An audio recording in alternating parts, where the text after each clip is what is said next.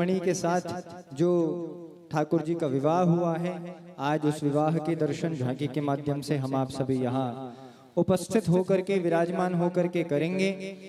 एवं कथा के माध्यम से हम उसी झांकी को श्रवण करेंगे कि जब ठाकुर जी ने रुक्मणी मैया का हरण करके और उनके साथ विवाह किया था।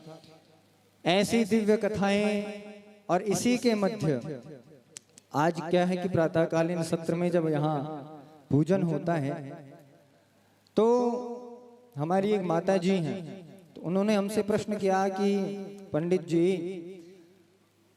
भगवान तो योगी थे, भगवान तो योगी थे, तो उन्होंने 16,108 विवाह कैसे कर लिए?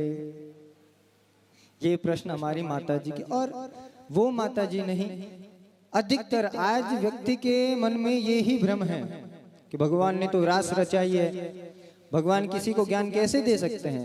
हमारे आपके मन में नहीं, ये राजा परीक्षित के मन में भी यह प्रश्न उठा था। परंतु आप सभी से निवेदन है कि आज निश्चित ही आप सभी भक्तवृंद यहाँ कथा श्रवण करने पधारें, क्योंकि वही दिव्य महारास की कथा आज आप हम सभी यहाँ उपस्थित होकर के, विराजमान होकर के गुरुदेव के श्रीमुख से श्रवण करेंगे। और जो हमारे मन का यह संशय है कि ठाकुर जी तो योगी थे, उन्होंने कैसे इतना विवाह कर लिए और कैसे रास महारास रचा लिया गोपियों के साथ, तो वो जो हमारा संशय है वो आज छेदन होने वाला है, आज विदृढ़ होने वाला है। इसलिए आप सभी से निवेदन कि आज सुंदर सुंदर कथाएं हैं, आप सभी यहाँ उपस्थित होकर के कथा पंडाल में विराजमान होकर के प्रथम से ही विश्राम पर्यंत की कथा निश्चित ही आप सभी आकर के यहाँ श्रवण कीजिएगा। एवं जो कल कथा सप्तम दिवस की और विश्राम दिवस की कथा है, यदि कोई भी भक्तवृंद 7 दिवस की पूर्ण कथा को श्रवणपान नहीं कर पाते हैं, और ऐसा कहा जाता है क्योंकि एक सूक्ष्म सारणी के अनुसार सप्तम दिवस में संपूर्ण कथा सुनाई जाती है, इसलिए यदि वह सप्तम दिवस की संपूर्ण कथा श्रवण करते हैं तो उनको साप्ताहिक कथा श्रवण करने का फल प्राप्त होता है। तो किसी अपने निजी कार्यों के कारणवश आप यदि कथा श्रवण नहीं कर पाए हैं तो आपसे निवेदन है कि कल की कथा आप अवश्य ही श्रवण करें, और आज भी आप सभी समय से पधारें। हमारे पूज्य सद्गुरुदेव भगवान का कुछ ही समय पश्चात यहाँ सुंदर आगमन होगा, आसन पर आसीन होगे व्यास पूजन उपरांत आज की मंगलमय कथा हम आप सभी यहाँ विराजमान होकर के श्रवण करेंगे। तो आप सभी से निवेदन है कि सभी भक्तवृंद शीघ्र अतिशीघ्र अपने अपने कार्यों से निवृत्ति पा करके कथा पंडाल में पधारें और आज की दिव्य रसमयी श्रीमद् भागवत कथा का रसपान करें। बोले श्री राधा रमण लाल की, श्री भागवत भगवान की जय। जय श्री राधेश।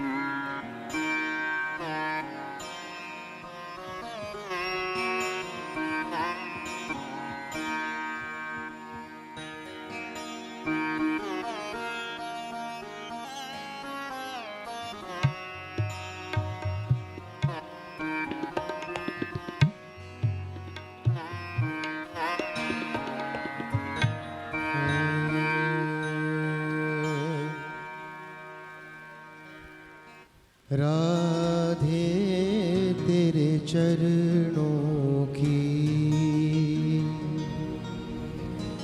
श्यामा तेरे चरणों की।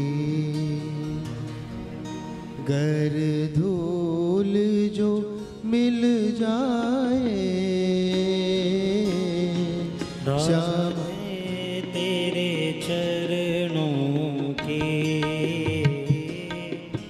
श्यामा तेरे चरणों की। गर धूल जो मिल जाए,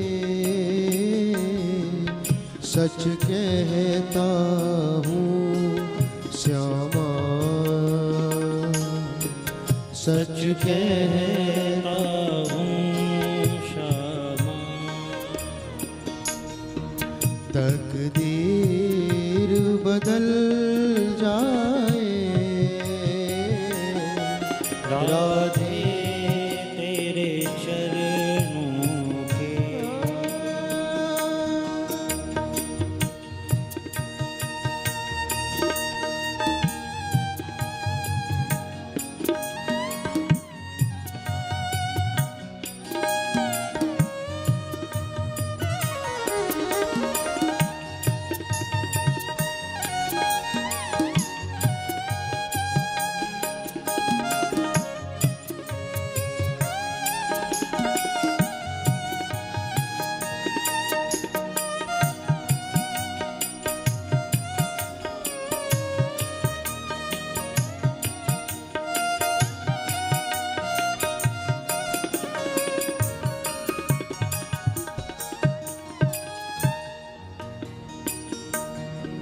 सुनते हैं तेरी रहमत, दिन रात बरसती है।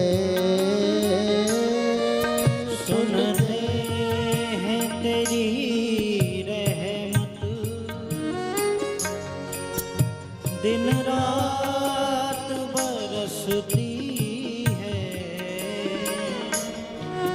सुनते हैं, सुनते हैं, सुनते हैं तेरी रहमत,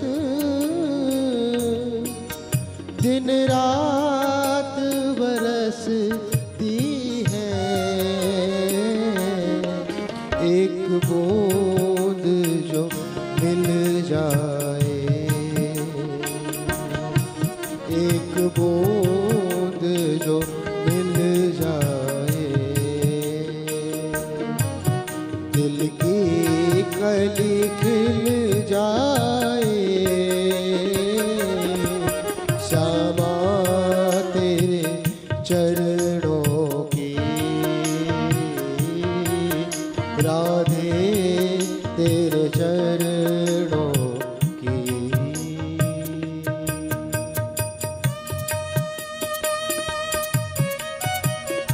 हरि ओम।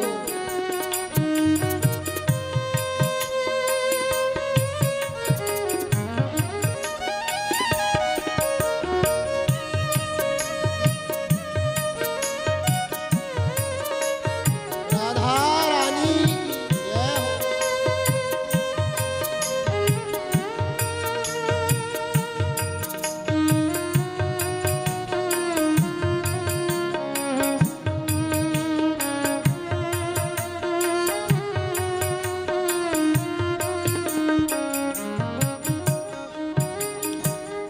ये मन बड़ा चल है,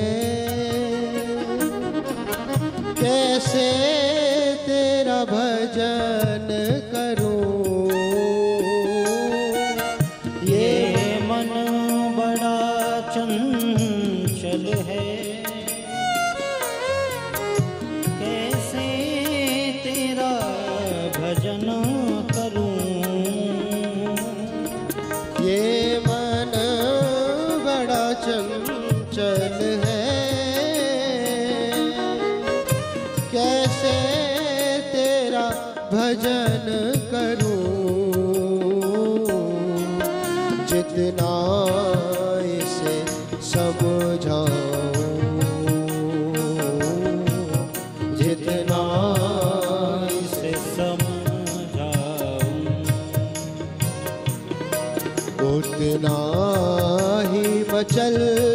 जाए राधे तेरे चरणों की श्यामा तेरे चरणों की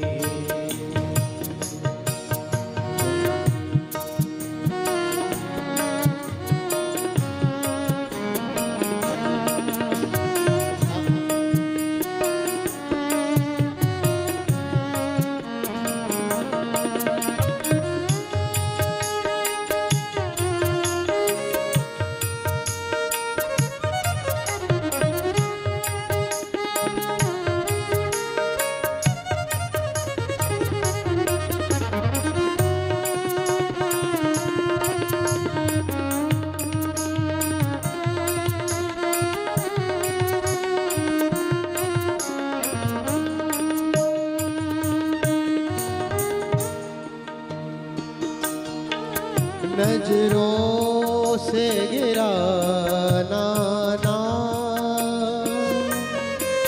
चाहे जितनी सजा देना नजरों से गिराना ना जय हो प्यारे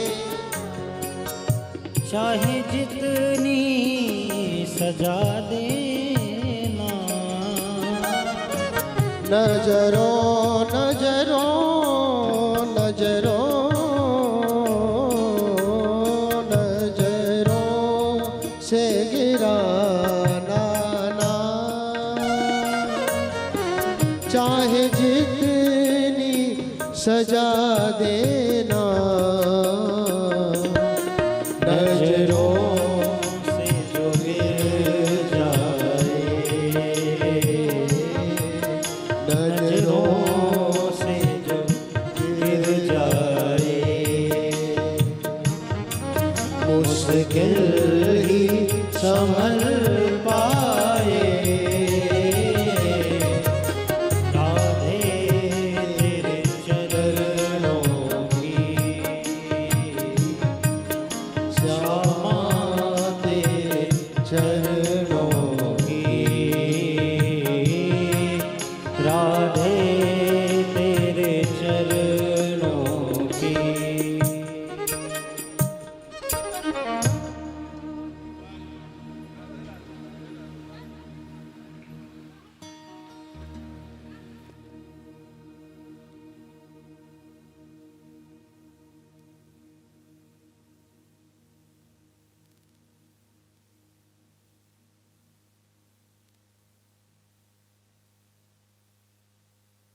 हेलो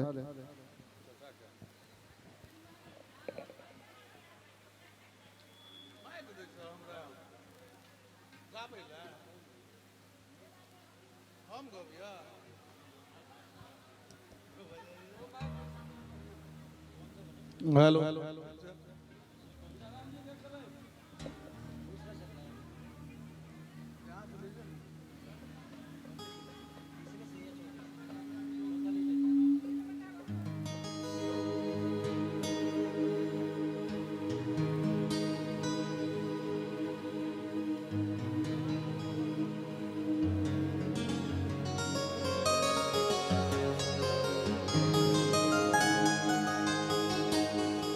राधे राधे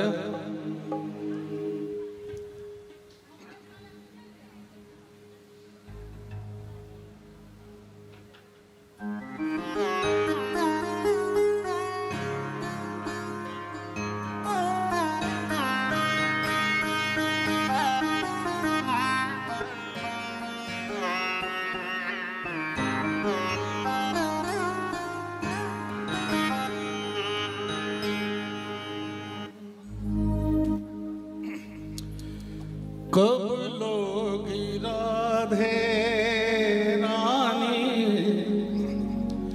हमरी खबरिया कब लोगी राधे रानी हमरी खबरिया कब लोगी राधे रानी हमरी खबरिया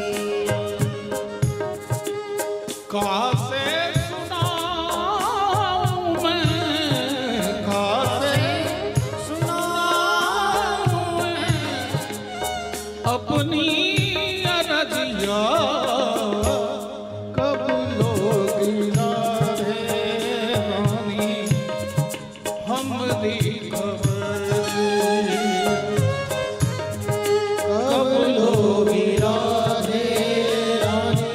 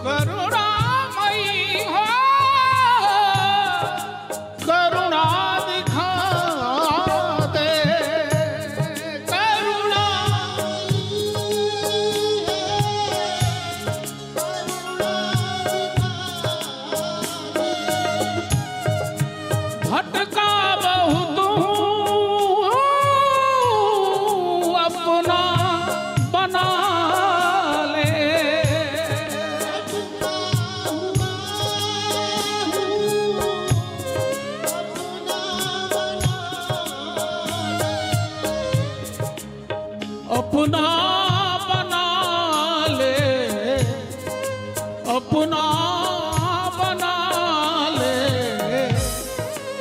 देर करो ना अब भानु के दुलरिया, देर करो ना अब भानु की दुलरिया,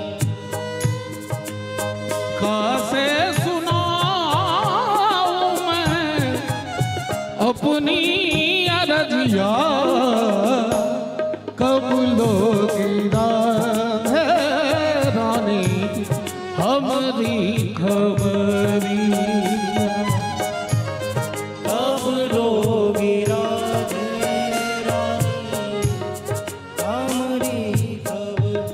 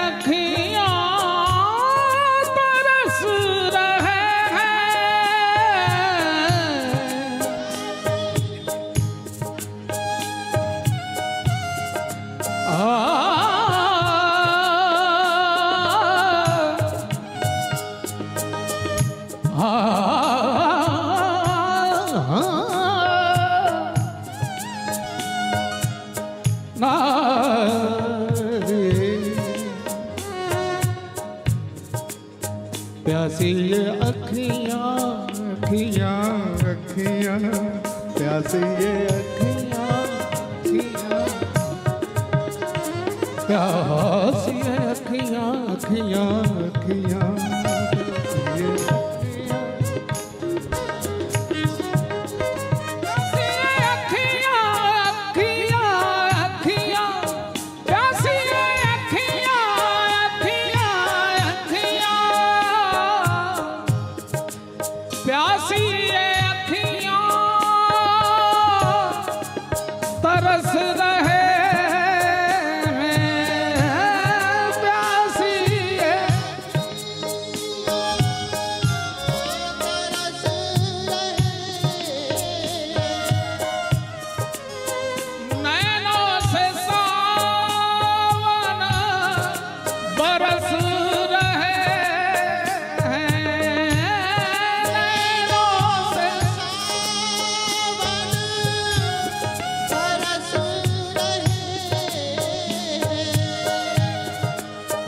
बरस रहे हैं बरस रहे हैं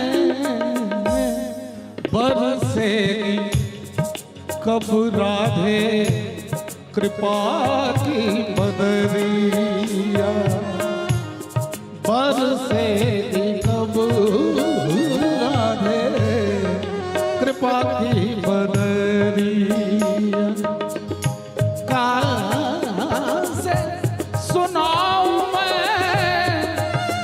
अपनी अरजिया कब लोगी राधे रानी हमारी खबरिया कब लोगी राधे रानी हमारी खबरिया कब लोगी राधे रानी हमारी खबरिया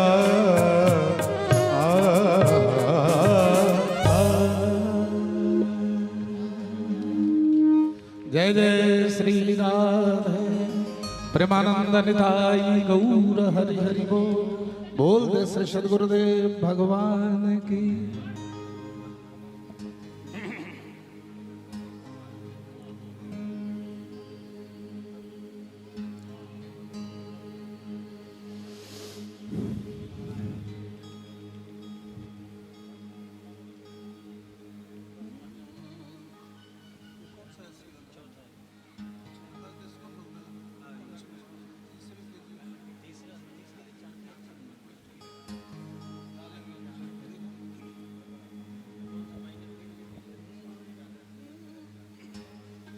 ओ श्याम मेरे आजा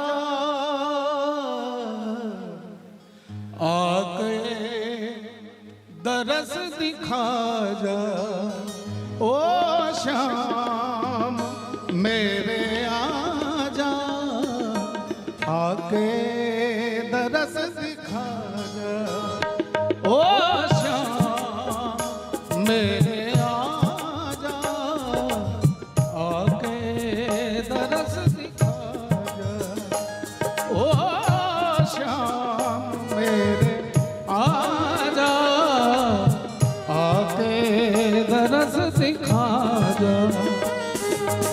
उजड़ी है दिल की दुनिया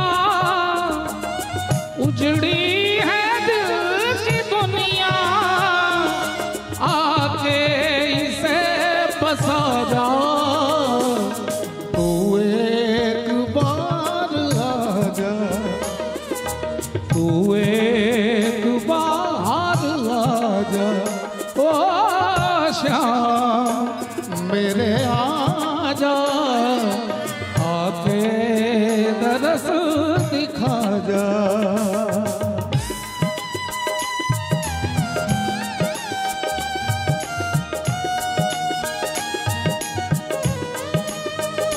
जय हो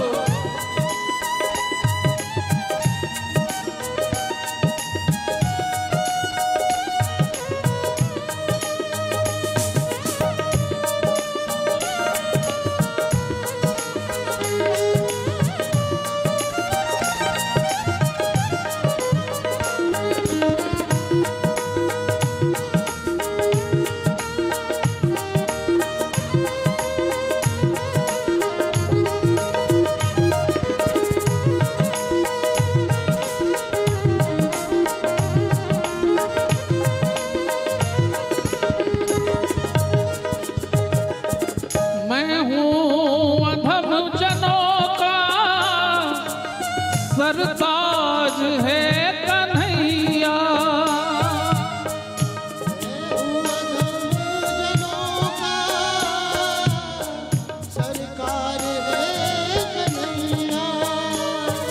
मैं हूँ अधम जनों का सरताज है कन्हैया।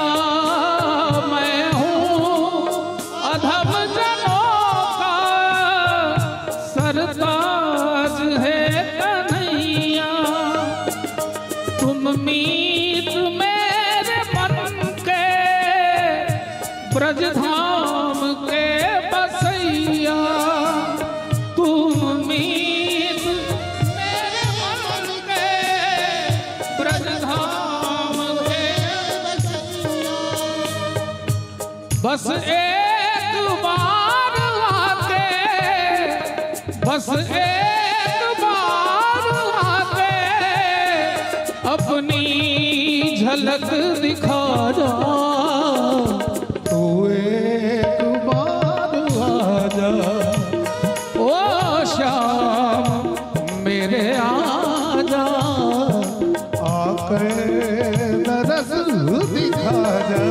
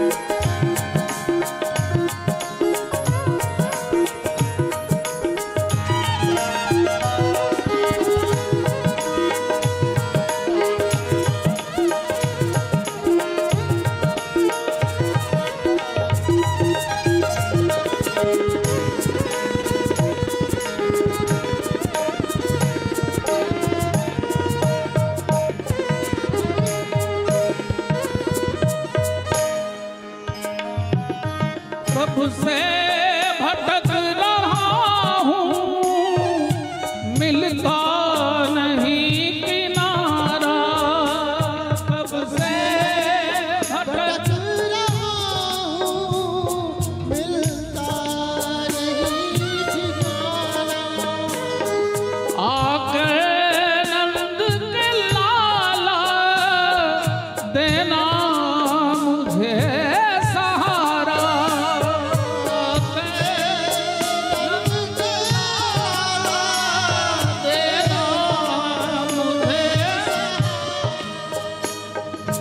अपनी झलक दिखा के, अपनी झलक दिखा के हिया में मेरे समाजा।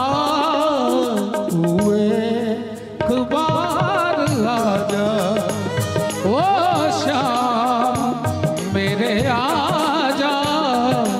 आकर दरस दिखा जा। ओ श्याम मेरे आजा। आके दरस दिखा जा। आके दरस दिखा जा।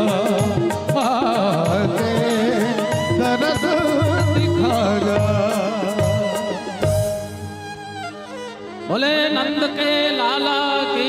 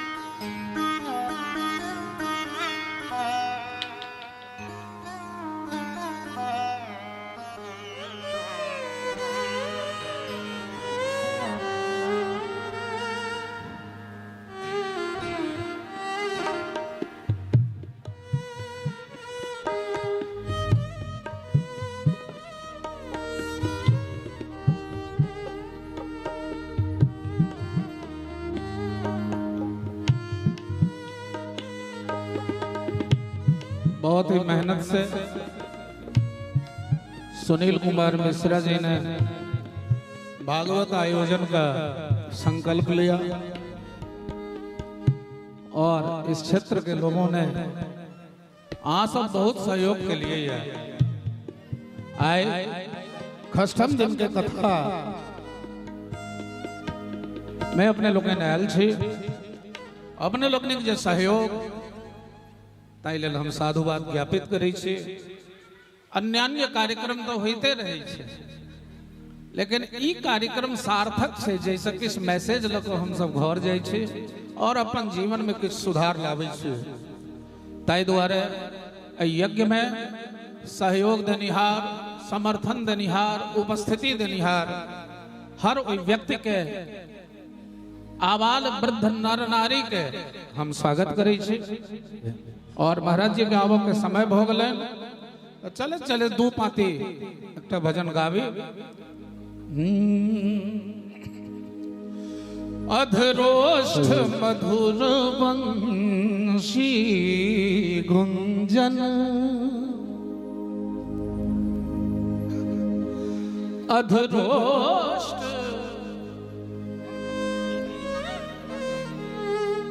मधुर।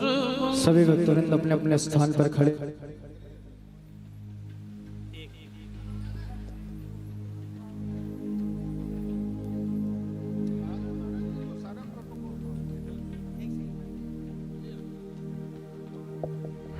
श्री राधे। सभी भक्तवृंद अपने अपने स्थान पर खड़े हो जाएं। पूज्य सद्गुरुदेव भगवान का सुंदर पदार्पण हमारे मंच की ओर हो रहा है। सभी भक्तवृंद अपने स्थान पर खड़े होकर के गुरुदेव भगवान का स्वागत अभिनंदन वंदन करेंगे। बोलिए श्री सद्गुरुदेव भगवान की, सद्गुरुदेव भगवान की। श्री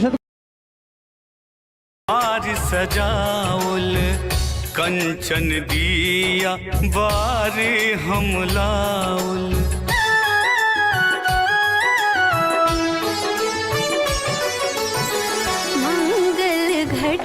सौदार सजावल कंचन दिया बारे हम लाल, काथल हार गुलाब है इनका पहिरावल, काथल हार गुलाब है इनका पहिरावल। मंगलमय दिन आज है पाहुन छत आयल, मंगलमय दिन आज है पाहुन छत आयल।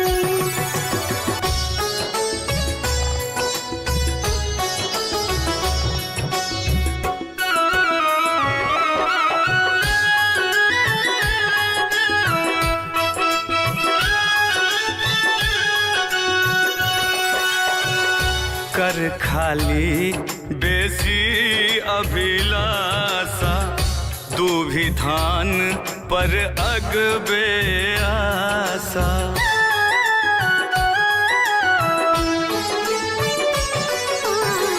कर खाली बेशी अभिलाषा, दुविधान पर अगवे आशा।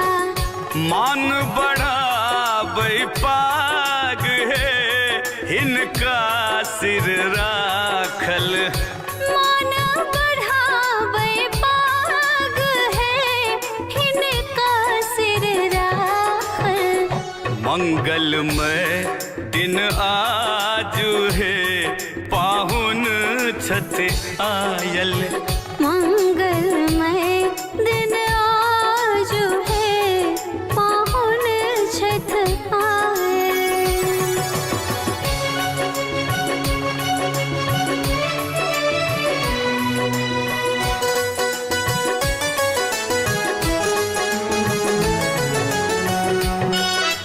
अपने सुन छी MM प्रोडक्शनक प्रस्तुति।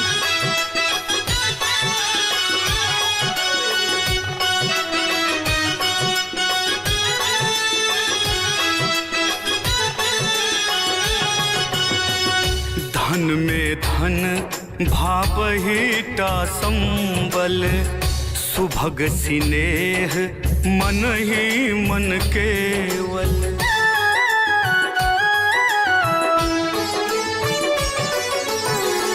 धन में धन भावहि संबल, सुभग स्नेह मन ही मन केवल। बारिक अनुपम साग है भोजन में साजल। बारिक अनुपम साग है भोजन में साजल। मंगलमय दिन आज है पाहुन छठि आयल। मंगलमय दिन आज है पाहुन छठ आयल। मंगलमय दिन आज है पाहुन छठि आयल। मंगलमय दिन आज है पाहुन Chhath oil. Recorded by MMP studio Madhubani.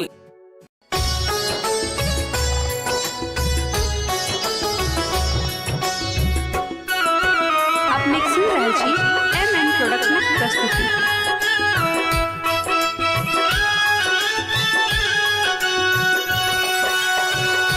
मंगलमय दिन आज है पाहुन छठि आयल।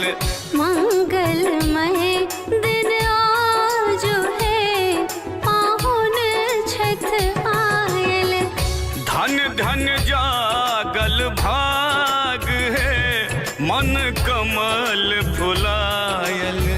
धन धन जागल भाग है मन कमल फुलायल। मंगलमय दिन आज है पाहुन छठि आयल। मंगलमय दिन आज है पाहुन छठ आयल।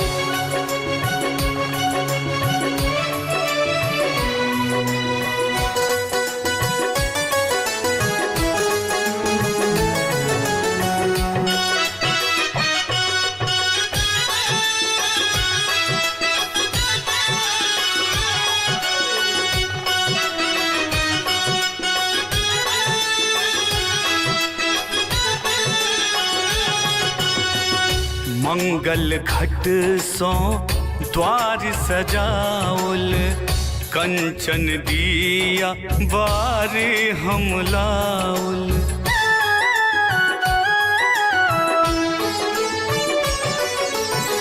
मंगल घट सौदार सजावल। कंचन दिया बारे हम लावल। काथल हार गुलाब है इनका पहिरावल। गोथल हार गुलाब है इनका पहिरावल। मंगलमय दिन आज है पाहुन छठि आयल। मंगलमय दिन आज है पाहुन छठ आयल।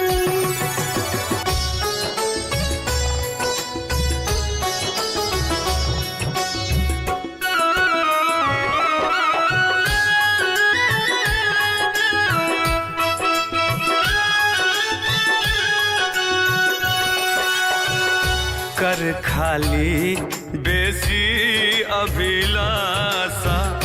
दुभिधान पर अगबे आशा।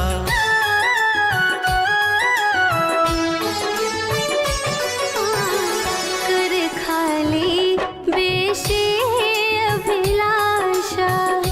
दुविधान पर अगवे आशा। मान बढ़ाबै पाग है इनका सिर राखल। मान बढ़ाबै पाग है इनका सिर राखल। मंगलमय दिन आज है पाहुन छत आयल। मंगलमय दिन आज है पाहुन छत आयल।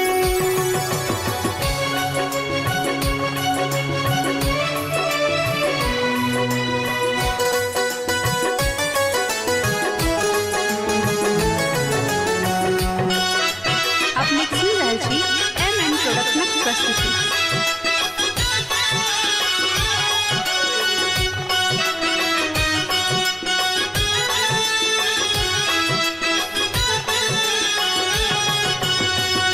धन में धन भावहीटा संबल सुभग सिनेह मन ही मन केवल।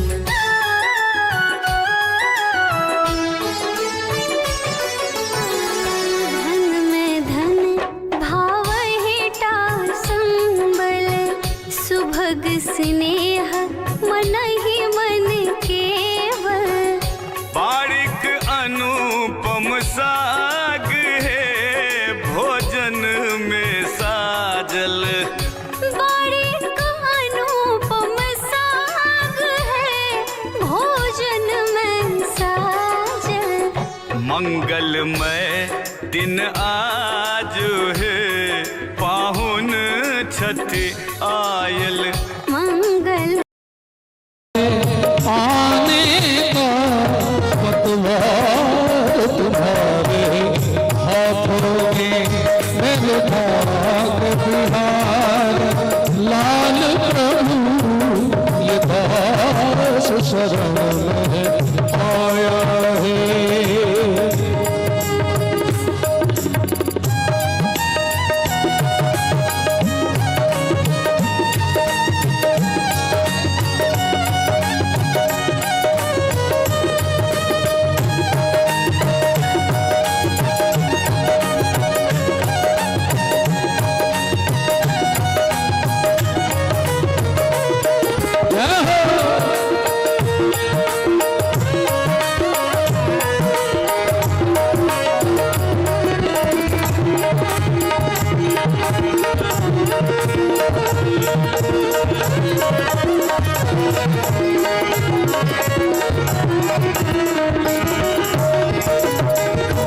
तू प्रेम का सागर कहलाते प्रेमों की वर्षा हो करते।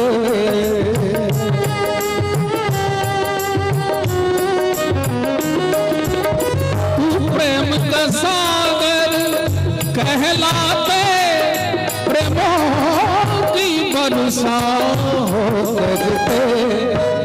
इस कुंज पथिक का है जीवन सुनील पथिक का है जीवन। हे नाथ तुम्हारे हाथों में मेरे भाग बिहार। लाल प्रभु ये दास शरण में आया है। ये दास शरण में आया है। ये दास शरण में आया है। बोले भाग्य बिहारी लाल की, भागवत भगवान की, व्यास जी महाराज की जय। जय श्री राधे प्रेमानंद निताई गौर हरि हरि बोल। बोल श्री सद्गुरुदेव भगवान की जय।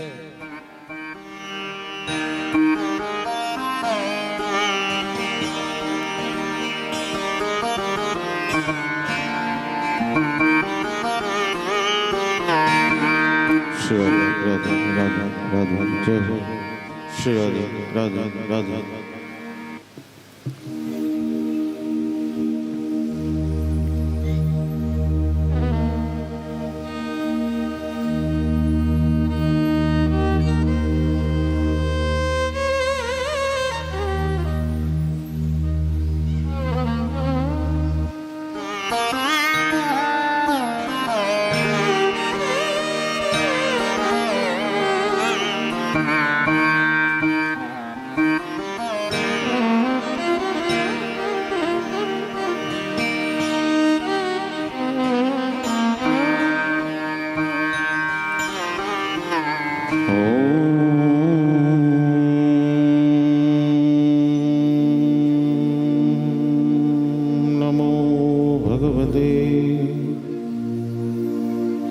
चरण कमल चिन्मकरंदा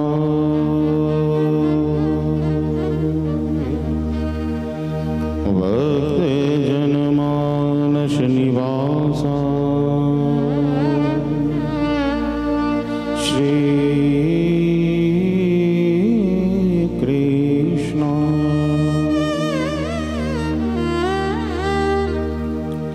नमस्ते श्री गुरुदेवा सर्वसिद्धि प्रदायिने सर्वमंगल रूपाय सर्वानंद विधायिने वंदेहं श्री गुरु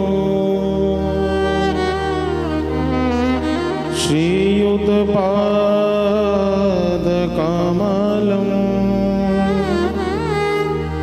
श्रीगुरुं वैष्णवांश्च श्रीरूपं साग्रजातं सहगण रघुनाथान्वितं तं सजीवम् साद्वैतं सावधूतं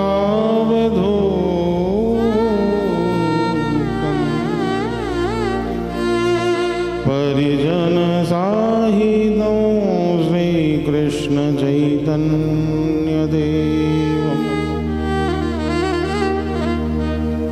श्रीराधा कृष्ण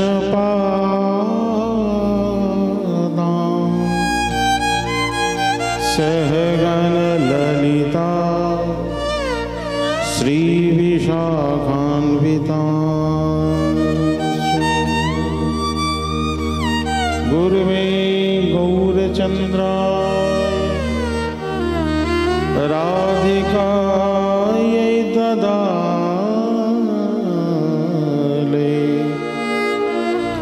कृष्णाय कृष्णभक्ताय तद्भक्ताय नमो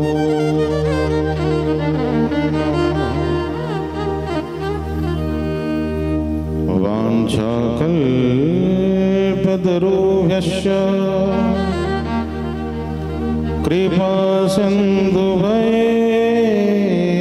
कृपासिन्धुभ्यैव च पतितानां पावनेभ्यो वैष्णवेभ्यो नमो नमः। वैराग्यविद्या निजभक्तियोग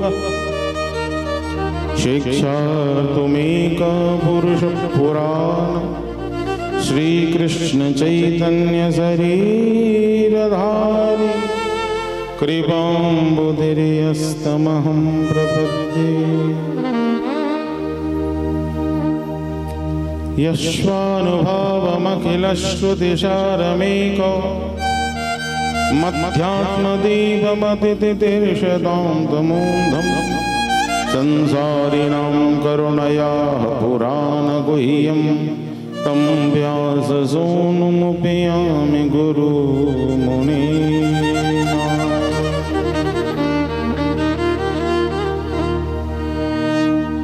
सर्वशास्त्राधिपीयूष सर्ववैदैकसत्फलं सर्वसिद्धान्तरटनाढ्य सर्वलोकैकदृक्पद सर्वभागवतप्राणो श्रीमद्भागवत प्रभु कलित्वां ददादिभ्य श्रीकृष्णपरिवर्तित परमानन्दपाठाय प्रेमवर्षशराय ते सर्वदा सर्वशुभ्याय श्रीकृष्णाय नमस्तुते। असाधु साधु दादाइन्नदृच्छो सदाकर आनमं जगदाचिन्मां प्रेमनाहृत् कण्ठयो स्फुरे बर्हापीडम्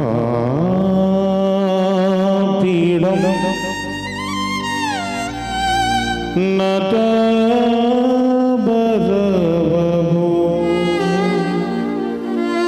कर्णयो कर्णिकारु वृद्धर्वासः कनककापीशम् वैजयन्तीं जमाला रन्ध्राणवेणुवधरहृदया पूर्णयं गोपवृन्दै वृन्दारण्यं स्वपदरामानं प्राविशदगीतकृति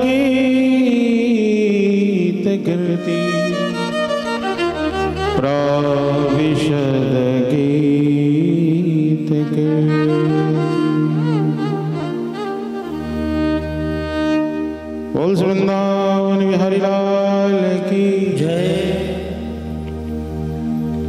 हे प्रभु मुझे बताओ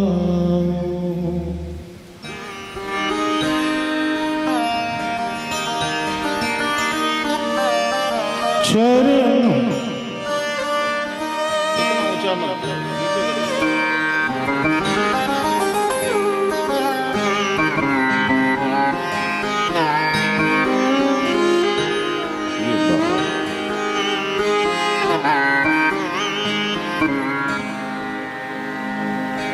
हे प्रभु मुझे बताओ चरणों में कैसे आऊं माया के बंधनों से माया के बंधनों से अब मुक्ति कैसे पाऊं। हे प्रभु मुझे बता दो चरणों में कैसे आऊं माया के बंधनों से अब मुक्ति कैसे पाऊं। हे प्रभु मुझे बता दो।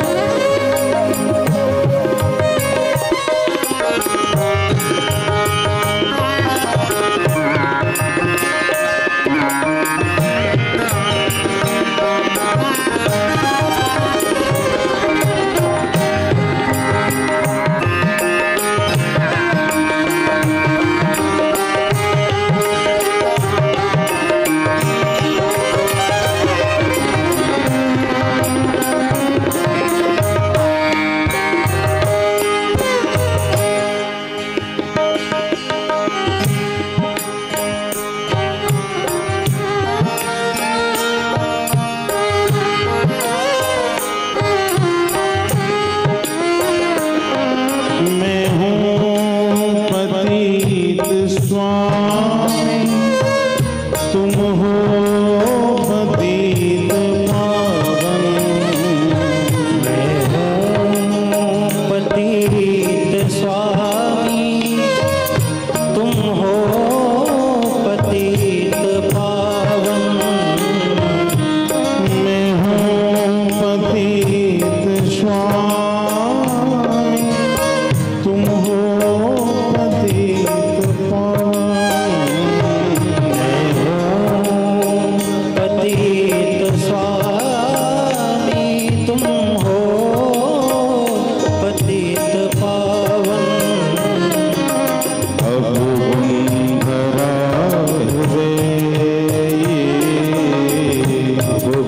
भरा हृदय इसे कैसे मैं दिखाऊं। हे प्रभु मुझे बता दो चरणों में कैसे आऊं। हे प्रभु मुझे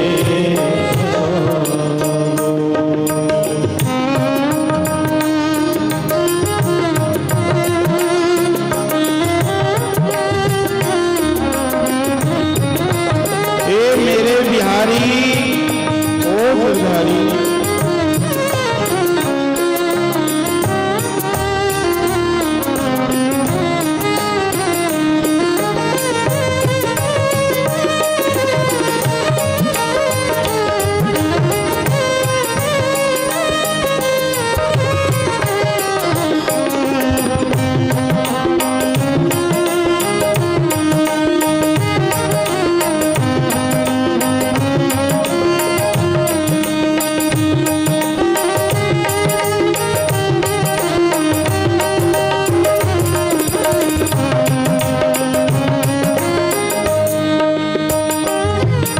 अच्छा हूँ या बुरा हूँ जैसा भी हूँ तुम्हारा।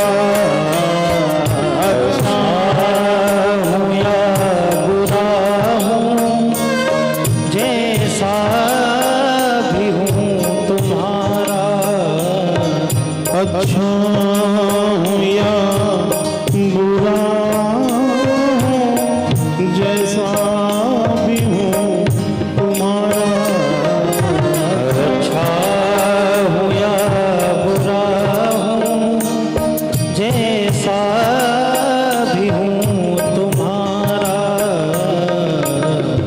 ठुकराओ ना मुझे अब, ठुकराओ ना मुझे अब। चरणों में सिर झुकाऊं। हे प्रभु मुझे बताओ चरणों में कैसे आऊं। माया के बंधनों से अब मुक्ति कैसे पाऊं। हे प्रभु मुझे बताओ।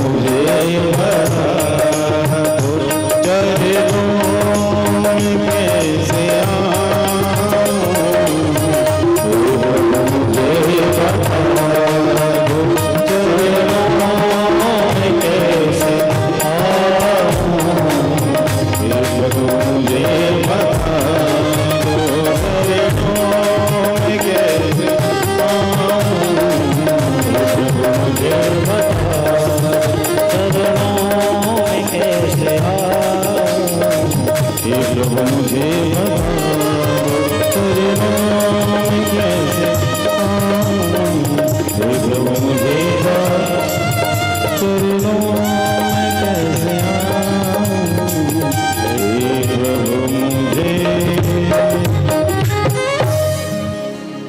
जय राधे श्री राधे राधे राधे प्रिया प्रिया। जय राधे श्री राधे राधे राधे प्रिया प्रिया। जय राधे प्रिया प्रिया।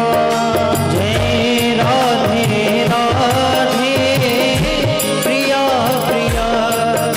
जय राधे राधे प्रिया प्रिया। जय राधे राधे प्रिया प्रिया। जय राधे राधे प्रिया प्रिया। जय राधे राधे प्रिया प्रिया। जय राधे श्री राधे राधे राधे प्रिया प्रिया। जय राधे श्री राधे राधे राधे प्रिया प्रिया। जय राधे राधे प्रिया प्रिया। जय राधे राधे प्रिया प्रिया। जय राधे राधे प्रिया प्रिया। जय राधे राधे प्रिया प्रिया। जय गिरधरधारी प्रिया प्रिया। जय गिरधरधारी प्रिया प्रिया। जय राधा दामोदर प्रिया प्रिया। जय राधा दामोदर प्रिया प्रिया। जय राधा रमन की प्रिया प्रिया। जय राधा रमन जी प्रिया प्रिया। जय बांके बिहारी प्रिया प्रिया। जय बांके बिहारी प्रिया प्रिया। जय गोंद बिहारी प्रिया प्रिया। जय गोंद बिहारी प्रिया प्रिया। जय गोपीनाथ जी प्रिया प्रिया। जय गोपीनाथ जी प्रिया प्रिया। बरसाने वाली प्रिया प्रिया। बरसाने वाली प्रिया प्रिया। जय नंद गाँव की प्रिया प्रिया। जय राधा कुंड की प्रिया प्रिया। हर जय राधे श्री राधे राधे राधे प्रिया प्रिया। राधे श्री राधे राधे राधे प्रिया प्रिया। जय राधे राधे राधे प्रिया प्रिया। राधे राधे राधे प्रिया प्रिया। जय राधे राधे राधे प्रिया प्रिया। राधे राधे राधे प्रिया प्रिया। जय राधे राधे राधे प्रिया प्रिया। जय राधे राधे राधे प्रिया प्रिया। जय राधे राधे राधे प्रिया प्रिया। जय राधे राधे राधे प्रिया प्रिया। जय राधे राधे राधे राधे प्रिया प्रिया। जय राधे राधे राधे राधे प्रिया प्रिया। जय राधे राधे राधे राधे प्रिया प्रिया। राधे राधे राधे राधे प्रिया प्रिया। जय राधे राधे राधे राधे प्रिया प्रिया। राधे राधे राधे राधे प्रिया प्रिया।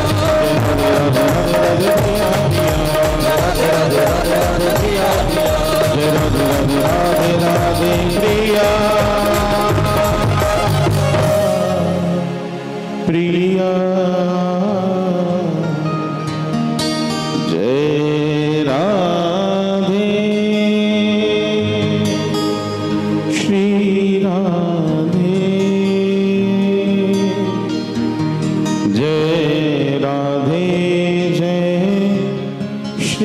राधे। बोल प्यारी राधा रानी सरकार की जय। श्री वृंदावन बिहारी लाल की जय। भागवत भगवान की जय। व्यास जी महाराज की जय। श्री सुखदेव जी महाराज की जय। श्री परीक्षित जी महाराज की जय। जय जय श्री राधे, जय जय श्री राधे। प्रेमानंद निताय गौर हरि ओम।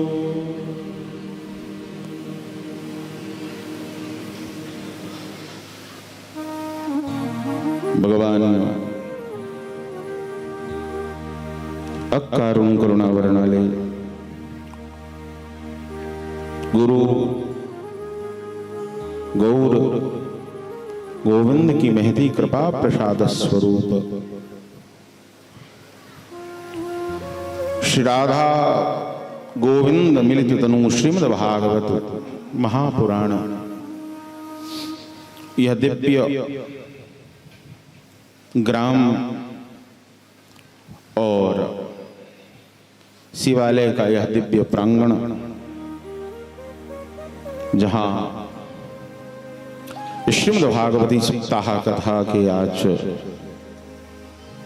जो साप्ताहिक रूप से आयोजित हुआ, इस दिव्य श्रेष्ठ मास श्रावण मास षष्ठम दिवस में विद्यमान हम सभी और आप सभी विज्ञजन, श्रेष्ठ जन, वैष्णव जन एवं श्रद्धावंत माताओं के चरणों में व्यासपीठ से वंदन और अभिनंदन। अति आनंद और बड़े उत्साह के संग यह श्रीमद् भागवती अनुष्ठान निर्विघ्नता से पूर्णता की ओर अग्रसर है और मेरे लिए अतिशय यह आनंद का पल है जब मुझ पर परम स्नेह रखने वाले मेरे अभिभावक और जिनकी बड़ी ख्याति है संपूर्ण मिथिला एवं भारतवर्ष में, आप गंधर्व लोक से आए हैं। और गंधर्वाधिपति कौन है? तो वृंदावन में श्री कुंज बिहारी हैं। श्री कुंज बिहारी प्रकट ही होते हैं स्वामी हरिदास के गायन से, और केवल भगवान राग से उत्पन्न नहीं होते हैं, तो भगवान भक्तों के अनुराग से प्रकट हो जाते हैं। तो जो भगवान अनुराग से प्रकट होते हैं वह स्वामी हरिदास का अनुराग है, जो संगीत के रूप में चला और स्वयं श्री कुंज बिहारी प्रकट हो गए। और आज मेरे परम, जिनके ऊपर मेरे श्री सद्गुरुदेव का सतत कृपा वर्षण होता था, ऐसे पूज्य श्री कुंज बिहारी मिश्र जी यहाँ उपस्थित हैं। आप सब मिलकर इनका अभिनंदन करें, वंदन करें। आप पूर्व के दिवस में भी कथा में आए। कथा मध्य में जब भगवत गुणानुवाद प्रारंभ हो जाता तो ठाकुर जी के सामने फिर हम सब भक्त उसी में सम्मिलित हो जाते हैं। अब ये मत सोचना आप सब कि हम लोगों का नाम क्यों नहीं ले रहे हैं। जब मैं राधे राधे कहता हूं तो समझना उस राधा नाम में ही आप सबकी महिमा समायोजित है। यहां सब भक्त हैं। जब मान से उपरत हो जाता है व्यक्ति तो विशुद्ध रूप से विरहिणी गोपी हो जाती है वह। और जब तक हृदय में मान रहता है, मान होना गलत नहीं, अभिमान होना तो बड़ा खतरनाक है। यदि गोपियों में तनिक मान भी हो गया तो श्री गोविंद बोलते हैं फिर मेरा विछोह झेलना पड़ेगा। गोपियों को ये मान हुआ कि गोविंद मेरे हैं और गोविंद का मैं हूं। भगवान कहते कि इसका भी सतत हृदय में लिप्सा बनी रहनी चाहिए। ये ना कभी तुम्हारे मन में मान हो जाए मेरे तो गुरु जी हैं, मेरे ही ठाकुर जी हैं। तो ठाकुर जी कहते ऐसा हो जाएगा तब तो मेरा भक्त निश्चिंत हो जाएगा। फिर भगवान तुरंत ही उसके जीवन में अभाव कर देते हैं और अपने प्रभाव को कम कर देते हैं। और जो ही अभाव होता है तो जो जिस रस को पीने वाला है समय होते ही उस रस के लिए व्याकुल हो जाता है। सामान्य सा व्यक्ति यदि चाय की चुस्की लेने वाला, उसके लिए भी एक समय का निर्धारण है। तलब क्या है? आदत है। तो जो भगवान के अनुरागी और प्रेमी जन होते हैं उनके अंदर भी एक तलब होता है। सत्संगियों का अपना एक तलब है और संसारियों का भी अपना एक तलब है। एक को विषय अच्छा लगता है और दूसरे को विषय में घृणा आती है, पर निंदा सुनकर उन्हें उबाई आती है। लेकिन जैसे ही भगवत गुणानुवाद प्रारंभ होता है तो भैया वैसे ही जैसे पृथु जी महाराज कहते कि भगवान मेरा मन तो ऐसा करता है कि इन 2 कान आपने मुझे प्रदान किए, ये तो मेरे संग गलत हुआ है सरकार। मैं तो चाहता हूं कि मुझे 1000 कान मिल जाए, जिन 1000 कानों से मैं आपके कथामृतों का रसास्वादन कर सकूं।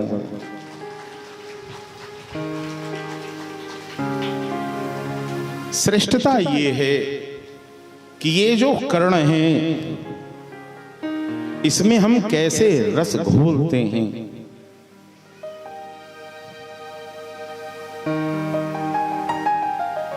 प्रकृति में 2 ही वस्तु है, एक है अमृत और दूसरा है विष। अमृत के संपर्क में आओगे अमरत्व को प्राप्त हो जाओगे और विष के संजोग में आओगे तो तुरंत ही मृत्यु को, अघ को प्राप्त कर जाओगे। अब आपको निर्णय करना है कि आपको अमृत पान करना है या विष पान करना है। ये आपके स्व विवेक पर निर्भर करता है। लेकिन बंधुओं, दुर्भाग्य तो ये है कि आज के समय व्यक्ति के पास विवेक ही नहीं है।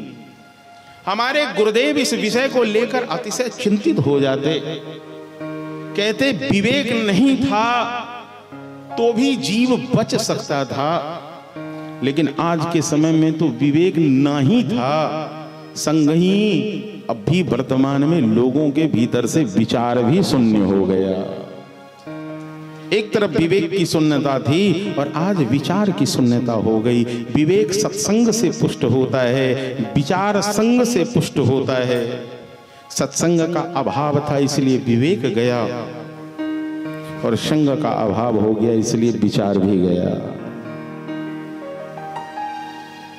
इसलिए समाज में इस विषय को लेकर हर समय व्यक्ति को अपने लिए स्वयं को विचार करना चाहिए। नहीं तो यहां सब कुछ क्या है, कथालिस कथा हो जाती है। भगवत अनुष्ठान, भगवत संकीर्तन है, लेकिन उस संकीर्तन का जो तत्व है उस संकीर्तन से निकल जाता है। कब मालूम? जब आप भगवान के नामों को गाम्य गीतों के ऊपर आधारित, जिसमें नायक और नायिका के विभिन्न अंगों के विषय की चर्चा परिचर्चा है, उसमें यदि नाम को संलिप्त करके आप गाते हैं, आपके कर्ण को तो प्रिय लग रहा है, लेकिन बात तो यही हो गई ना कि आमला तो अमृता है, लेकिन किसी ने उस आमले का भी पकौड़ा बना लिया। जो आमला अमृता है वैसे ही चबाना चाहिए या उबाल कर खा लेना चाहिए। उस आमले को उबाल कर यदि किसी ने पकौड़ा बना लिया तो पकौड़ा तो नुकसान कर ही देगा, भले उस आमला में कितना ही गुण क्यों ना हो। भगवान नाम में वह सामर्थ्य है, भगवत कथा में वह सामर्थ्य है, तो अजामिल को ही बचा लेता है। ये उस कथा की महिमा है, ये उस नाम की महिमा है। लेकिन सावधानी सतत आपकी होनी चाहिए। यदि आप सावधान नहीं होंगे तो आपके पतन से कोई आपको बचा नहीं सकता। जो सावधान है, जिसने सुना है, लाला जो सुनता है फिर वह स्मरण करता है, जो स्मरण करता है वह फिर उसे देखना चाहता है। किसी ने सुना कि श्री कुंज बिहारी जी बहुत बढ़िया संगीत गाते हैं, अच्छा मुझे सुनाओ जरा। अरे भैया यूट्यूब पे सर्च करो मिथिला रत्न श्री कुंज बिहारी मिश्र, अरे ये सारे भजन आ गए। अरे शिव भजन आ गया, गहल चरण हम तो, बाबा विद्यापति कहते हैं। आदमी सुना, अच्छा आपने गाया है, अब हृदय में अभिलाषा हुई एक बार इन्हें देखना है। सामान्य संगीत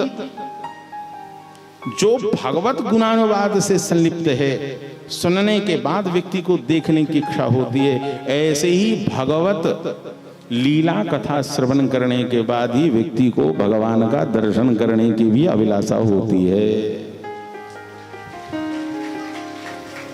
अभिलाषा होती है। जो जानहि ताहि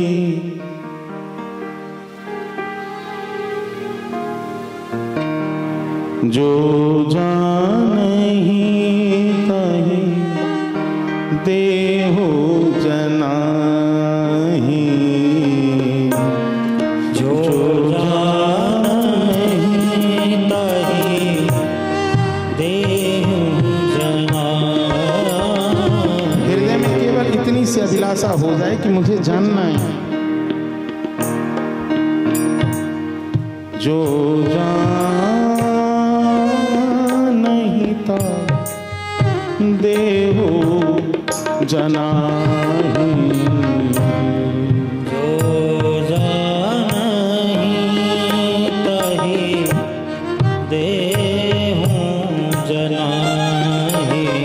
आज मथुरा के पास में एक नगर है जहाँ पे ब्राह्मणी रहती है, चतुर्वेदी ब्राह्मण की पत्नी है, मतलब द्विवेदी की नहीं, एक वेदी की नहीं, त्रिवेदी जी की नहीं, तो चारों वेद पर जिनका अधिकार है, जो आंगिरस नामक यज्ञ का अनुष्ठान कर रहे हैं, जिनके पति चतुर्वेदी जी,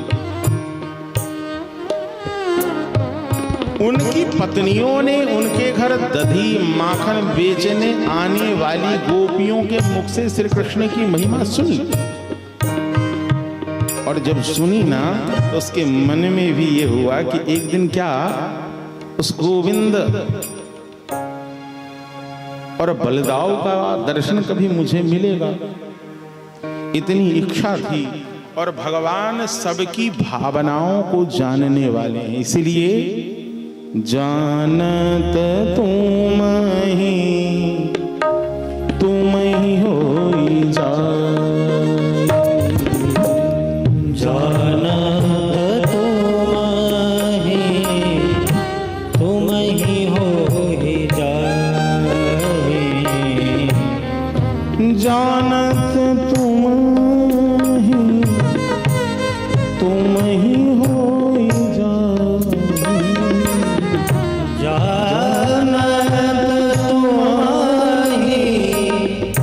तुम ही होई जाए, जो जाने ताहि देहु जनाहि, जो जानहि ताहि देहु जनाहि।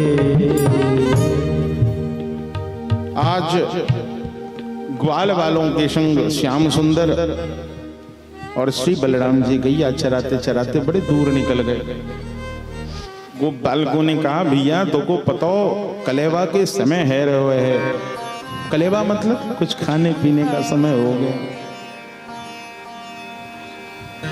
संग अब कुछ नहीं है, गैया चराते भय वृंदावन से बड़े दूर चले आए हैं। कन्हैया बोले तो इसमें कोई बात नहीं है, मेरे परिचय तो बड़े दूर दूर के लोगों में, जैसे कोई सामान्य सा व्यक्ति थोड़ा सा लाइमलाइट में आ जाता है, थोड़ा प्रभुत्व पाता है, तो मद तो उसके जीवन में भी आ जाता है। प्रभुता पाए, वो स्वामी जी कहते प्रभुता पाए काय मद ना, प्रभुता पाए काय मद नाही, ऐसा कौन होगा संसार में।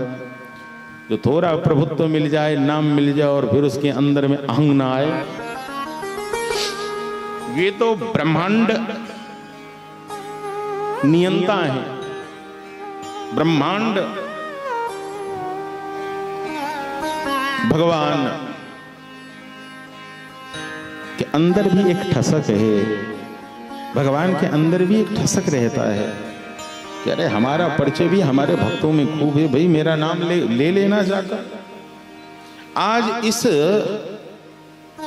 भाव से भावित होकर श्री कृष्ण कहते भाई चिंता मत कर, ऐसा कोई गांव नहीं जिस गांव में मुझे जानने वाले लोग नहीं, तू केवल चला जा, पास में ही नगर है, ब्राह्मणों की बस्ती है, वहां जाकर कह देना कि श्याम सुंदर आए हैं, कृष्ण आए हैं। यदि मेरे नामों को सुनकर वह भोजन प्रसादी न दे तो कहना। आज श्री कृष्ण के वचनों को सुनकर गुरुदेव सुखदेव गोस्वामी परीक्षित से कहते कि हे राजन, भक्तायाम विप्रभाभार्याः, जो गोप बालक हैं श्री कृष्ण के आदेश को पाकर प्रति उत्तर नहीं करते। सबसे बड़ा सेवक में यही गुण होता है कि यदि मालिक ने कुछ कह दिया तो फिर उस पर विचार नहीं करना है।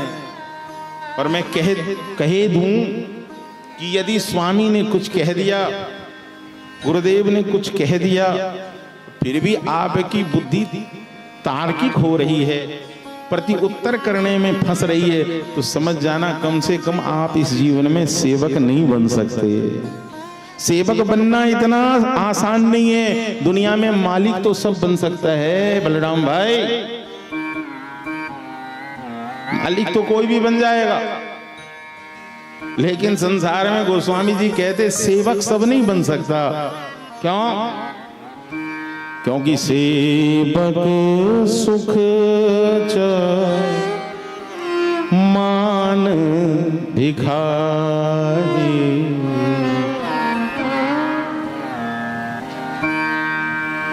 इसलिए सब ते सेवक धर्म कठोर। संसार में इतनी ख्याति हनुमंत लला की क्यों है? क्यों कहा जाता है कि बुद्धिहीन तनु जान के सुमिरो पवन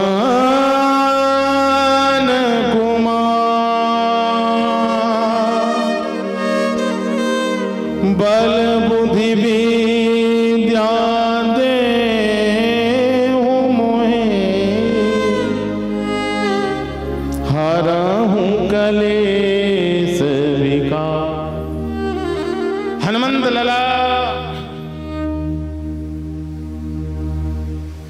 जो भक्त में श्रेष्ठ हैं इसीलिए हैं क्योंकि उनके अंदर में दास भाव की पूर्णता है। उनके अंदर क्या है? दास भाव की पूर्णता है। उनके हृदय में इस बात से संतुष्टि है कि मैं राघवेंद्र चरण चंचरी को हूं, दासो हम कौशलेंद्र। ये जब बात कहते हैं तो उस बात में एक ठसक होती है, लोगों को लगता है बड़ा अभिमान में बोल रहा है, लेकिन नहीं, ये उनका जो दासत्व है वो कह रहे हैं मैं श्री गुरु चरण कमल दास हूं। और वह दासत्व उसके आचरण में दिखना चाहिए। शब्द में आ गया मतलब दास तो संज्ञा हो सकती है, जैसे किसी का नाम शांति हो सकता है, इसका मतलब ये नहीं है कि उसके जीवन में शांति हो या खुद ही बड़ी शांत हो सकती है कि नाम तो शांति है लेकिन संसार में क्रांति फैला कर रखी है। तो जथा नाम तथा गुण ये हो जाए तो ये बड़ी बात है। सोने में सुगंध वाली बात हो जाए, लेकिन सोने में सुगंध हो ही नहीं सकता। ईख के डंडे में भला कितनी ही मिठास क्यों ना हो जाए, उसमें फल नहीं लग सकता, लग जाता तो अद्वितीय होता। चंदन की लकड़ी में जितनी ही सुगंध क्यों ना हो जाए, शीतलता क्यों ना हो जाए, लेकिन विधाता ने एक ही कमी छोड़ दी कि उसमें पुष्प ही नहीं लगाया। नहीं तो मुझे नहीं लगता कि संसार में परिजात के पुष्प को भी कोई यदि कमतर कर सकता था तो वह सामर्थ्य चंदन के पुष्प में होता। लेकिन एक कमी वहां भी विधाता ने छोड़ दिया। तो प्रकृति में जो भी दिख रहा है, यदि आप सोच रहे हो कि सर्वगुण हो जाए, भगवान कहते मैं किसी को सर्वगुणी बनने ही नहीं दूंगा।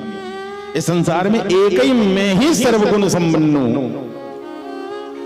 उसके बाद तो जितने जीव हैं कोई ना कोई एक कमी तो रहनी चाहिए। और भैया कमी रहे तो निश्चिंत रहना। यदि कमियां हैं आप में तो समझना हम इंसान हैं। जिस दिन लगे कि हम में कोई कमियां नहीं है, उस दिन धोखा खा जाओगे, क्योंकि तुम्हें अपने आप को भगवान होने का अभिमान हो जाएगा। जब तक कमियां हैं तब तक इंसानियत है।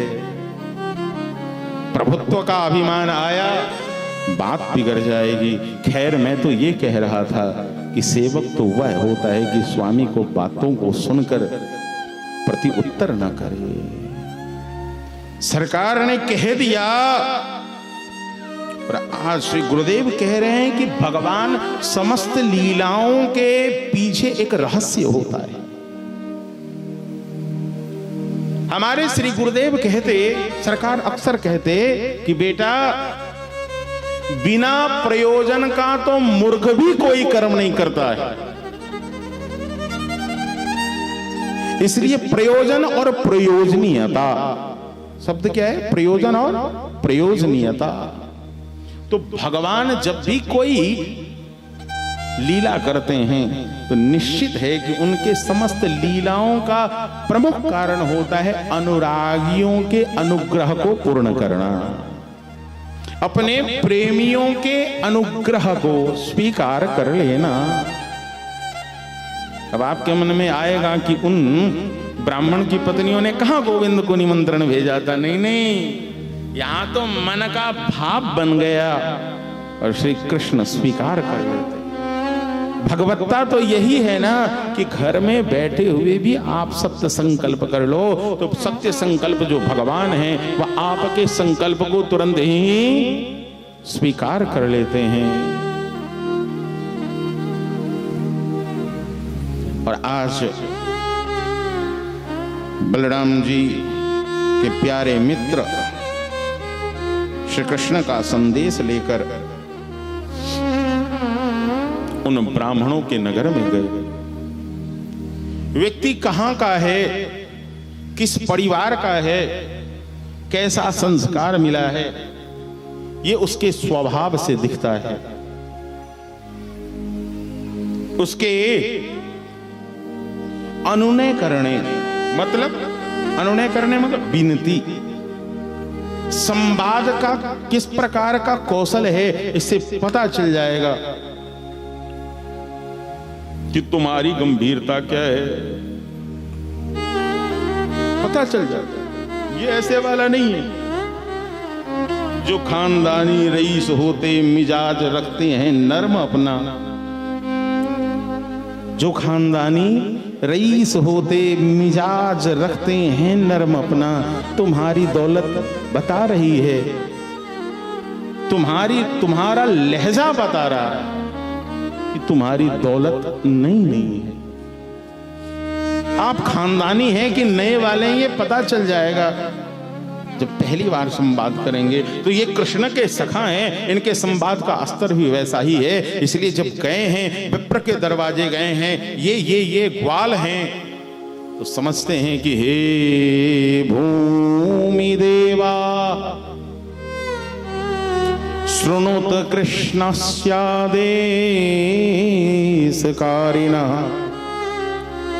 प्राप्ता जानितं भद्रं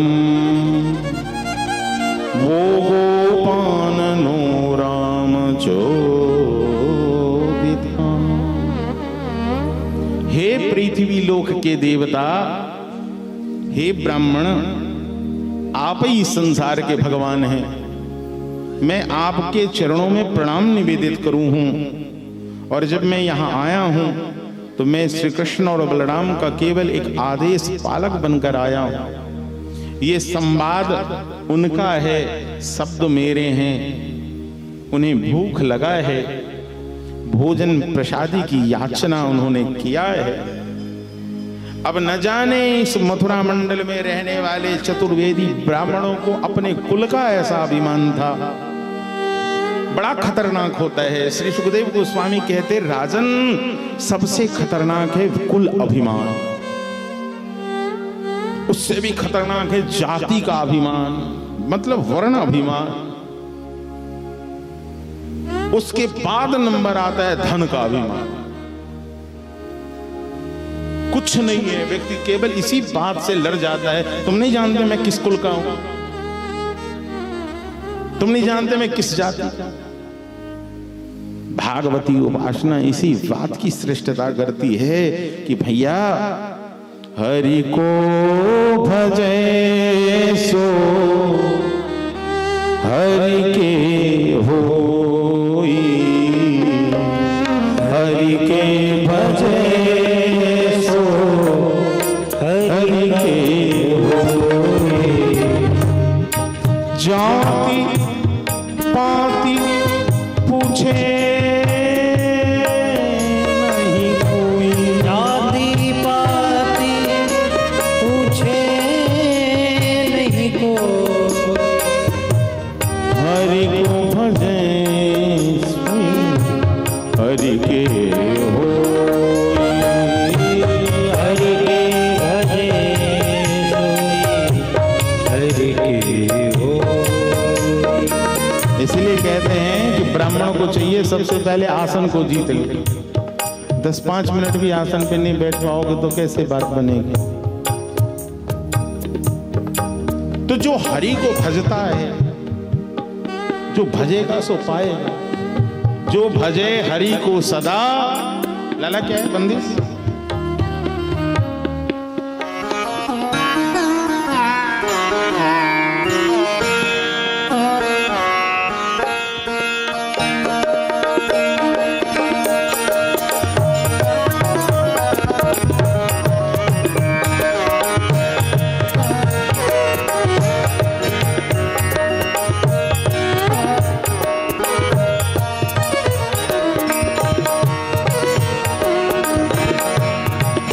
जो भजे हरि को सदा, सोई परम पद पाएगा, सोई परम पद पाएगा। जो भजे हरि को सदा, जो भजे हरि को सदा, जो भजे हरि को सदा, वही परम पद पाएगा, वही परम पद पाएगा। वह परम पद पाता है जो श्री हरि को भजता है। ये सब हरि के आदेश पालक हैं, आज आए, लेकिन ब्राह्मणों ने इनका सम्मान नहीं किया।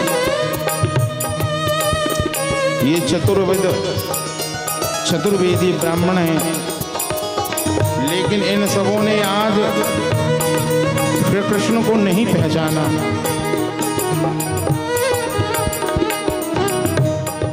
छोटे छोटे बालक श्री कृष्ण के पास वापस गए, बोले भैया ऐसे घर तूने भेज दिया कि वहां तो कुशल क्षेम भी नहीं पूछ रहा है, और तो भोजन क्या देगा, वो तो गाली दे रहा है, वो तो गाली दे रहा है। श्री कृष्ण बोले किसके पास गए थे? बोले पंडित जी के पास गए थे।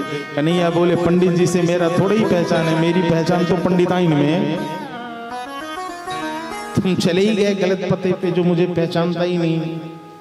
बोले कन्हैया देख, तेरे बाबा के पास 10 गैया मुझसे ज्यादा है भैया,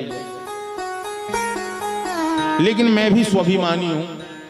तेरे खातिर जाकर मैंने वह ब्राह्मण की गाली सुन ली लाला, अब मैं नहीं जाऊंगा।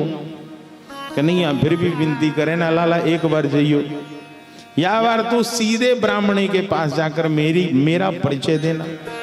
बोले ना ना ना ना, पंडित जी तो घर के दरवाजे पे लटिया लेकर खड़े हैं। मैं नहीं ज्यादा कन्हैया वाला लटिया खाईवे के ताई। कन्हैया बोले ना रे भैया, ब्राह्मण से आंख ही मत मिलियो। डर भैया आंख में होवे, आंख में, नेत्रण में। दो चीज नेत्र में ही होता है, क्या? लज्जा भी और भय भी। भय और लज्जा कहाँ है? नेत्र में है। गोविंद ने कह दिया, जाजा आज से नैन मत मिलाना। बोले अच्छा कन्हैया तो कहा करूंगो? बोले भैया आंखन बचाते भय वहां घर में सीधे घुसे हो। अब ये सब तो वेल ट्रेंड है, श्री कृष्ण का आदेश पालक है। इस बार जैसे ही पंडित जी बैठे हैं और वहां स्वाहा स्वाहा स्वाहा। अब यज्ञ एक अनुष्ठान है, अनुष्ठान में लाला नियम है कि बीच में यदि लघु शंका भी आ गई, ऐसे नहीं जा सकते हैं जब तक क्रम पूरा नहीं होगा। जब तक भैया संख्या पूरी नहीं होगी और उस संख्या का विश्राम नहीं होगा, तब तक आसन से उठ नहीं सकते। लेकिन इतना तो कर ही सकते हैं कि उसकी ओर नेत्र तरेर कर देखेंगे, क्योंकि मुंह से बोल नहीं सकते और आंखें उसकी तरफ है। लेकिन श्री कृष्ण ने तो कह दिया है कि नेत्र से नेत्र तुम्हें मिलाना ही नहीं है,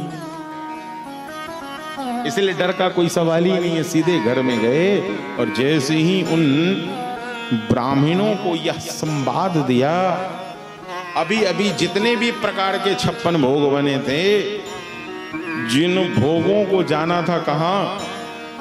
यज्ञ भगवान के लिए। आज इन ब्राह्मणों ने कहा, लाला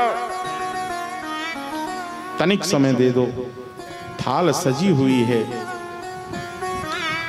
और जब भगवत कृपा होता है न जीव के ऊपर, तो निर्भय हो जाता है। निर्भय का मतलब होता है डर तो है, लेकिन उस डर का प्रभाव समाप्त हो जाता है। ये डर तो सतत है कि मैं कुलशील नारी हूं, यदि पति के आज्ञा के विहीन होकर यदि मैं आज चली गई वन में श्री कृष्ण दर्शन करने, ये हर घर की कहानी यही है। और कामों के लिए डर लगे कि नहीं लगे, लेकिन भगवान की भक्ति करेंगे तो हमारे पति जी हमसे नाराज हो जाएंगे, मेरे ससुर जी हमसे नाराज हो जाएंगे। ये समस्या बनी रहती है कि नहीं बनी रहती? और समय बने या नहीं बने, कम से कम माला लेने की बारी आए तब तो बनी जाती है। ये तब तक है जब तक श्री श्याम सुंदर की कृपा को आपने प्राप्त नहीं किया है। ये डर इन चतुर्वेदी ब्राह्मणों के हृदय में, इन पंडितानी के मन में सो भी है कि जा तो रही हूं, लेकिन फिर घर वापस आ पाऊंगी कि नहीं आ पाऊंगी, क्या होगा मेरा। आज पंडित जी जाते हुए उन गोप बालकों को देखकर अभी अभी निश्चिंत ही हुए थे। क्यों? क्योंकि सभी बालक घर में तो प्रवेश किया, मन में ये हुआ कि हम यज्ञशाला में बैठे हैं, मेरी पत्नियां अबला हैं, अकेली हैं, कहीं ये उद्यमी छोरे डकैती न डाल दे घर में। सब माल सामान लेकर कहीं गायब न हो जाए। उसी समय देखते कि सब छोटा छोटा गोप बालक खाली हाथ जा रहा है, तो खूब प्रसन्न हुए। पंडित जी स्वाहा स्वाहा करने लगे। सो ही तनिक समय में देखते हैं कि इनकी पत्नियां भी बड़े बड़े थाल हाथ में लेकर पीछे पीछे चली जा रही। पंडित जी बोले ये क्या हो गया, मेरी घरवाली कहाँ जा रही है?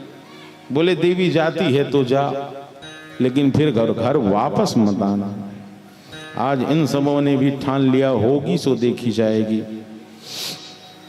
जब आज वन प्रदेश में इन ब्रजगोपियों का, इन पंडितानियों का प्रवेश हो रहा है, श्याम सुंदर के मधुर स्वरूप का दर्शन हो रहा है। कोई बात नहीं, यहाँ देर से आया, मैं बेनीपट्टी से आया तो वृष्टि में ही आया हूँ, बारिश हो ही रही थी वहाँ, तो मुझे लगा यहाँ भी हो रहा होगा। यहाँ जब आया तो लगा यहाँ तो बारिश ही नहीं है। श्यामम हिरण्यवर्धिम वनमाल्यवरः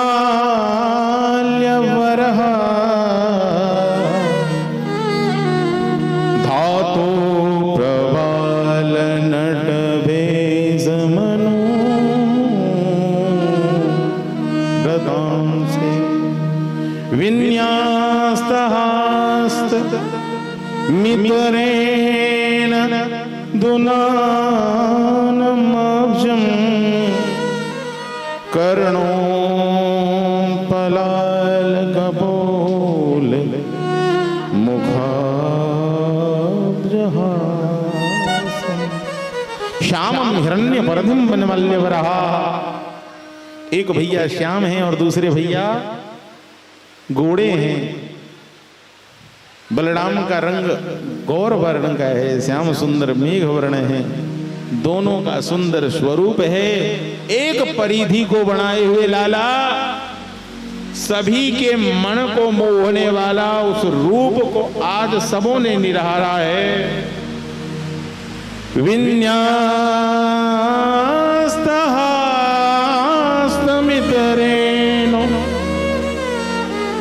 धुनानमब्जम्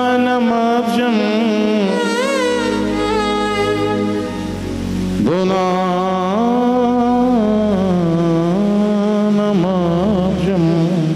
कर्णोत्पलाल कपोल। कान पे कनेल का पुष्प फंसाए हुए हैं और वह कनेल का पुष्प भी गोविंद के अधरों से आकर मानो वह कनेल श्री कृष्ण को चुंबित कर रहा। श्यामं हिरण्यवर्धिं वनमल्यवरहा। चारों ओर से घिरिया। देखो देखो क्या सुंदर, एकदम सावन का स्वरूप यदि है तो यही है, यही है।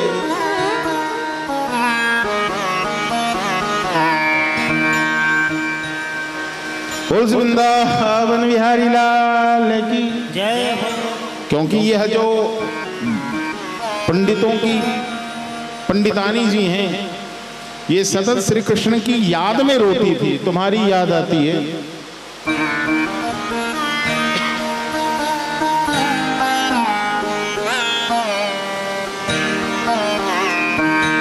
याद में स्मरणम भक्ति का सबसे श्रेष्ठ उपंग है।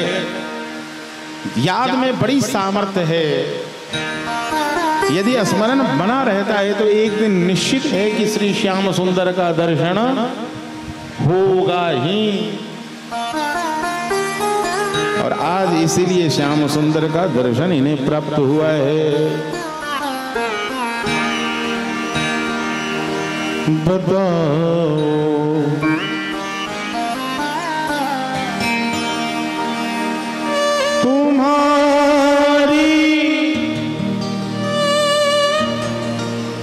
तुम्हारी याद आती है।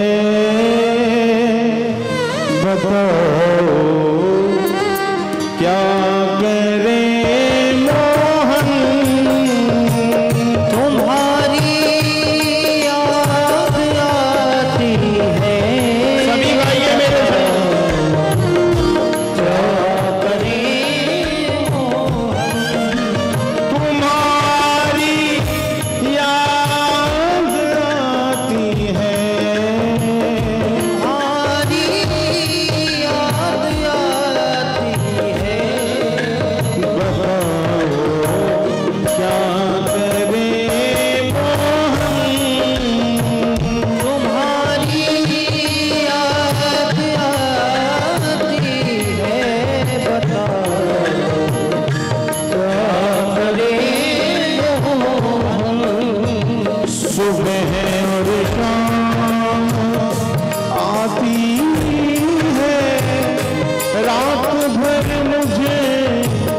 रुलाती है।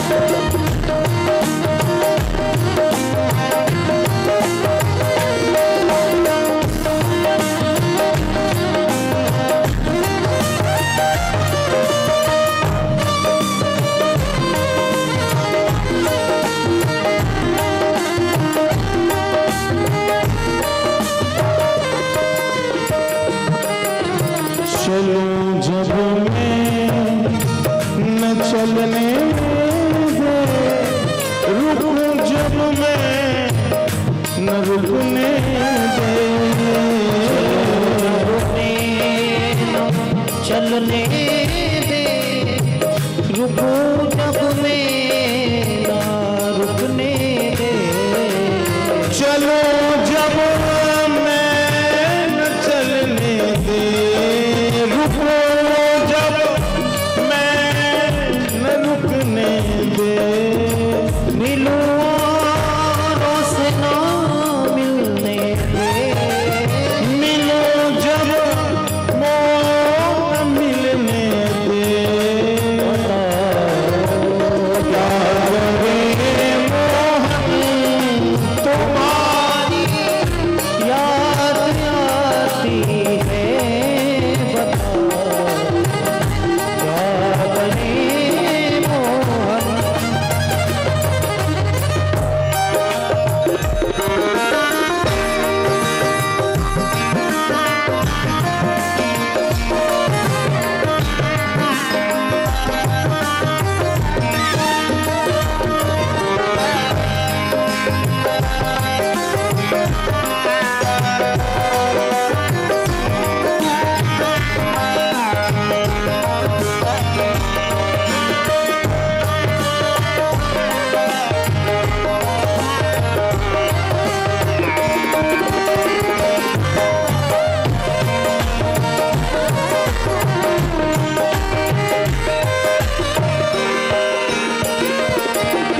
हमारी जान जाती है, नहीं मोहन तुम आते हो।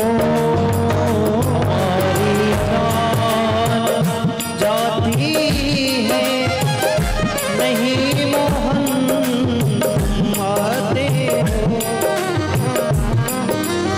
ओ जब जाएगी तुम आओ, ओ जब जाएगी तुम आओ, ओ जब जाएगी तुम आओ, ओ जब जाएगी तुम आओ। और हाथ उठाकर सारे कहने क्या करे मोहन तुम्हारी याद आती है, तुम्हारी याद आती है, बताओ क्या करे मोहन, बताओ क्या करे मोहन, बताओ क्या करे मोहन, बताओ क्या करे मोहन, ये इतने दिनों की तपस्या है। जब आज श्याम सुंदर मिल गए, और जब श्याम सुंदर मिले तो भक्त पूर्ण। भगवान का एक नाम है भक्त मन पूर्ण। भक्तों के मन का पूर्ण करने वाले हैं, उनका एक नाम है। इसलिए भगवान ने आज उन पंडितानियों के मन का पूरा किए, उन सबों के हाथ से खाए हैं। सुंदर सेवा शुश्रूषा अभिनंदन वंदन चर्चा परिचर्चा सब कुछ हुआ। और आज अब गोविंद कह रहे हैं कि हे देवियां, आप सबों का स्वागत तो था, लेकिन मेरा अब कहना है कि पतयो नाभ्यसूयेन पिति भातृ सुधा सुतादय। हे देवी, तुम्हारे पति पुत्र माता पिता भाई बंधु कोई तुम्हारा तिरस्कार नहीं करे। तुम जिस भय के कारण घर नहीं जाना चाहती हो, मैं आज कह रहा हूं। श्री भगवानो वाच है, लोकस्यो मयोपेता, जिसके ऊपर हम कृपा कर देंगे फिर संसार में कोई नहीं होगा जो उससे अपनी दूरी बनाकर रखेगा। कल तक जो पति तुम्हारा विरोध करते थे, अब तुमने हमारा कृपा प्राप्त कर लिया है, जाकर देख यदि तुम्हारे पति तुम्हारा पहले से ज्यादा अभिनंदन न करे तो फिर कहना। इसलिए जा पर कृपा राम की होही, ता पर कृपा। ये बंधन तब तक है, ये कुंठा तब तक है जब तक आप हरि गुरु और हरि के समर्पित नहीं हुए हैं। जिस दिन गुरु गोविंद और गौर हरि के चरणों में समर्पण ले लेंगे, उस दिन ये सारे बंधन अपने आप कट जाएंगे। और निश्चित है ठाकुर जी फिर उसके समस्त अनुमोदित करते हैं, भावों का संरक्षण करते हैं। श्री सुखदेव गोस्वामी कहते, राजन, जब वास्तविक रूप से भगवत कृपा जीव को प्राप्त हो जाता है तो न जाने किसके भाव कब परिवर्तित हो जाएं। जो विप्र, जो ब्राह्मण श्री हरिद्रोही था, आज उसे आत्मग्लानि होने लगी। अरे राम राम राम राम, मुझसे श्रेष्ठ मेरी पत्नियां हो गई, मैं तो सुधा स्वाहा करता रह गया। इन हवश्यान को समेट कर और अग्नि में फेंकते हुए मुझे लगता था कि भगवान नारायण को मैं भोग समर्पित कर रहा हूं। मुझे तो केवल अग्नि का वह लपट मिला जिसमें मैं वह सारे सामग्री फेंकता रहा।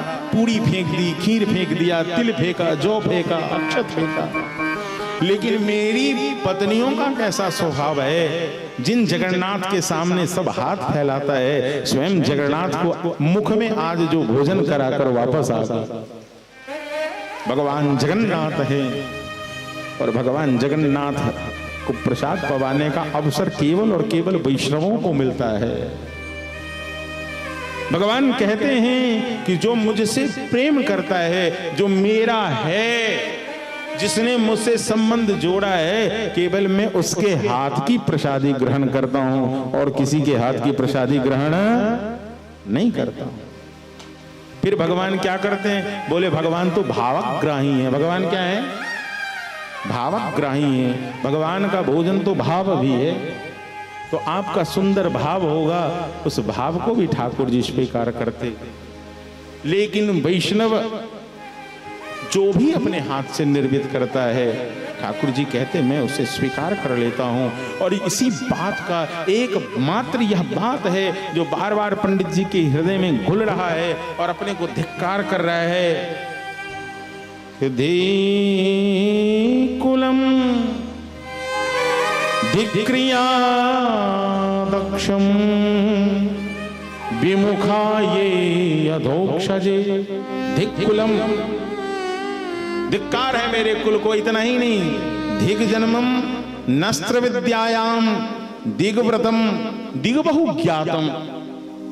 मैंने बहुत जानकर ही क्या कर लिया, मैं पूरी दुनिया को जानने वाला, लेकिन मैं श्री हरि को नहीं समझ पाया। उन श्री जगन्निवास जगन्नाथ को मैं समझ नहीं पाया। जिसे मेरी पत्नियों ने अपने चर्म चक्षुओं से देख लिया।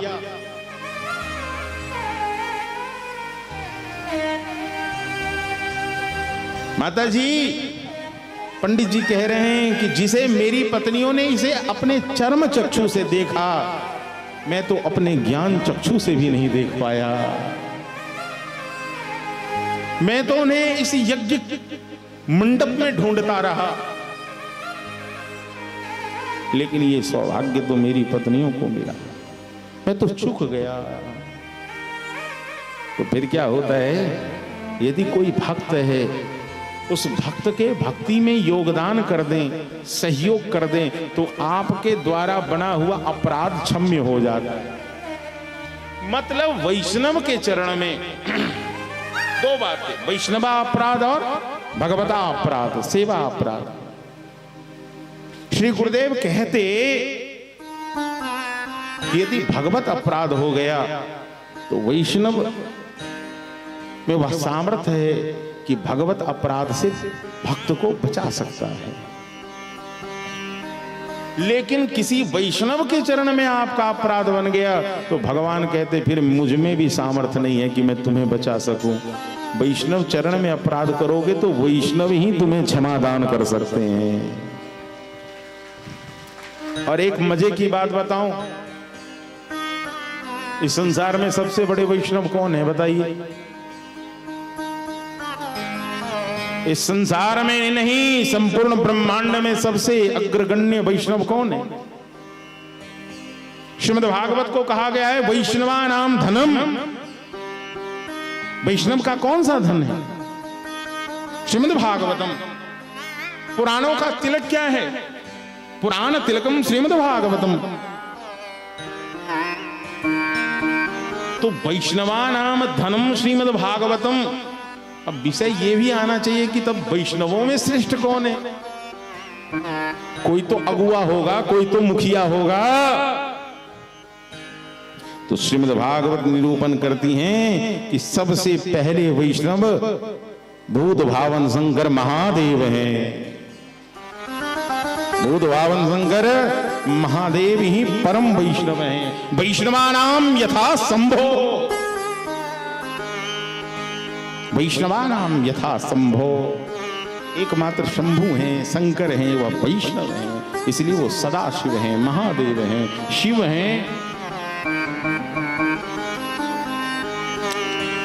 इसलिए भगवान कहते कि वैष्णव चरण में यदि अपराध बनेगा तो वैष्णव ही क्षमा कर सकता है।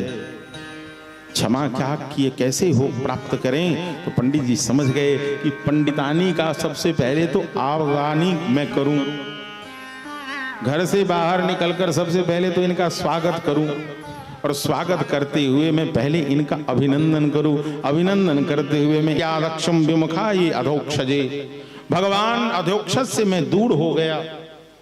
श्री हरि के समीप रहकर भी श्री हरि को जान नहीं पाया। इससे बड़ा दुर्भाग्य क्या हो सकता है?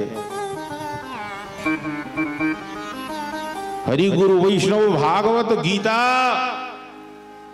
जीवन में यह प्राप्त हो जाए और फिर भी यदि जीव अपना कल्याण नहीं कर पाए तब तो भैया बड़े आश्चर्य की बात होगी कि बार बार वो आता रहेगा। इसीलिए जगत गुरु भगवान श्री कृष्ण जिनके प्रति अपनी पत्नियों के अगाध प्रेम को देखकर उसका केवल समर्थन कर रहे हैं, और केवल समर्थन करने से बात बन जाती है बंधुओं। इस प्रकार से भगवान यज्ञ पत्नियों के ऊपर कृपा करते और ये निश्चित हो जाता है कि एक बार जो जीव हरि सम्मुख हो जाता है फिर उसे अपने जीवन में कभी विमुख होना पड़ता नहीं है। देर तब तक है जब तक उनकी कृपा नहीं हुई है, नहीं तो प्रभुत्व पाकर तो किसी के जीवन में मद आ जाता है। यही इंद्र हैं, यही ब्रह्मा हैं, वही शंकर हैं। जब भगवान मातृगर्भ में थे तो मैंने कल ही सुनाया कि सभी आकर गर्भ स्तुति किए, लेकिन जब वृंदावन में ठाकुर जी लीला करने लगे तो ये सभी भूल गए और मन में ये अभिमान आ गया। भगवान सहज लीला करते हैं, इतने सरल लीला करते हैं कि कहीं से लगता ही नहीं है कि इनमें कोई भगवत्ता हो। इनमें क्या हो? भगवान के जो लक्षण हैं, भग का मतलब होता है भगवान, वान का मतलब हुआ वाला। जैसे कहते नहीं बड़ा धनवान है, ये बड़ा विद्वान है, ये बड़ा ज्ञानवान है, मतलब ये ज्ञान वाला है, ये विद्या वाला है, ये धन वाला है। ऐसे ही भगवान भग वाले हैं जिनके अंदर षड भग हैं। पूर्ण ऐश्वर्य है, पूर्ण ज्ञान है, पूर्ण रूप है, पूर्ण माधुर्य है, पूर्ण वैराग्य है। ये षड भग जिनके अंदर पूर्णतम रूप में विद्यमान होता है वही क्या है? भगवान है। और ऐसे सिर्फ और सिर्फ कौन है? ईश्वर परमा कृष्ण सच्चिदानंद विग्रह अनादि आदि गोविंद सर्व कारण कारणम। सभी कारणों के कारण है कौन? सभी कारणों के कारण कौन है भैया? आदि केशव। सभी कारणों के कारण ही आदि केशव हैं। जो आदि से हैं वही तो केशव है। इसलिए सबके कारण, सबके आदि केशव हैं। बंधुओं, इंद्र के मन में अभिमान आया। आपको पता ही है कि श्री कृष्ण ने इंद्र की पूजा बंद करा दी। और ऐसे ही अभिमान आया है उसे कब? जब श्री गोवर्धन नाथ का जय घोष हुआ है, तब बोल गोवर्धन नाथ की, गोवर्धन नाथ की, गोवर्धन नाथ की। भैया ये बात इंद्र को जचा नहीं, और जब नहीं जचा तो उसने तुरंत ही मेघमालाओं को आदेश दिया है कि जाओ जाओ, ये जय घोष कहाँ हो रहा है? बोले वृंदावन में हो रहा है। क्यों हो रहा है? बोले भैया नंद का जोड़ा कन्हैया ने आपकी पूजा बंद करा दी और अपनी ही पूजा करवा रहा है। इंद्र को आया गुस्सा, तो इंद्र ने कहा जाओ और जाकर संपूर्ण वृंदावन को जलमग्न कर दियो। सोई भैया देखते देखते देखते देखते पूरे आसमान में काला नीला बादल छा गए। एकदम घुमरी घुमरी बदरा। घुमरी घुमरी क्या आता है? बदरा। सावन बुंदिया।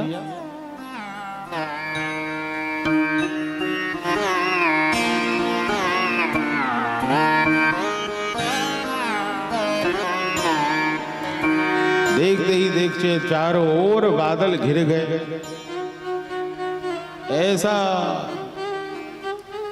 वातावरण बना है कि जैसे सावन और भादों में बादल घिर जाते हैं। अभी का जो समय है, तुरंत ही सूर्य रहेगा और देखते ही देखते काले काले बादल भर जाता है। उजले कभी सफेद बादल घिर जाते हैं। सावन बूंदिया हर बिन लगे ना मोरा जिया, बरसन लगे सावन बूंदिया, तुम बिन लगे ना मोरा जिया।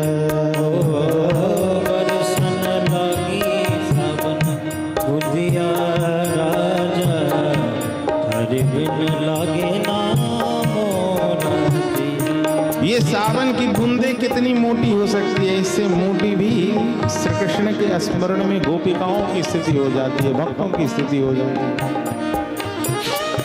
देखते देखते देखते देखते देखते गिरी आई बदरा, आई बदरा, आई बदरा, गिर आई बदरा, गिरी आई बदरा, आई बदरा, आई बदरा, झुकी आई बदरा, कि अरे राम रिम झिम बरसे पनिया, झूले राधा रनिया ए हरी। कि अरे राम झिम बरसे पनिया, झूले राधा रनिया हे हरी। झूले राधा रनिया ए हरी, झूले राधा रनिया ए हरी।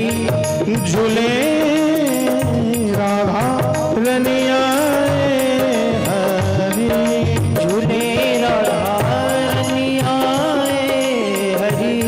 किया रे रामा, किया रे रामा, जय हो किया रे रामा, चमक रही दामिनिया, झूले राधा रनिया ए हरी। बरसे पनिया।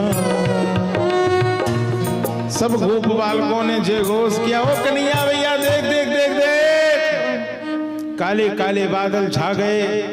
नंद बाबा को तो ऐसा लगा कि गोवर्धन नाथ का पूजन किया हूं, सुंदर मौसम आ गया, हाँ सुंदर धान की बुआई होगी, सुंदर वृष्टि होने से खेत में जल भरेगा। लेकिन तब तक देखते देखते वृष्टि ने विकराल रूप ले लिया और ये विदित होते देर नहीं लगा, लाला हो न हो हम सबों को श्री कृष्ण के कोप, श्री इंद्र के कोप का भाजन प्रणाम बनना पड़ेगा कन्हैया। मैं कहता था कुछ अनिष्ट न हो जाए। कन्हैया बोले चिंता न करो बाबा, जिन गोवर्धन नाथ के चरण में हम लोग हैं वही प्रभु हम सबों की रक्षा करेंगे। लाला क्या करें? बोले बाबा जितनी अपनी गैया है, बछरान है, सबको ले जाओ। और कहाँ? बोले गोवर्धन की तलहटी में चलते हैं, भगवान गोवर्धन नाथ ही हम सबों की रक्षा करेंगे। और देखते देखते सभी कहाँ आ गए? तो गोवर्धन की शरण में आ गए हैं। श्री गोवर्धन नाथ का जय घोष हुआ है। बोल श्री गोवर्धन नाथ की जय। और देखते ही देखते भगवान ने अपनी इकनी उंगली के ऊपर, सबसे छोटी उंगली के ऊपर गोवर्धन को अपने नख पर धारण कर लिया और सभी ब्रजवासी जन उसमें आ गए। इधर इंद्र ने अपने सेवकों को कहा कि यदि वृंदावन जलमग्न हो गया हो तो भैया कम से कम वृष्टि बंद कर दिया जाए। वृष्टि क्या किया जाए? बंद कर दिया जाए। लेकिन आज तो खबर मिली है क्या कि वृंदावन में धूल उड़ रही है चारों ओर। वृंदावन में कहीं कीच नहीं है। वृंदावन में क्या उड़ रही है? धूल उड़ रही है। इंद्र को तुरंत ही यह बात आभास हो गया कि हमने जगत पिता के चरण में अपराध कर दिया। पिता गुरुत्वम। इंद्र को जैसे ही भान हुआ तुरंत ही इंद्रलोक से ऐरावत पर सवार हुआ वह इंद्र गोवर्धन के लिए विदा हुआ है। और मार्ग में आकर जैसे ही ब्रज की सीमा प्रारंभ हुई, ऐरावत से उतरा हुआ वह इंद्र नंगे पांव दौड़े दौड़े दौड़े दौड़े भगवान श्री कृष्ण के चरण में आया है। हे प्रभु, मुझसे अपराध तो इतना बड़ा हो रखा है कि मैं आपसे क्षमा भी नहीं मांग सकता, लेकिन यदि मेरे अपराध क्षमा योग्य हों तो प्रभु मुझे, जैसे गुरु और पिता अपने शिष्य और पुत्र के हित में ही उसे दंडित करते हैं, तो मैं समझूंगा कि आपने मुझे यदि दंड दिया है तो इसमें प्रभु आपका हित नहीं अपितु मेरा ही हित है। बच्चे के मन में तो खामखा ये बातें आ जाता है। कोई संसार में संतान होगा जिसे मैया डांटे और उसे अच्छा लगे? आपकी मैया आपको डांटी होंगी माता जी, तो आपको अच्छा नहीं लगा होगा। आज आप अपने बच्चे को डांटते हो, उसे अच्छा नहीं लगता है, लेकिन उस बच्चे को उसका बच्चा डांटेगा फिर पता चलेगा। यही नियति है, इसका साइकिलिंग है, ये चलता है।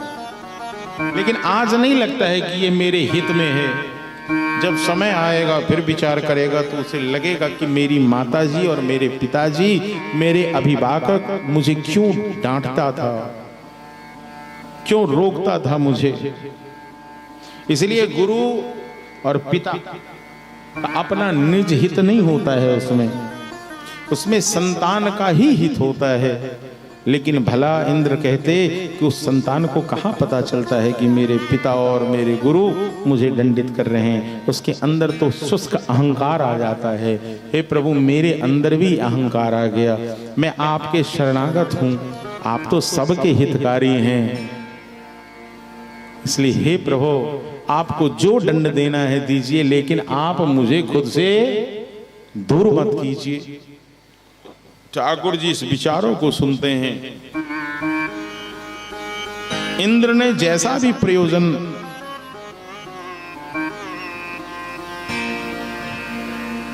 जिस प्रकार से भी उसने अपराध किया, लेकिन उसके अपराध के कारण एक घटना घट गई कि ब्रजवासियों के मन में श्री गोवर्धन नाथ और श्री कृष्ण के प्रति और अटूट श्रद्धा और विश्वास जाग गया। अटूट श्रद्धा और विश्वास जागृत हो गया। तो किसी व्यक्ति के षड्यंत्र से भी यदि आपका विश्वास मजबूत होता है, वो तभी होगा जब आपके जीवन में कोई आपत्ति और विपत्ति आएगी।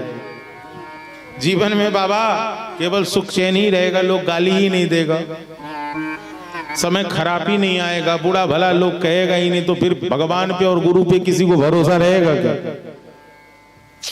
तो ठाकुर जी की ऐसी लीला ही होती है कि परिस्थितियां प्रतिकूल बना दी जाती है, और निश्चित है कि वह प्रतिकूल परिस्थिति आपके भीतर में वह हिम्मत दे और ये निष्ठा दे कि हरि गुरु की कृपा सतत बनी रहती है। ये विशुद्ध श्रीमद् भागवती सिद्धांत है। आज इंद्र ने श्री कृष्ण का शरण ले लिया, ये निश्चय कर लिया कि मैं इस गोवर्धन को छोड़कर कहीं जाने वाला नहीं हूं। हे प्रभु, हे गोवर्धन नाथ, गोवर्धन हितकारी जो सुध लेना हमारी, गोवर्धन गिरधारी जो सुध लेना हमारी, लेना हमारी सुध लेना हमारी, लेना हमारी सुध लेना हमारी, गोवर्धन हितकारी जो सुध लेना हमारी, गोवर्धन हितकारी जो सुध लेना हमारी, मोर मुकुट मकराकृत कुंडल, मोर मुकुट मकराकृत कुंडल, संतन के हितकारी जो सुध लेना हमारी, गोवर्धन गिरधारी जो सुध लेना हमारी, गोवर्धन हितकारी जो सुध लेना हमारी, गोवर्धन हितकारी जो सुध लेना हमारी, सबरी के बैर सुदामा के तंदुल, सबरी के बेर सुदामा के तंदुल, रुचि रुचि भोग लगायो जी सुध लेना हमारी, गोवर्धन गिरधारी जो सुध लेना हमारी, दुर्योधन गृह में माया गे, दुर्योधन की मेवा त्यागी, दुर्योधन गृह में माया गे, दुर्योधन की मेवा त्यागी, हरि शाग विदुर घर खायो जी सुध लेना हमारी, गोवर्धन गिरधारी जो सुध लेना हमारी, बीच सभा में द्रौपदी दिया, बीच सभा में द्रौपदी पुकारी, बीच सभा में द्रौपदी पुकारी, लज्जा लज्जा राखो हमारी जी, प्रभु लेना हमारी, गोवर्धन गिरधारी जो सुध लेना हमारी, मीरा के प्रभु गिरधर नागर, मीरा के प्रभु गिरधर नागर, मीरा के प्रभु गिरधर नागर, गिरधर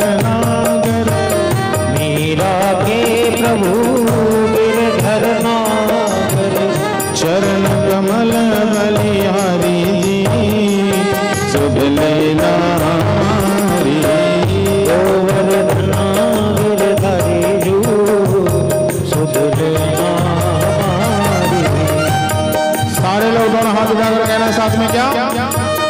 श्री गोवर्धन हितकारी जो सुध लेना हमारी।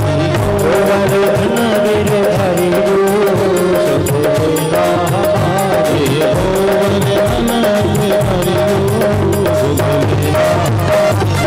गोवर्धन गिरधरी जो सुध लेना सुधी लेना हमारी। सुध लेना सुध लेना हमारी।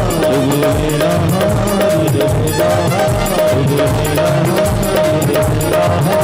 सुध लेना श्री गोवर्धन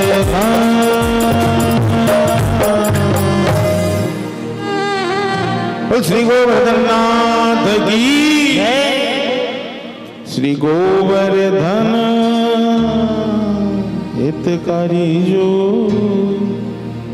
सुध लेना हमारी। हे गोवर्धननाथ, मैं आपके शरण को छोड़कर कहीं नहीं जाऊंगा। इंद्र ने गोवर्धननाथ के शरण को कहा है और इस कलिकाल में जो भी गोवर्धन के चरण की सेवा करेगा वह प्रत्यक्ष श्री कृष्ण ही हैं और आपके समस्त मनोभिष्ट को पूर्ण करने वाले हैं। जैसी इच्छा जैसी अभिलाषा आपकी होगी निश्चित पूर्ण करेंगे। बंधुओं, गोवर्धन आदि की लीलाओं की संपूर्णता के बाद वरुण लोक में श्री नंद बाबा श्री कृष्ण के प्रभाव को देखकर विस्मित हैं। जब बेटा नाम करता है तो बाप का सिर गौरव से भर जाता है। नंद बाबा ने भी हर लोक में, वरुण लोक में भी श्री कृष्ण के प्रभाव को देखा है। ब्रजवासियों के बीच में चर्चा पर चर्चा चल रही है। इधर दिव्य मास आया है, आश्विन का वह दिव्य रात्रि शरद पूर्णिमा के रूप में, जहां भगवान ने एक दिव्य मन को स्वीकार किया है। श्रीमद् भागवत में है कि भगवान ने इस रस उत्सव को संपादित करने के लिए भगवान पीता रात्रि सरोद फुल्ल मल्लिका विक्षेरन्तु मनश्चक्रे योगमायामुपाश्रितः। इस शरद पूर्णिमा की दिव्य रात्रि में जहां बेला चमेली दिव्य सुंदर सुगंध पुष्प खिल रहे हैं और उन पुष्पों की सुगंध चारों ओर फैल रही है, ऐसे दिव्य रात्रि पर भगवान का एक नाम है अमना। अमना कृष्ण ने आज दिव्य मन को स्वीकार किया है और उन्होंने अपने प्रेमियों की इच्छा को पूर्ण करने के लिए दिव्य रास उत्सव प्रारंभ किया। आज उस दिव्य वृंदारण्य की शोभा है जहां कलकल निनाद करती हुई कालिंदी, सुंदर सुंदर वृक्षों की शोभा, लता पताओं में सुंदर रूप से पुष्प खिले हुए हैं। उस पुष्पों की शोभा अद्भुत है। आज इस मध्य रात्रि में भगवान वंशी छेड़ते हैं और निशम्य गीतम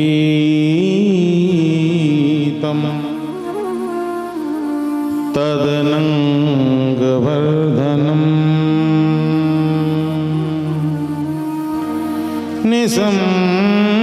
निशम्य गीतम तदनंग वर्धनम ब्रज स्त्रियः कृष्ण गृहीत मानसा। अपने घर में गृह कार्य को कर रही ये ब्रज की गोपिकाएं जो अपने मन में उनका जो चिंतन है वह श्री कृष्ण लीला चिंतन को कर रही हैं। मतलब कर से कर्म कर रही हैं और मन से गोविंद का चिंतन कर रही हैं। ब्रजस्त्रिय कृष्ण गृहीत मानसा। इस प्रकार से बंधुओं सयात्र कांतो जवलोलकुंडला।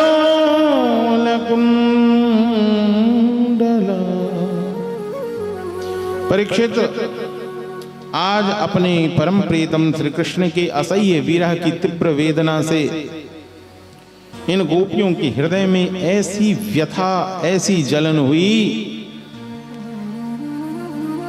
जिसके कारण उनके अंदर में किसी भी प्रकार का अशुभ संस्कारों का लेस मात्र नहीं हुआ और कुसंस्कार जलकर भस्म हो गया और इसके तुरंत बाद ध्यान लग गया और उस ध्यान में ही श्री कृष्ण प्रकट हो गए। और जब ध्यान में श्री कृष्ण प्रकट हुए हैं तब उन्होंने मन ही मन बड़े प्रेम से बड़े आवेग से श्री कृष्ण ने मन में उनसे मिलन किया है। मतलब ये कोई सामान्य नायक और नायिकाओं का मिलन नहीं है, रस उत्सव है, ये रासोत्सव है, ये काम विजय लीला है, ये काम कीरा लीला नहीं है। आहा आज भगवान तो राजा परीक्षित श्री गुरुदेव से पूछते कि भगवान जब गोपियां कृष्णम बिंदु परम कांतम न तो ब्रह्मतया मुने, जब ये गोपिकाएं श्री कृष्ण को केवल अपना परम प्रियतम ही मानती थी, क्या उनका उनमें ब्रह्म भाव नहीं था? क्या उनकी दृष्टि सामान्य सी नहीं दिख रही है? ऐसा नहीं लग रहा कोई स्त्री सामान्य पुरुष की आसक्ति में पड़ा हो? यदि ऐसी बात है तो फिर जीव संसार से निवृत्ति कैसे पा सकता है और निवृत्ति पारायण कैसे हो सकता है? तब आज श्री गुरुदेव कहते उक्तम पुरस्तादे तत्ते चैद्य सिद्धिम यथा गतः। अरे परीक्षित, मैं तो पहले ही कह चुका हूं कि ये कोई सामान्य लीला नहीं है। क्यों? क्योंकि भगवान चेदी राज हैं। भगवान के प्रति द्वेष रखने वाला हो या प्रेम करने वाला हो, भगवान सबको मिलते हैं। और भगवान के समस्त लीलाओं का उद्देश्य केवल और केवल जीव का कल्याण होता है। किसी भी प्रकार से कामम क्रोधम भयम स्नेह, कोई स्नेह युक्त होकर उनसे संबंध करेगा, कोई भय युक्त होकर करेगा, कोई प्रेम से करेगा और कोई उनके प्रभाव से डर से करेगा। किसी भी प्रकार से यदि जुड़ाव होगा तो निश्चित है कि उसका कल्याण होगा। लेकिन जो पूर्ण रूप से अनुरागी होकर प्रेमी होकर संबंध जोड़ेगा तो निश्चित है कि गोविंद के परम प्रेम को प्राप्त कर लेगा। जो अप्राप्य है वह भी प्राप्य हो जाएगा। इसलिए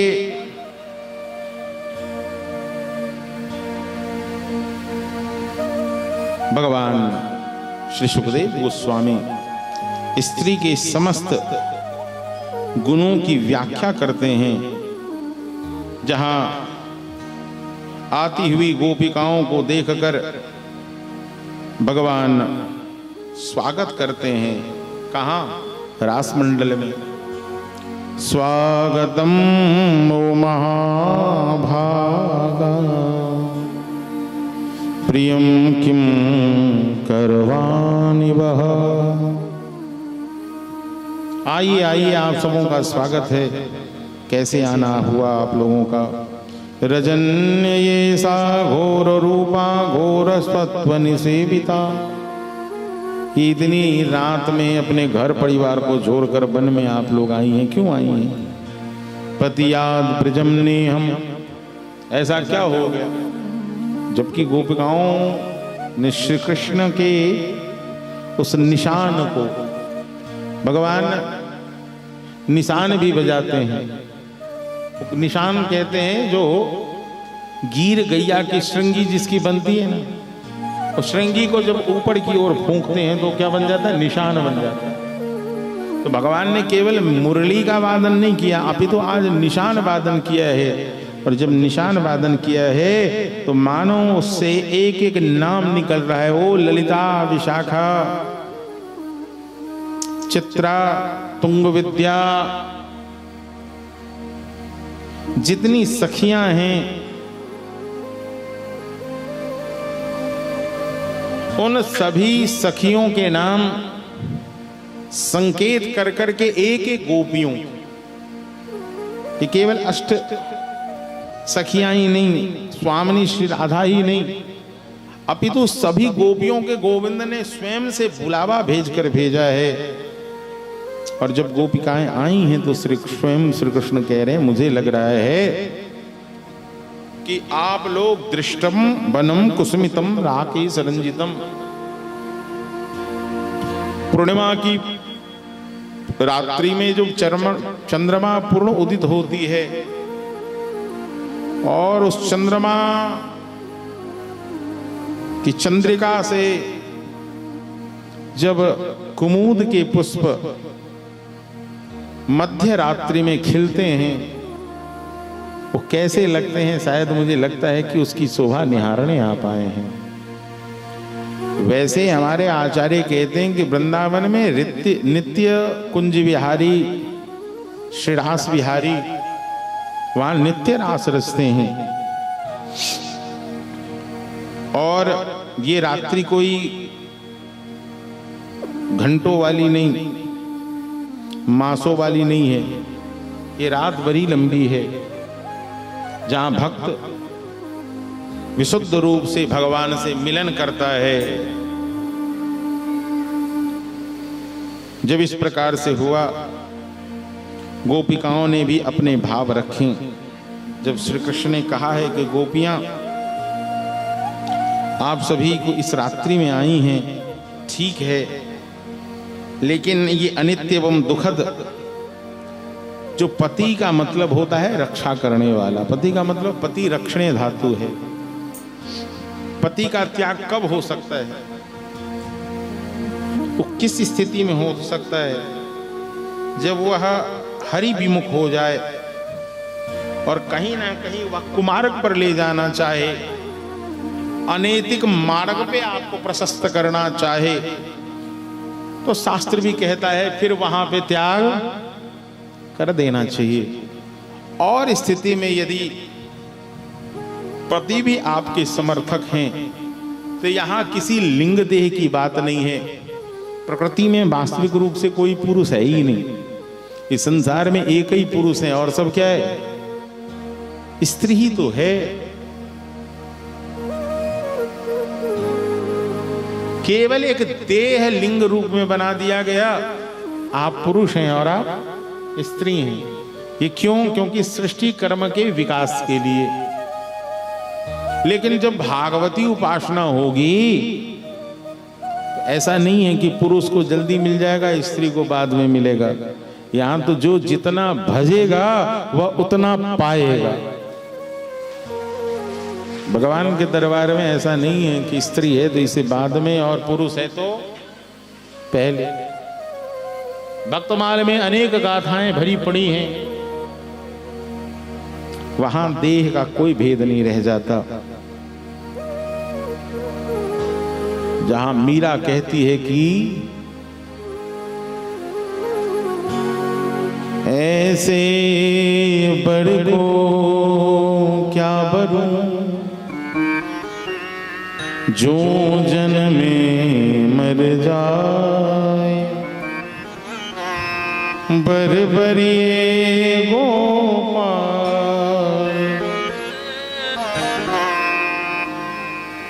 गोपाल को ही वरण कर लेती हूं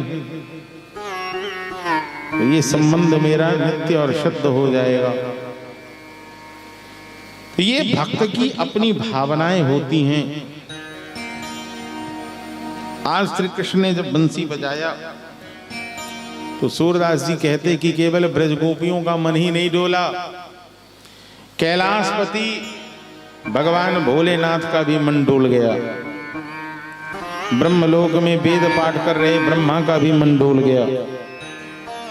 देवलोक की जो नायिका हैं, मेनका हैं, उर्वशी हैं, जब उनका भी मन डोल गया। कौन होगा इस संसार में जो वास्तविक रूप से उस ईश्वर से मिलन न चाहे। आज भगवान ने ऐसी बंसी बजाई है, उसकी शोभा देख लो। बांसुरी बजाए आज रंग सो मुरारी, शिव समाधि भूल गए, शिव समाधि भूल गए, शिव समाधि भूल गए, शिव समाधि भूल गए, ऋषि मुनि को तारी बांसुरी बजाए नंद सो मुरारी, शिव समाधि भूल गए, शिव समाधि भूल गए, ऋषि मुनि को बांसुरी बजाए वेद पढ़त ब्रह्मा बोले बोले ब्रह्मचारी,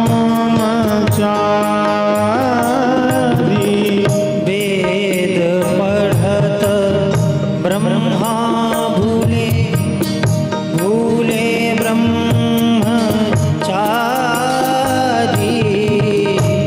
वेद पढ़त ब्रह्मा भूले भूले ब्रह्मचारी, रंभा समकाल चूकी, रंभा समताल चुकी, भूली नृत्यकारी, बांसुरी बजाए आज रंग सो मुरारी, शिव समाधि भूल गए, शिव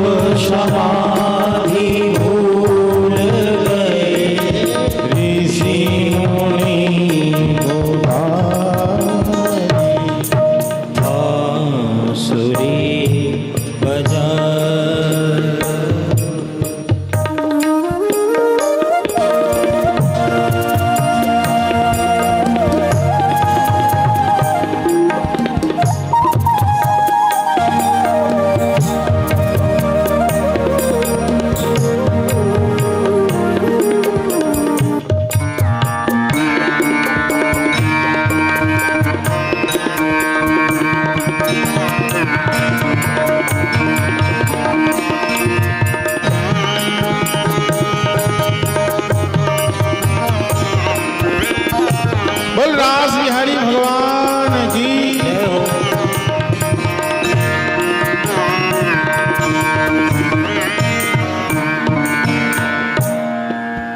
जमुना जल जो बहो शोभा आज भारी।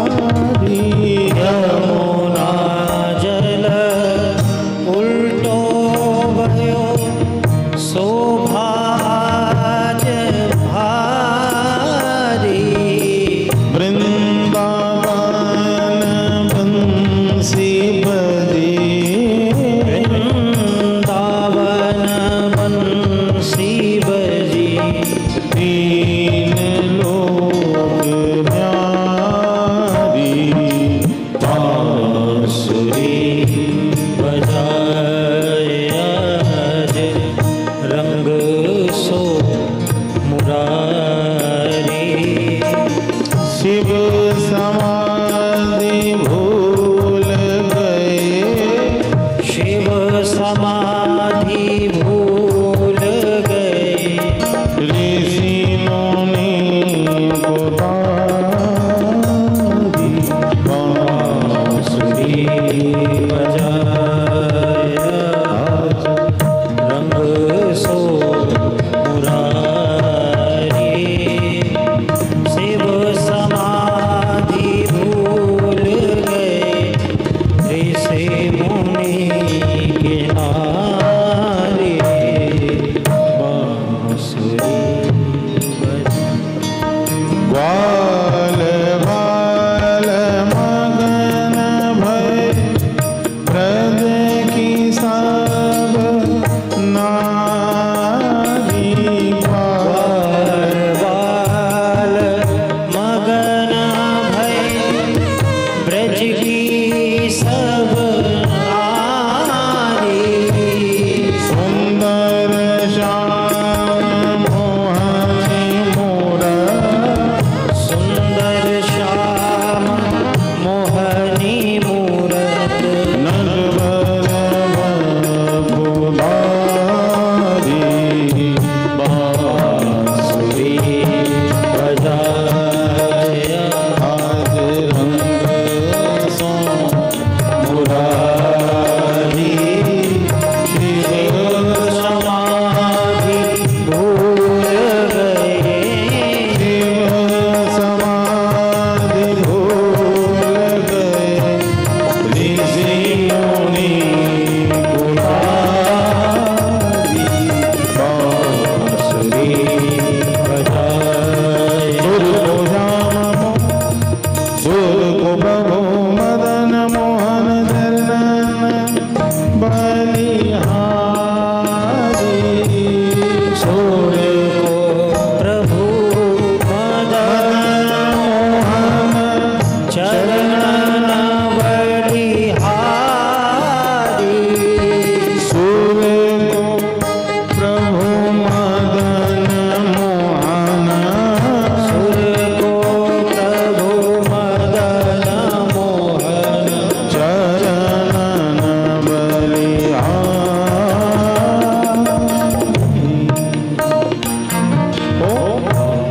इतना कहना था कि भगवान गोपियों के संग रास रचो है।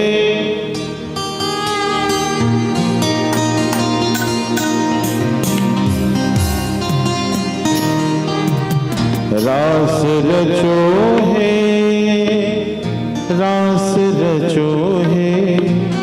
जमुना पुलिन जावा। रास रचो रास रचो है। रास रचो है। यमुना किनारे सखी रास रचो है। रास रचो है। रास रचो है। जमुना पुलिन सखी रास रचो है। रास रचो है। रास रचो है। यमुना पुलिन सखी रास रचो है। रास रचो है। रास रचो है। जमुना पुलिन श्यामा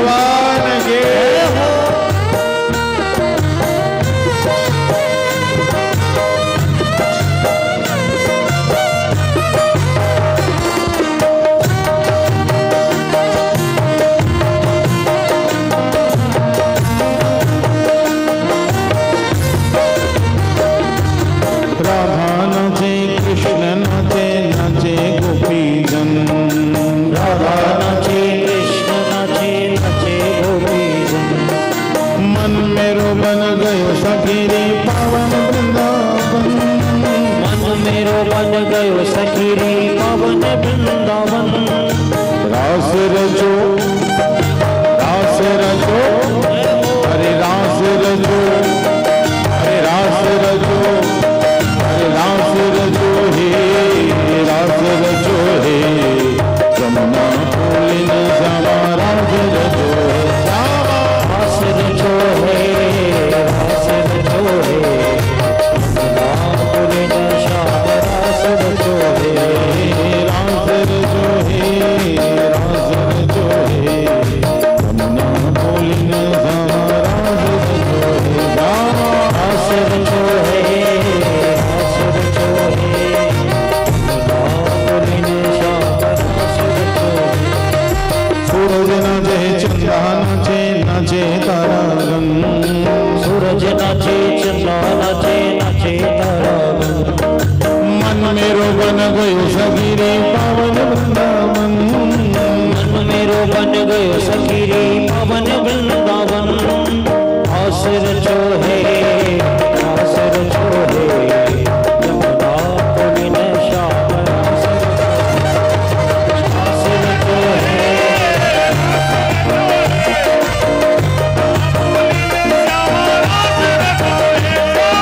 रास रचो है, रास रचो है, जमुना फूलिन श्याम रास रचो है।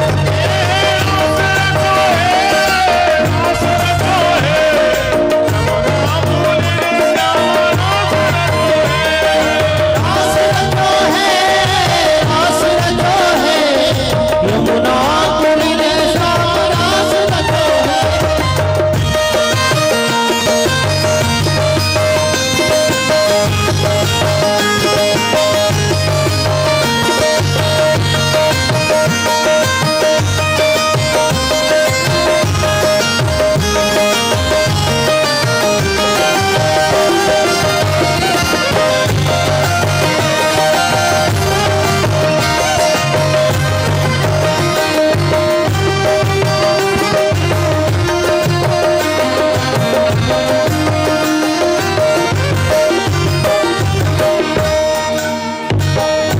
गंधर्व नाचे ऋषि नाचे, नाचे देवगण। गंधर्व नाचे ऋषि नाचे, नाचे देवगण। मन मेरो बन गयो सखी रे पावन वृंदावन। मन मेरो बन गयो सखी रे पावन वृंदावन। हे रास रचो, हे रास रचो, अरे रास रचो हे, रास रचो हे, जमुना फूलिन श्यामा रास रचो हे, रास रचो है, रास रचो है, जमुना फूलिन श्याम रास रचो है।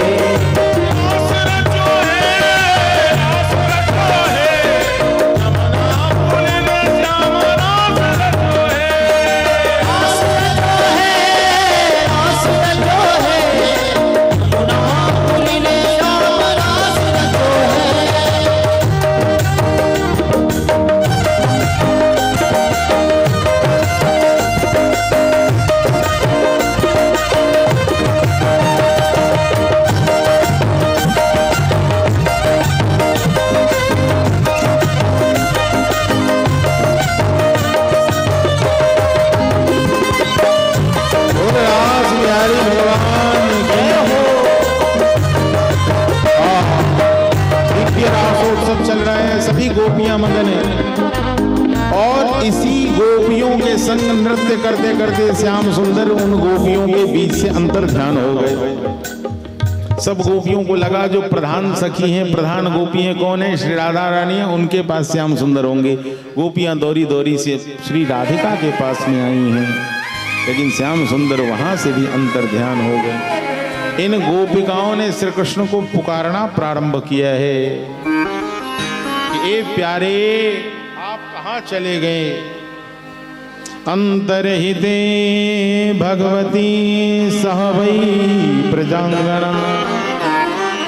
सभी प्रजांगनाएं श्री कृष्ण मदोन्मत्त गजराज की तरह हो गई थी और उसी समय अतृप्त अवस्था में हैं।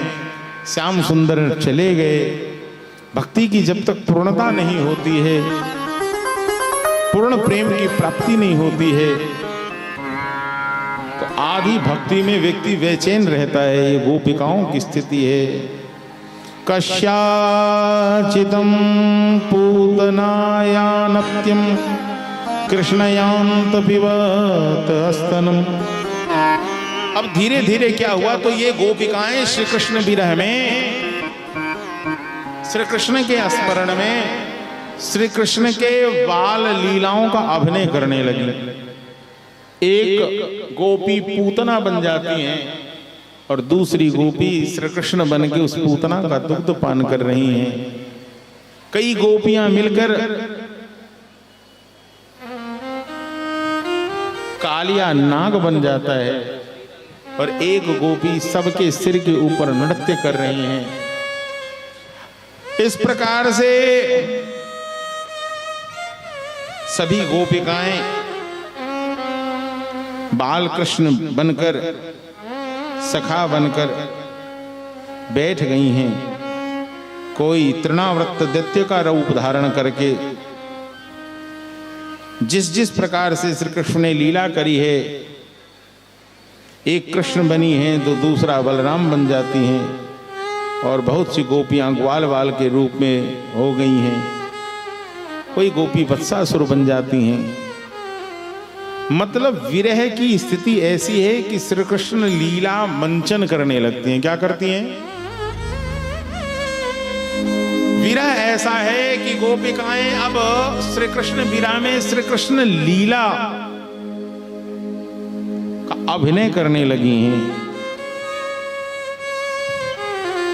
और अभिनय करती ही वह गोपिकाएं एवं कृष्णं प्रक्षामानं वृंदावन लता तरुण।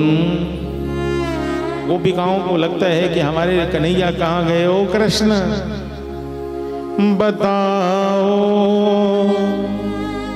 वृंदावन वासियों यहाँ मेरे श्याम आए हैं। बताओ वृंदावन वासियों यहाँ पर श्याम आए हैं। बताओ जमुना वासियों यहाँ मेरे कृष्ण आए हैं।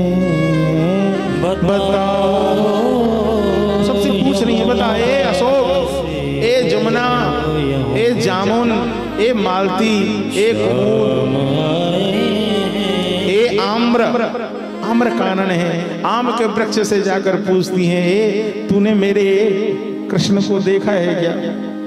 ए मालती, क्या तूने मेरे कृष्ण देखा है क्या? ए अर्जुन, अर्जुन का वृक्ष है, तुमने कृष्ण देखा है क्या? सभी से पूछ रही हैं, कृष्ण आपने देखा है क्या? किसने देखा है मेरा कन्हैया? कोई तो बताओ। इस प्रकार गोपिकाएं सुध-बुध खो रही हैं, एकदम सुध-बुध खोई हुई। ततो गत्वा बनो देशम दृप्ता के सबम रवि। यह गोपिकाएं दौड़ी दौड़ी दौड़ी दौड़ी सब जगह ढूंढ रही है। हे नाथ रमन प्रेष्टः क्वासी क्वासी महाभुजा दास्यास्ते कृपणाया मे सखी दर्शय सन्निधिम। कहाँ चले गए मेरे नाथ? हे मेरे सखा आ जाइए। निश्चित मुझसे कोई ऐसा अपराध बना है जिस अपराध के कारण आप चले गए हैं गोविंद। सभी से पूछती पूछती वह गोपिकाएं पुनः जमुना के किनारे जाती हैं और जैसे ही जमुना के पुलिन पर जाती हैं, पुनः पुलिनमागत्या कालिंद्या कृष्ण भावना। जमुना के श्यामल रंग को देखकर गोपिकाओं के मन में ईर्ष्या जागृत हो जाता है। देख देख सखी, ये अपनी सौतन जमुना ने, कालिंदी ने कृष्ण को अपने आंचल में छुपा कर रखा है, इसलिए इसका रंग काला हो गया है। कालिंद्या कृष्ण भावना, ये गोपिकाएं आज रोम रोम जिनकी प्रतीक्षा कर रहा है, आकांक्षा कर रहा है, कृष्ण भावनाओं में डूबी हुई यह गोपिका आज यमुना जी के पावन पुलिन पर रमन रेत में लेट गई हैं उस महावन में, और लेटी हुई गोपिकाएं श्री कृष्ण को पुकार रही हैं। अब तो ये गोपिकाएं गाने लगी हैं और गोपिकाओं ने गाना प्रारंभ कर दिया। श्री कृष्ण के गुणों को तदा गमन कांक्षिता, ये गोपिकाएं प्रारंभ कर देती हैं क्या? जयति तेधिकं जन्मना व्रज श्रयति धीरा शाश्वतत्रयी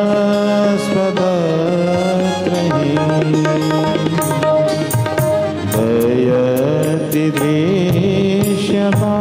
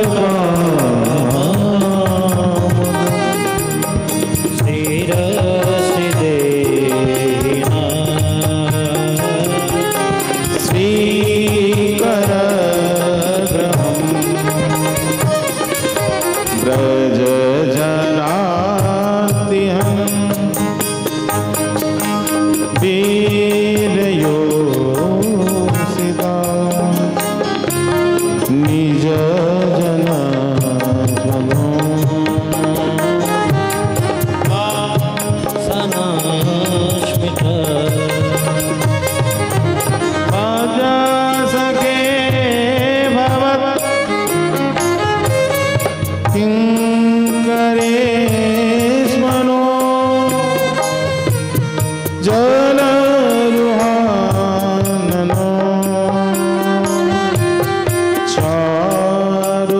चारुदशये प्रणत देना पाप कर्षणम। जिनको याद है गाइए मेरे साथ। ऋण चुरानो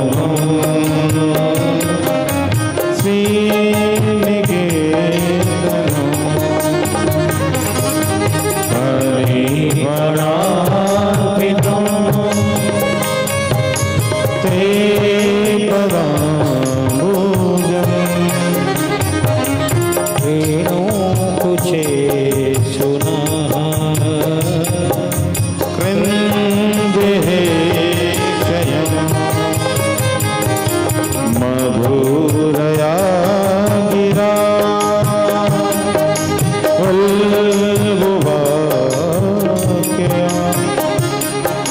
बुध मनो गया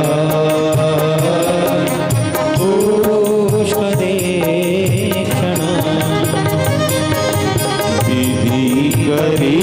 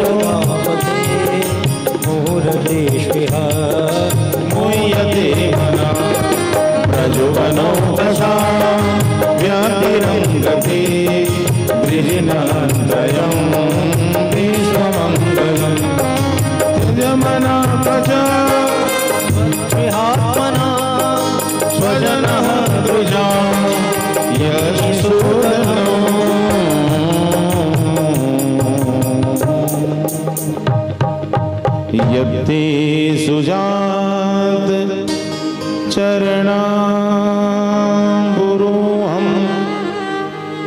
आस्तनिसो बीतासनै प्रिय दधिमहि कर्कसेसो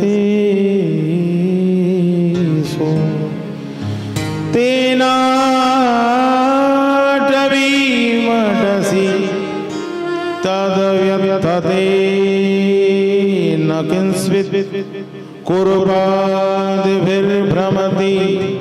धीर्भवदायुषाम्ना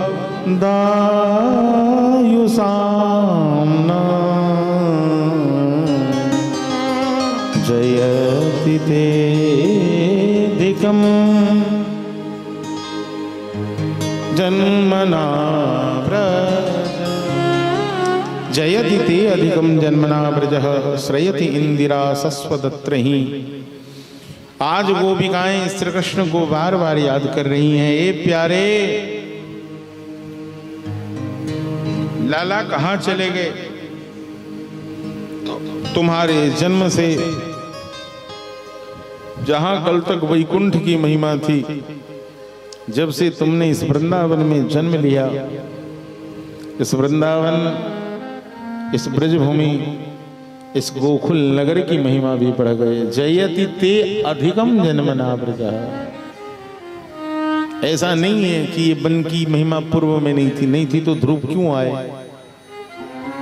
नारद जी ने तो ध्रुव को यही वृंदावन भेजा था, मधुवन भेजा था। लेकिन गोपिकाएं कहती हैं कि महिमा पूर्व में भी था, लेकिन आपके प्रकट होने से, आपके जन्म लेने से इसकी महिमा अत्यधिक बढ़ गई। जो लक्ष्मी वैकुंठ में निवास करती हैं, जो लक्ष्मी आपकी चरण सेविका हैं, मतलब मां लक्ष्मी का निवास सतत भगवान के चरणों में। यदि लक्ष्मी भगवान के चरण में है तो शांत है, और लक्ष्मी यदि सिर पर चढ़ के बोलने लगे तो वही लक्ष्मी का स्वरूप विनाशनी हो जाता है। एक लक्ष्मी पूजिता है, श्रयति इंदिरा शश्व अत्र ही। तो भगवान के जो भक्तजन होते हैं भैया, वहां जो लक्ष्मी होती है वो श्री नारायण चरण सेविता होती है।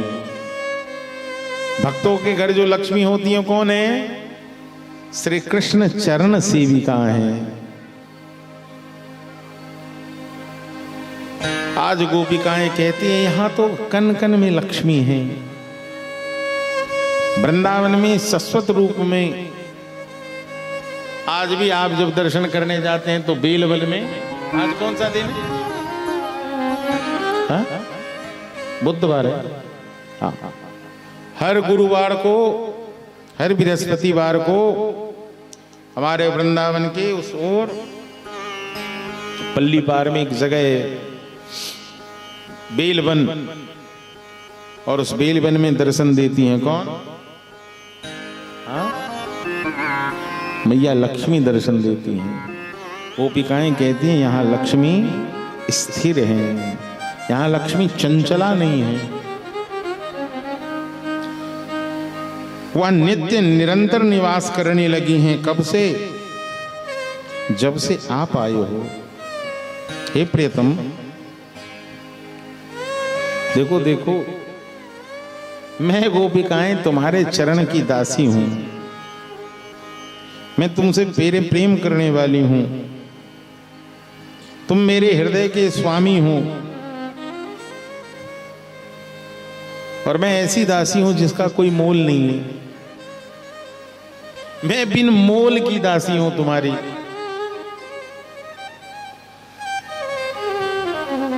लेकिन हे अच्युत, भगवान का गोत्र क्या है?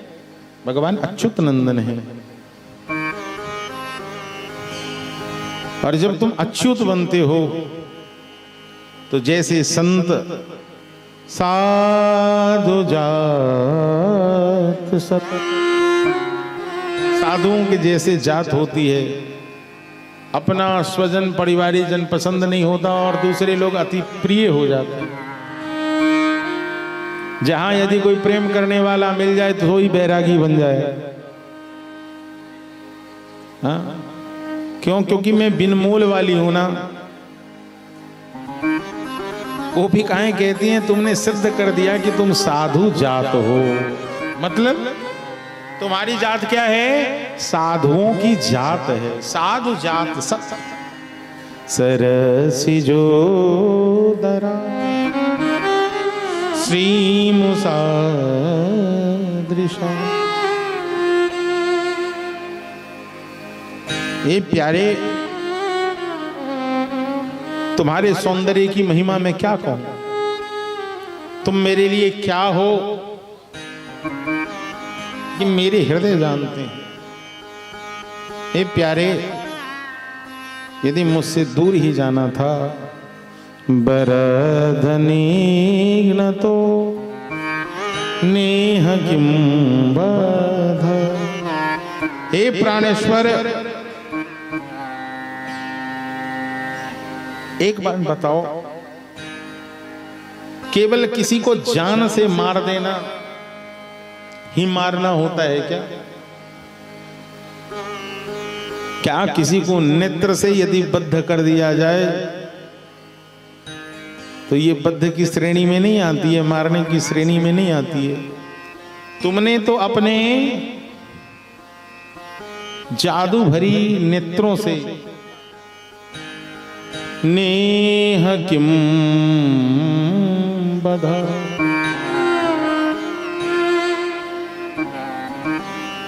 तुम्हारी जादू भरी जो नेत्र हैं, जादू भरी तेरी आंखें जिधर गई।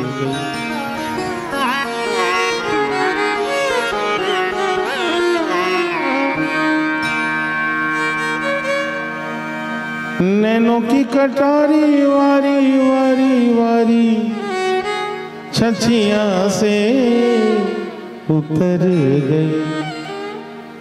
नैनों की कटारी वारी वारी वारी छतियां से उतर गई। जादू भरी तेरी आंखें जिधर गई, जादू भरी तेरी आंखें जिधर गई। नैनों की कटारी वारी छुरी छुरी, नैनों की कटारी बारी बारी छुरी छुरी छतियां से उतर गई।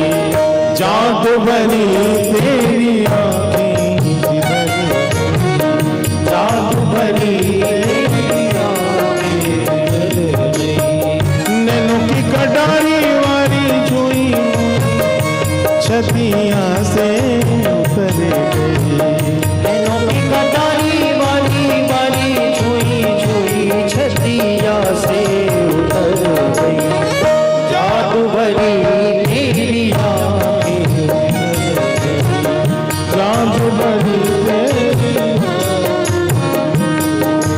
नेह किम बंधा। क्या नेत्रों से देखकर किसी को मारना पाप नहीं?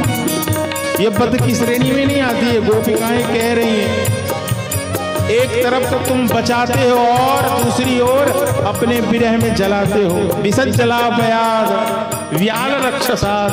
क्या जरूरत था उस सर्प से बचाने की? आज यदि इस जमुना में कालिया नाग होता तो मैं उस विषयुक्त जल को पान कर लेती। ओ प्यारे, इसलिए तुमने कालिया नाग यहाँ से भगा दिया, पर आज मुझे इस विरह की वेदना में डाल दिया।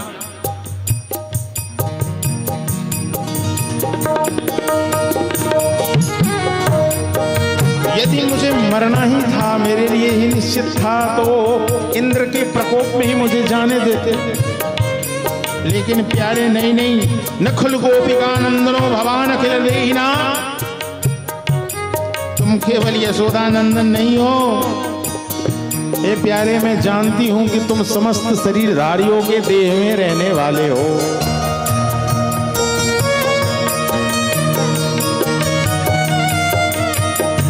तुम सबके शरीर में रहते हो। जब ब्रह्मा तुम्हारी स्तुति करते हैं तो ब्रह्मांड की रक्षा के लिए बुलाते हैं। आपको जब भी बुलाया गया है किसी व्यक्ति के लिए नहीं, अपितु संपूर्ण ब्रह्मांड की रक्षा के लिए। इसीलिए जादू भरी तेरी आंखें जिधर गई, जादू भरी तेरी आंखें, प्रेम की लड़ी हरी मृगदा, प्रेम की लड़ी हरी मृगदा, बरस पड़ी मोती सी बिखर गई, बरस पड़ी मोती सी बिखर गई। जादू भरी तेरी आंखें जिधर गई, जादू भरी तेरी आंखें जिधर गई, जादू भरी तेरी आंखें जिधर गई, जादू भरी। नैनों की कटारी वारी वारी छुई छुई छतियां से उतर गई। नैनों की कटारी वारी वारी छुई छुई छतियां से उतर गई। जादू भरी तेरी आंखें जिधर गई, जादू भरी तेरी आंखें जिधर गई, जादू भरी। उस नेत्र को ढूंढ रही हैं या गोपिकाएं आज कह रही हैं प्रणत देहिना पाप कर्षणम तीरथ चूर्णानुगम श्री निकेतनम। ए प्यारे, जीवन में पाप भी करती हूं, लेकिन आपके चरणों में समर्पित होते ही हमारे समस्त पापों का कर्षण हो जाता है। भगवान क्या करते हैं? कृष्ण का मतलब क्या है? कर्षण कर लेना, मतलब समस्त पापों को जो खींच ले। समस्त पाप क्या है? समस्त पापों को जो कर्षण कर ले। प्रणत देहिना पाप कर्षणम जीवन में अमंगल इसलिए नहीं हो सकता क्योंकि मैं आपके कथा का आश्रय ले रखी हूं।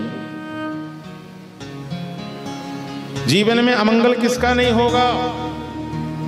ऐसा नहीं है कि उसके जीवन में कोई दुखद घटनाएं नहीं होंगी। ये जीवन है, हर समय सुखद समाचार या सुखद घटनाएं ही नहीं मिलेंगी आपको। हो सकता है एक से एक अप्रिय और दुखद घटनाएं आपको प्राप्त हों, जिसकी परिकल्पना भी आप नहीं कर रहे हों। लेकिन भगवान की कथा क्या करता है माता जी? दुख सहने का सामर्थ्य प्रदान कर देता है। भगवान की कथा क्या करता है? भगवान का नाम क्या करता है? उस दुख को सहने का सामर्थ्य देता है। ऐसा थोड़ी है कि दुख ही नहीं आएगा, दुख तो आएगा। जैसे नहीं कहते कि रोग आएंगे, लेकिन आपके शरीर का यदि रोग प्रतिशोधक क्षमता, इम्यूनिटी यदि ज्यादा होगी बॉडी में, तो आपको रोग जल्दी ठीक हो जाएगा। इसलिए गोपिकाएं कहती हैं कि मैं तो कथा का आश्रय ले रखी हूं, इसलिए हे प्यारे प्रियतम, एकमात्र तुम ही हमारे सारे दुखों को मिटाने वाले, तुम्हारे वह चरण ही हैं जो शरणागत भक्तों को सब कुछ प्रदान करने वाले हैं। इसलिए हे स्वामी, आप मुझे छोड़कर कहाँ चले गए? हे वीर शिरोमणि, वह तुम्हारा अधरामृत, जो अधरामृत शोकनाशनम, सभी शोकों का नाश करने वाला है। श्रीमद् भागवत का एक स्वरूप क्या है? शोक विनाशनी। क्या है? शोक। और भगवान का अधरामृत क्या है? इसलिए भगवान के अधरामृत से स्पर्शित जो भगवत प्रसाद होता है, उस प्रसाद ग्रहण करने की महिमा अत्यधिक क्यों है? क्योंकि वह प्रसाद भगवान के अधर का स्पर्श किया है, और अधर से स्पर्शित प्रसाद आप ग्रहण करोगे तो आपके जीवन का समस्त शोक समाप्त हो जाएगा। स्वरितवेणुना,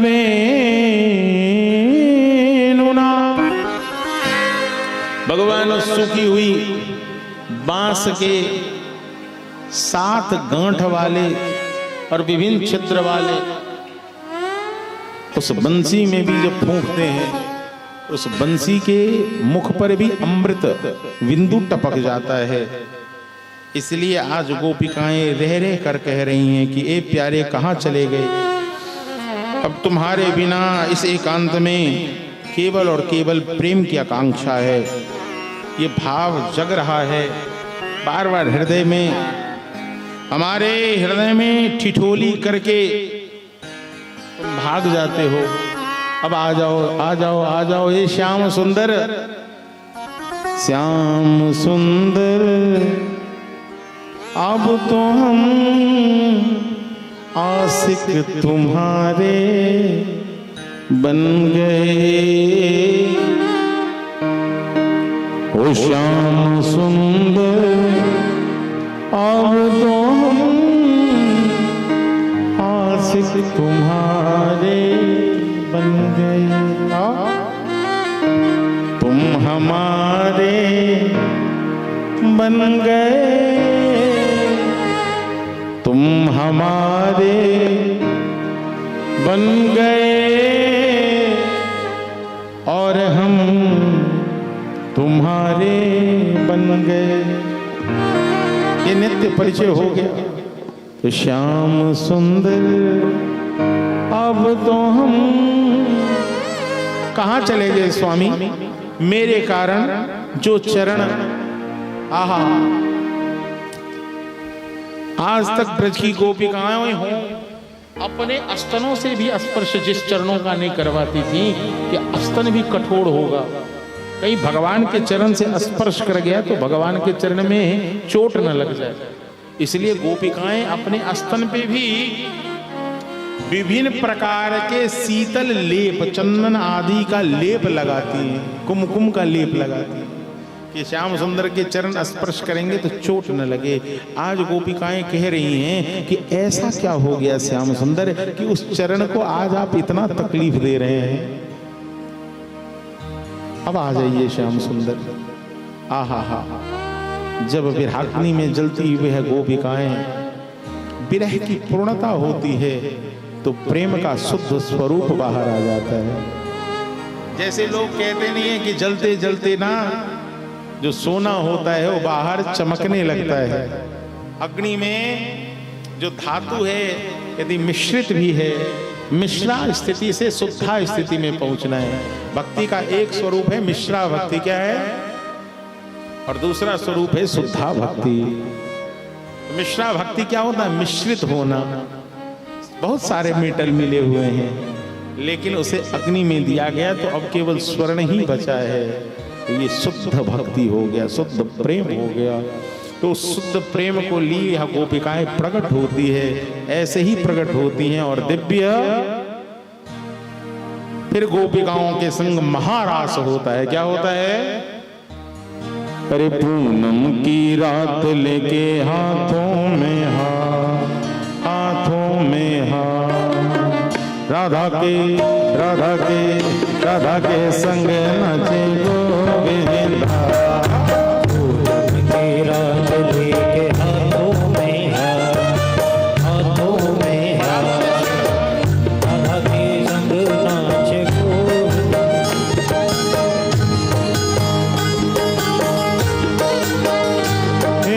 हाथों में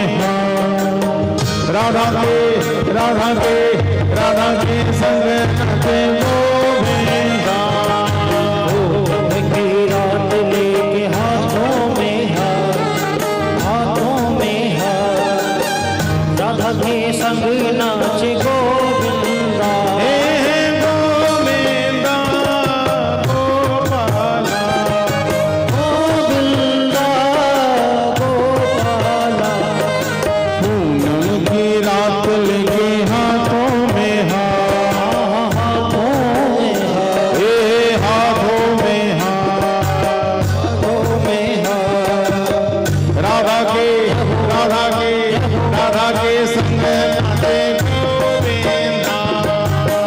राधा के संग नाचे गोविंदा।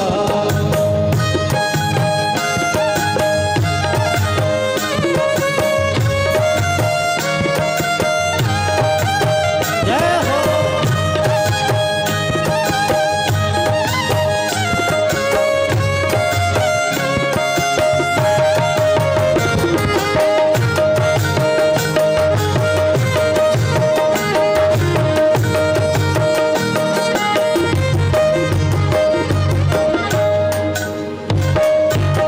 नवल ताल पद तीरथ रहे पद रस वर्षों वृंदावन में। रस वर्षों वृंदावन में। महारस की रस बेला में शुभ न रहे तन और मन में। सुध न रहे तन और मन में। दोनों हाथ उठाकर सारे कहना क्या, आनंद मगन श्री राधा रमन, श्री राधा रमन। गोपियन संग नचे गोविंदा। आनंद मगन श्री राधा रमन, राधा रमन। गोपियन संग नाचे गोविंदा।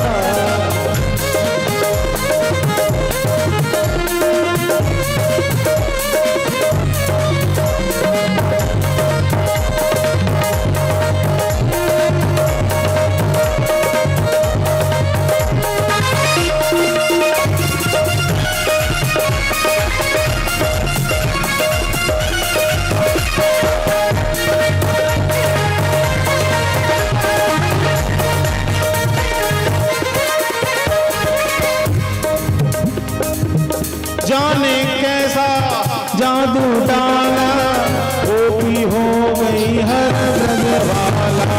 राधा हो गई हर ब्रजवाला, राधा हो गई हर ब्रजवाला।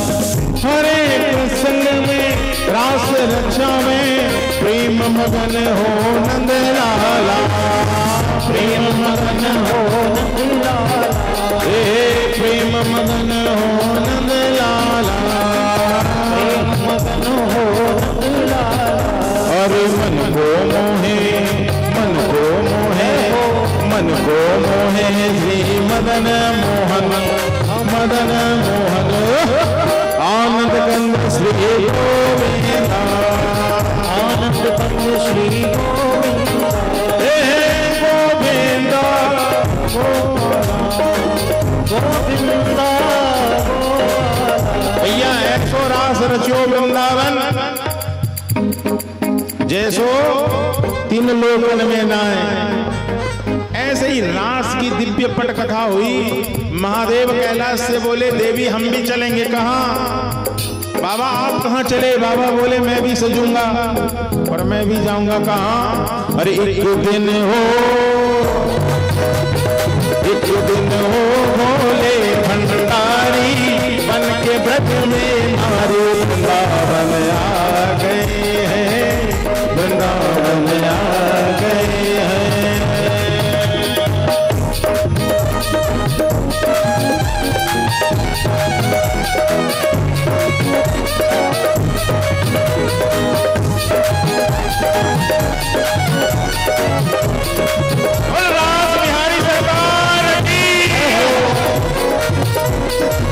झूमते हुए सभी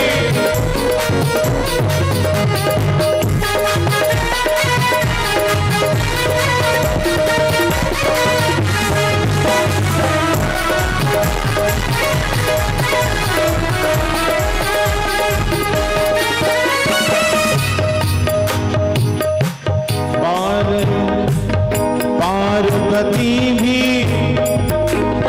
पार्वती भी मना के हारी, मामा ने बुलारे वृंदावन आ गए हैं, वृंदावन आ गए हैं। पार्वती से बोले मैं भी चलूंगा तेरे संग में, तेरे संग में हो। पार्वती से बोले जय हो महादेव, तेरे संग में, तेरे संग में। राधा संग श्याम नाचे मैं भी नचूंगा तेरे संग में, तेरे संग में हो। राधा संग श्याम नाचे मैं भी नचूंगा तेरे संग में, तेरे संग में।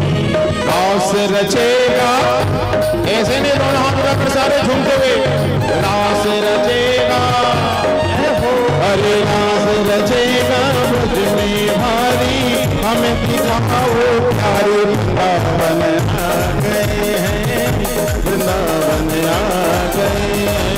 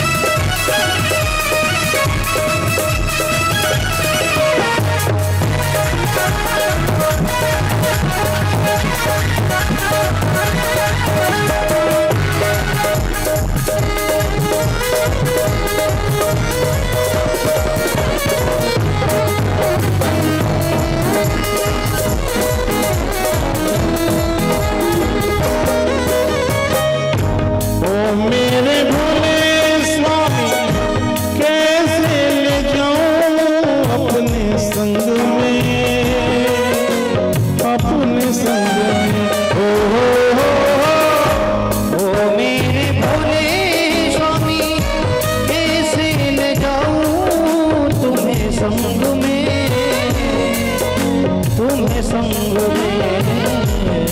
अभी केवल सावन इसीलिए नहीं, वृंदावन में महादेव नित्य गोपी भेष धारण करते हैं, मालूम?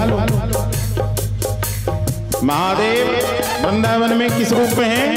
गोपेश्वर के रूप में है। वो गोपेश्वर महादेव की जय हो। ओ मेरे भोले स्वामी कैसे ले जाऊं अपने संग में, अपने संग में हो। ओ मेरे भोले स्वामी कैसे ले जाऊं तुम्हें संग में, तुम्हें संग में। श्याम के सिवा कोई पुरुष न जाए उस रास में, उस रास में हो। मोहन के सिवा पुरुष न जाए उस रास में, उस रास में ओ हे भोलेनाथ मान जाओ, नहीं तो हंसी करेगी, हंसी करेगी ब्रज की नारी, हंसी करेगी ब्रज की नारी। मानो बाप से हमारे वृंदावन आ गए हैं, वृंदावन आ गए हैं। एक दिन वो भंडारी बन के मेरी किनारे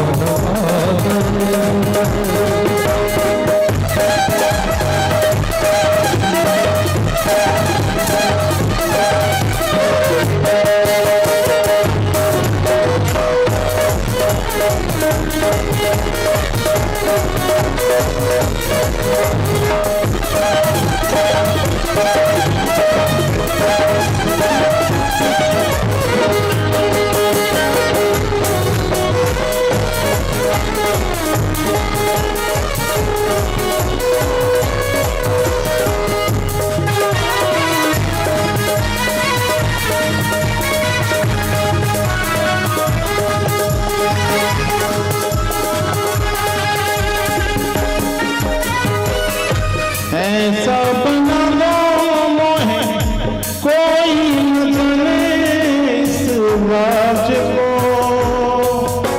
इस राज को। ऐसा बना दो मुझे कोई न जाने इस राज को, इस राज को। मैं हूँ सहेली तेरी ऐसा पता ना ब्रज राज को, ब्रज राज को। मैं हूँ सहेली तेरी ऐसा बताना ब्रजराज को, ब्रजराज को। पन्ना के जोड़ा ऐसे आनंद नहीं आ गया। गोपेश्वर रूप में महादेव को देखना है तो आनंद लीजिए, तो हाथ उठाइए सभी, दोनों हाथ उठाइए। पन्ना के जोड़ा, पन्ना के जोड़ा पहन के सारी, चाल चले मत वाले वृंदावन आ गए हैं। पहन के पूरा पहन के सारी, सब चले मत वाले आ गए हैं, वृंदावन आ गए हैं, वृंदावन आ गए हैं।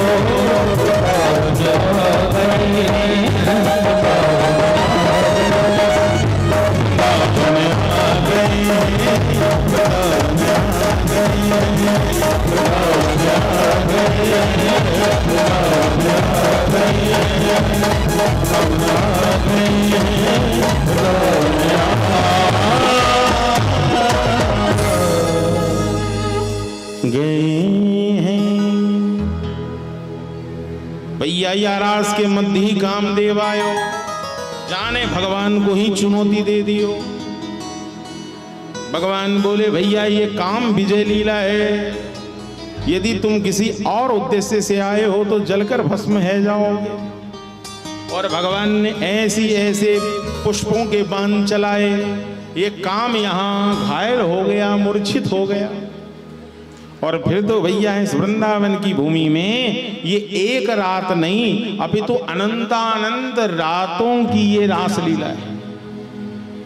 और वृंदावन की वह भूमि नित्य रास भूमि है, जहां नित्य प्रिया और लाल जी का नित्य रास होता है।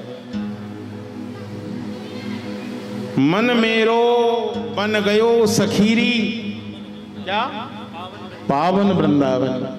ये मन ही जब पावन वृंदावन बन जाता है तो इस मन में गोविंद आकर नृत्य करते हैं।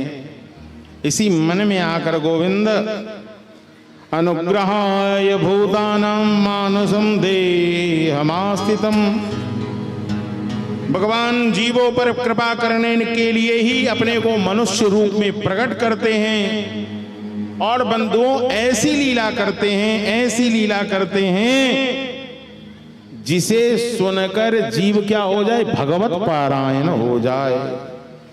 भजते तादृशी कीरा या श्रुत्वा तत्परो भवे, जिसे सुनकर जीव का निश्चित रूपेण कल्याण हो जाए, ये शाश्वत साधन है। इसलिए बंधुओं, रास पंचाध्याय मुख्य रूप से श्रीमद् भागवत का पंच प्राण है। जैसे हमारे शरीर में आपान व्यान उदान और समान ये 5 प्राण हैं, ऐसे ही श्रीमद् भागवत का पंच प्राण रास पंचाध्यायी है। और उन पंच प्राणों की मूलभूत जो है वह पंच गीत है, जहां गोपियों ने वेणु गीत गाया, प्रणय गीत गाया, गोपी गीत गाया, युगल गीत गाया, और अंत में गोपिकाएं भ्रमर गीत गाती हैं। आहा,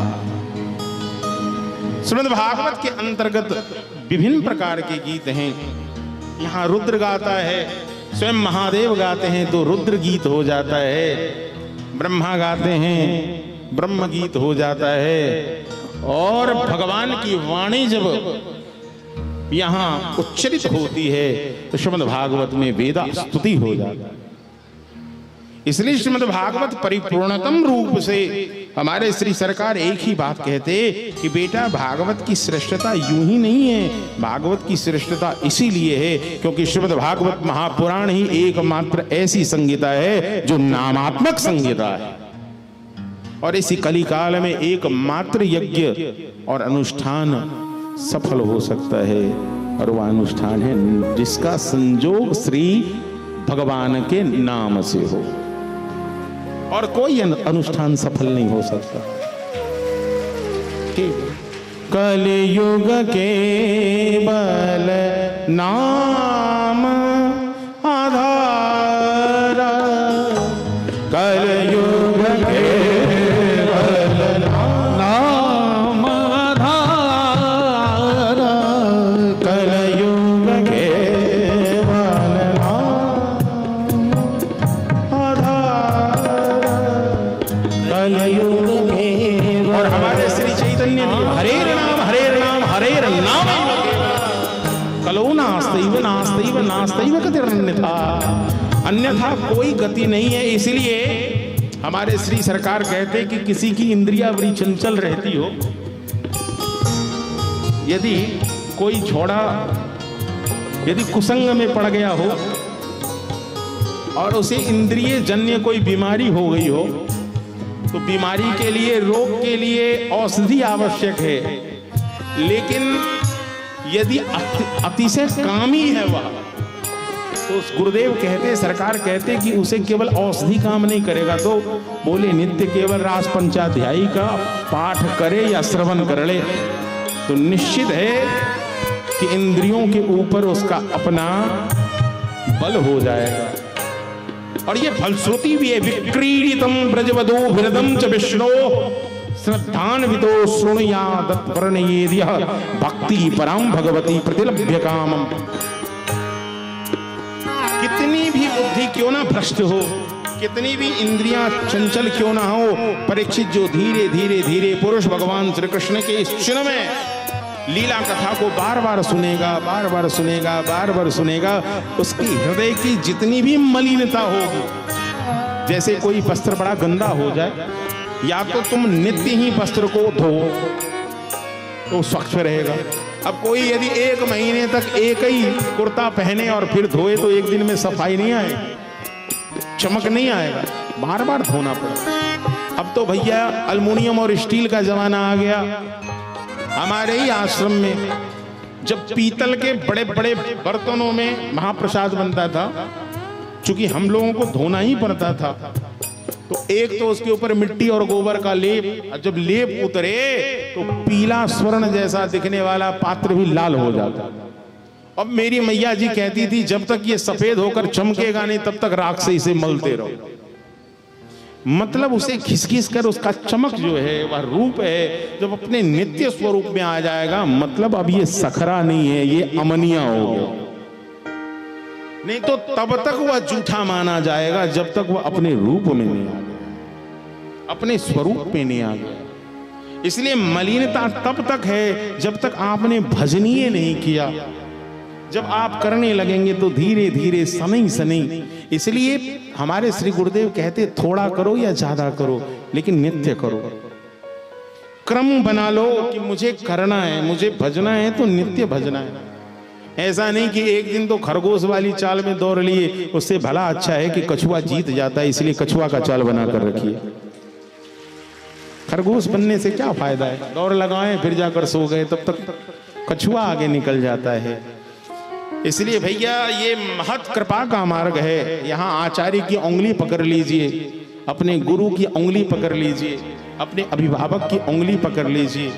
जिस मार्ग से वो गए हैं उसी मार्ग से आप भी आगे जाइए। निश्चित है कि प्रभु की कृपा आपको प्राप्त हो जाएगा। आपके जीवन में घटने वाली कोई भी अमंगल घटना होगी वह भी मंगलत्व में परिवर्तित हो जाएगा।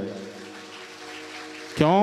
क्योंकि भगवान है मंगल भवन या मंगल हारी, मंगल भवन मंगल हारी, मंगल भवन या मंगल हारी।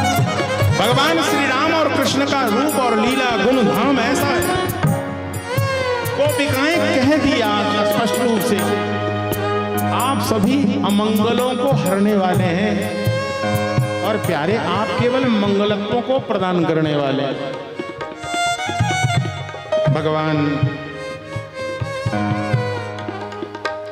जब उसे गोपिकाओं का मिलन हुआ है साहेब, ये रात ऐसी थी, इस रात की न जाने कितने लंबे समय से प्रतीक्षा थी, और भगवान ने भी ऐसा मिलन कर लिया, ऐसा मिलन कर लिया कि कितनी व्याकुलता पैदा कर दी गई।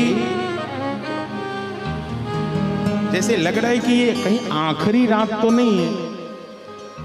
ये वास्तविकता है कि भगवान रास महोत्सव के बाद बहुत कम समय के लिए वृंदावन में रहे हैं। वृंदावनी लीला का विश्राम हो रहा है। भगवान की एक प्रत्यक्ष लीला है और भगवान का एक अप्रत्यक्ष लीला है। एक भगवान प्रकट होकर लीला करते हैं, एक भगवान अप्रकट लीला करते हैं। प्रकट होकर जो लीला करते हैं वो संसार और विषय में जो फंसे हुए लोग हैं वह राम कृष्ण को उतना ही जानते हैं जितना वो चाहते हैं कि तुम मुझे जानो, क्योंकि भगवान स्वयं को वहां प्रकट करते हैं जहां उनका अनुरागी और प्रेमी होता है। अब देखिए, अभी कथा में देखिए, 10 मिनट पहले मैं क्या ही बोल रहा था, अब जैसे ही श्री कुंज बिहारी जी विराजमान हुए सोई कथानक ही बदल गया। इसका मतलब है श्रीमद् भागवत के महात्मा के 7वें अध्याय में स्पष्ट है कि वक्ता के सामने श्रोता कैसा रहे। श्रीमद् भागवत कथा कहना एक कला भी है और श्रीमद् भागवत कथा कहना परिवेशन करना है। परिवेशन समझते हैं, परोसने का काम है। यदि खाने वाला जोरदार व्यक्ति सामने बैठा है तो खिलाने में मजा आता है, यदि खाने वाला ही कमजोर बैठा है तो क्या ही कहा जाए। यहाँ कहा जा रहा है भैया रसगुल्ला ले लो, वो कहता है नहीं नहीं, रस निकाल कर केवल गुल्ला दे दो। क्यों? बोलता है मधुमेह हो गया मुझे। अरे भैया ये तो मधु मार्ग है, ये तो प्रेम का मार्ग है, ये रस मार्ग है, यहाँ तो बहुत पीना पड़ेगा। यदि मधुमेह हो गया तो गलत क्या हो गया, लेकिन व्यक्ति सावधान हो जाता है, रसगुल्ला ही नहीं खाएंगे। और रसगुल्ला उसका भी शोषण हो रहा है समाज में, इस प्रकार से उसे निचोड़ा जाता है कि भैया उसमें रस नहीं रह जाता, वो गुल्ला बन जाता है। ऐसे ही हम जीव यदि रसयुक्त नहीं होंगे तो जो रसिक शेखर हैं, जो रसिक बिहारी हैं, जो वृंदावन बिहारी हैं, जो रास बिहारी हैं, जो कुंज बिहारी हैं, जो बाके बिहारी हैं, उसे कैसे रिझाएंगे, कैसे मनाएंगे? रसो वैसह रसो होप्या आनंदी भवती ही, वह रस ही उस आनंद को प्रदान करने वाला है। वो भोजन के नवरस हो या साहित्य के नवरस हो या श्रृंगार का नवरस हो, भोजन का यदि तिक्त है कासा, मेरे गुरुदेव इसका वर्णन करते थे। सरकार पूछते कि बताओ तीखा किस किस तरीके का होता है, और कायदे से बताओ आंवले का स्वाद कैसा होता है। बताइए आंवला का स्वाद कैसा होता है? हाँ? नहीं तो आदमी कह देता है खट्टा, लेकिन नहीं कासा है। आपने सही कहा, आंवला कासाई है। भोजन में तिक्त है, अम्ल है, मधुर है, और तिक्तता में भी अलग अलग स्वाद है। कड़ेले की तिक्तता अलग है, मिर्ची की अलग है। और हमारे सरकार, मेरे श्री गुरुदेव भाई जी सरकार जिन्हें सब कहते थे, महाराज जी के लिए तो मिर्ची भी आती थी, तो उस मिर्ची में भी अलग अलग वैरायटी होती, और उसके तीखेपन का स्वाद भी अलग अलग होता है। तो तीखा ही है तो कितने प्रकार का तीखा है, मधुर ही है तो कितने प्रकार का मधुर है। और ये तो मिथिला की भूमि है, मधुर रस की भूमि है। यहां तो भैया वृंदावन वाले लोग केवल आम जानते हैं। वहां आम का मतलब वही है हापूस दशहरी, बस लंगड़ा, उससे भी मतलब नहीं होता है, आदमी पहचानता भी नहीं, आम खा लिए। लेकिन मिथिला में भी तो आम की वैरायटी हो जाती है, कौन सा आम है, तो ये नजरा बंबई है, ये बंबई है, ये मालदा है, ये सफेदा मालदा है, ये चोरवा मालदा है। मालदा का नाम चोरवा क्यों हो गया मालूम? क्योंकि वो मालदा इतना प्यारा था कि अक्सर उसकी चोरी हो जाती थी, इसीलिए खेत वाले लोग उस वृक्ष के जो बगीचा के मालिक होते थे उस वृक्ष का नाम रख देते थे चोरवा मालदा, क्योंकि ये चोरी हो जाएगा।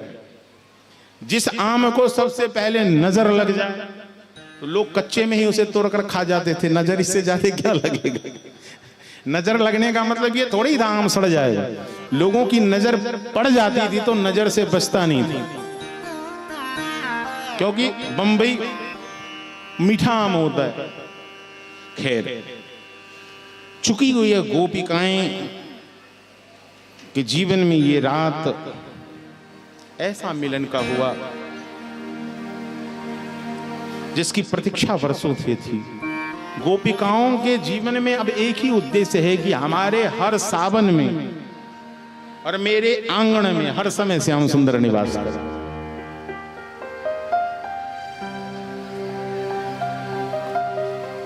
हर समय निवास करें। इसलिए युगल गीत के माध्यम से गोप्यः कृष्णे वनम याते तमनु द्रुत चेतसः कृष्ण लीला प्रगान्तायो नियोर्दुःखेन वासरा गोप्ये उचुः वाम बाहु कृत वाम कपोलो बलगीत धूर धरा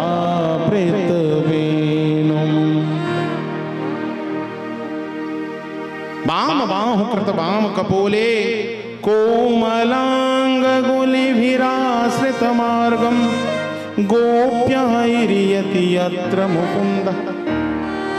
अब घर में गृह कार्य करती हुई गोपिकाएं सोचती, अरे सखी तो को मालूम, अरे अभी अपने कन्हैया कहाँ होंगे।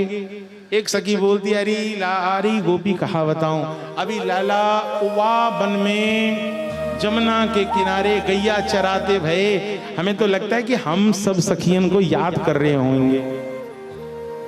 अरे सखी देखना, संध्या हैवे वारी है क्या? गोधूली की बेला आई गई क्या? या गोधूली की बेला में श्याम सुंदर वापस आएंगे? ये प्रतीक्षा है। व्योमया वनिता ससिद्धैर। और ये गोपिकाएं जो वृंदावन में हैं, ये कोई सामान्य स्त्री नहीं। ये कंटक वन में जो राम के मनोहर रूप को देखकर ऋषियों का मन डोला, वह सभी ऋषि मुनि वृंदावन में गोपी बनकर आ गए।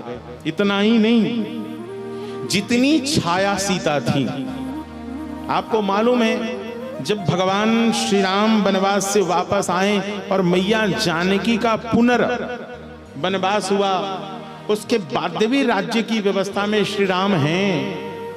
और एक दो नहीं, हजारों उन्होंने यज्ञ संपादित किया है।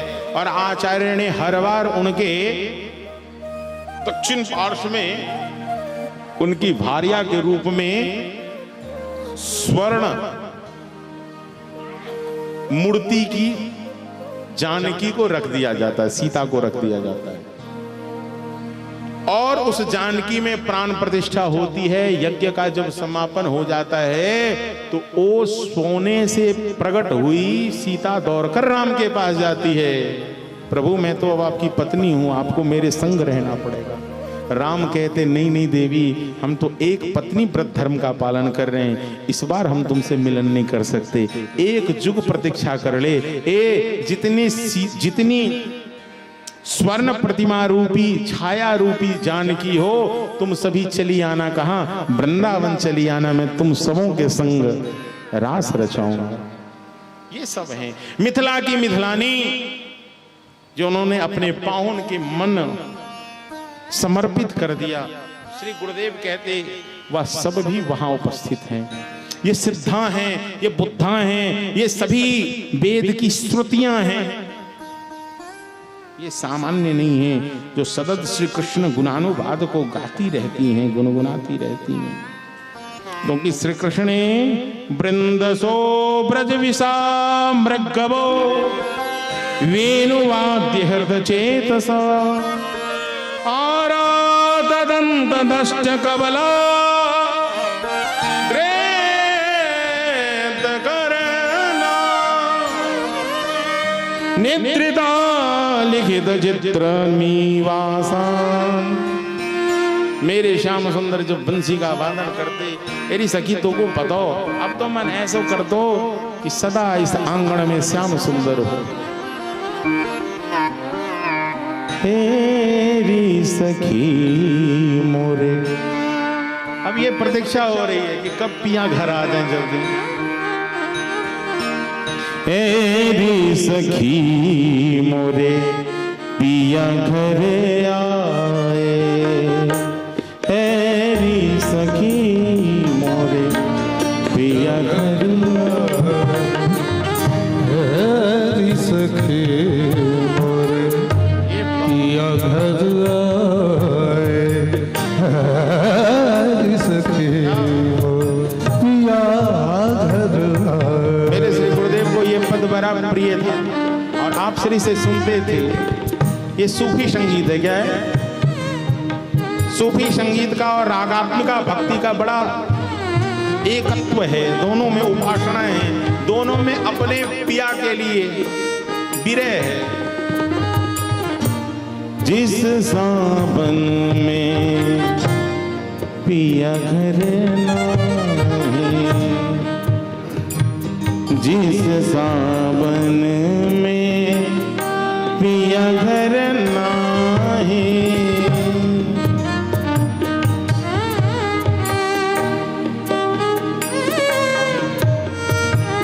भाग जगे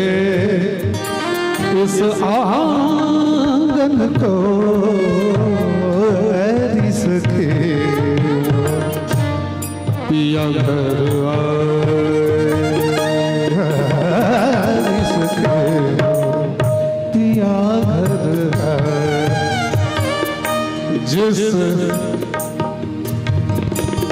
जिसका पिया संग बीता सावन, जिसका पिया संग बीता सावन, उस दुल्हन की है सुहावन। जिस सावन पिया घर नहीं, जिस सावन पिया घर नहीं, आग लगे उस सावन को, आग लगे उस सावन को। ऐसी सखी पिया घर आए, ऐसी सखी पिया घर आए, ऐसी सखी पिया घर आए, ऐसी सखी पिया पिया घर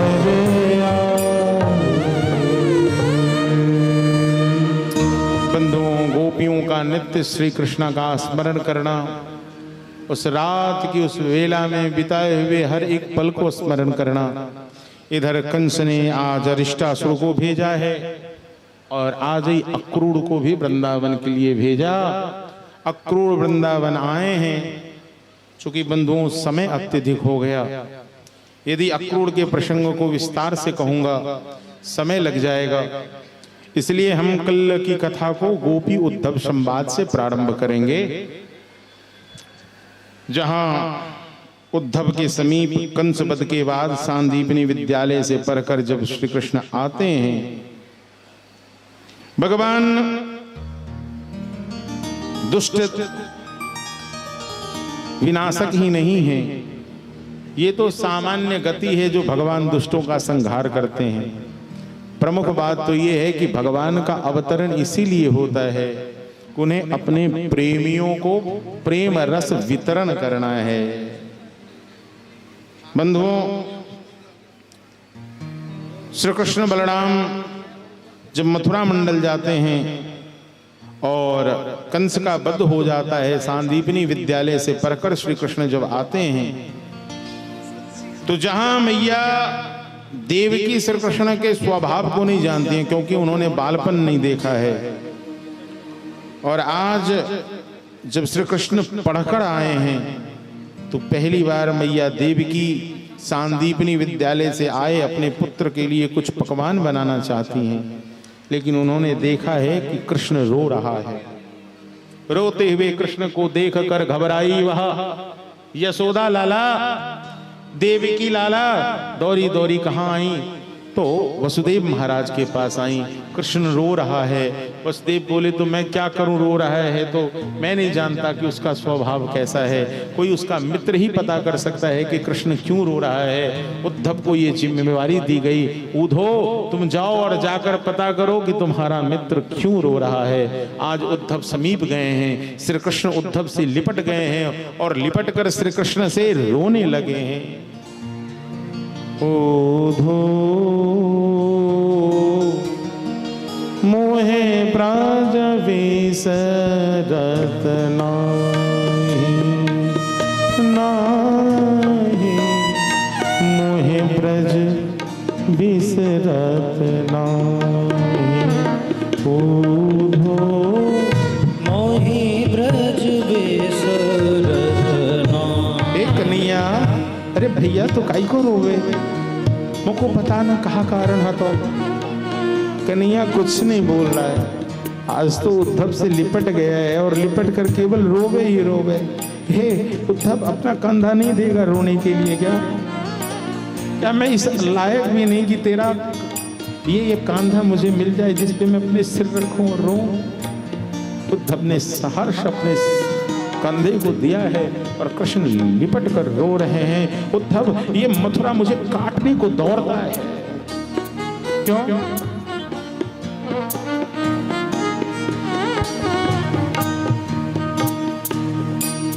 यह मथुरा कंचन की नगरी,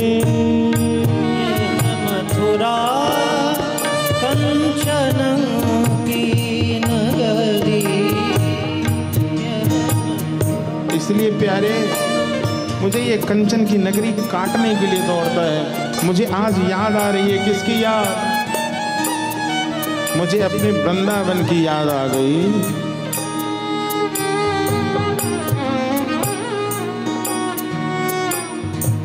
हंस सुता को सुंदर कलरव, हंस सुता को सुंदर कलरव, और तरुणन की छाई,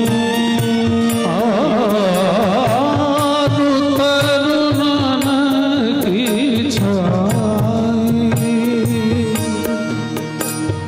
वे सुरभि वे वाक्ष दोहनी, वे सुरभि वे वाक्ष दोहनी, किरत दुआ बन जाई,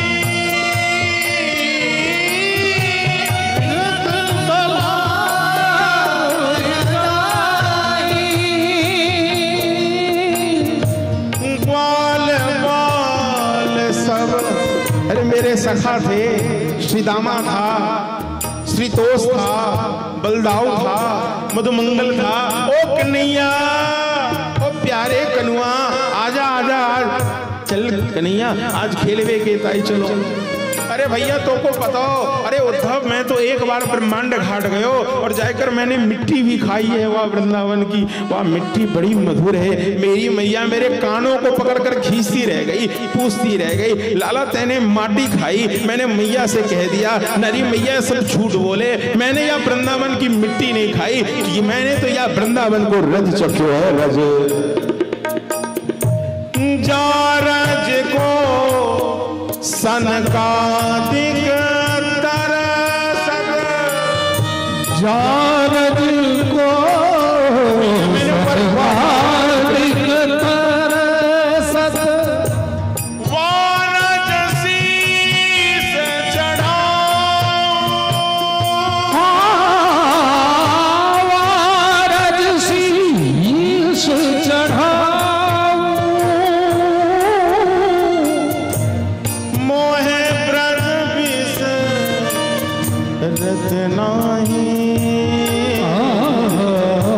मोहे ब्रज विष रत नाही।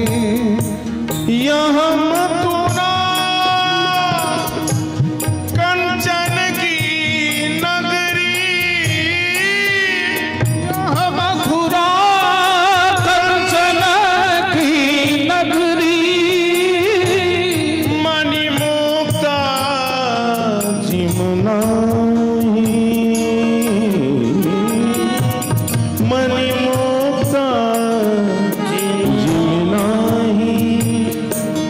ओधो मोहि ब्रज विष रत नाही, ओधो मोहि ब्रज विष रत नाही।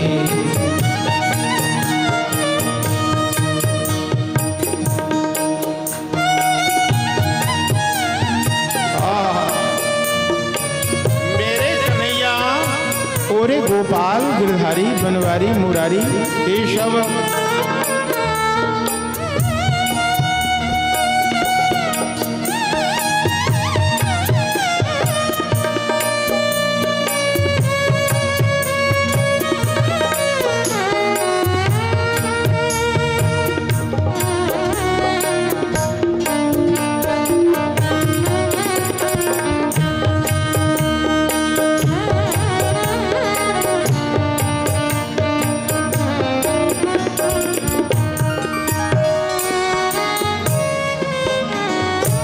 जब ही सूरत आवे वा सुख की, जब ही सूरत आवे वा सुख की, जियाऊं मगत मुख माही,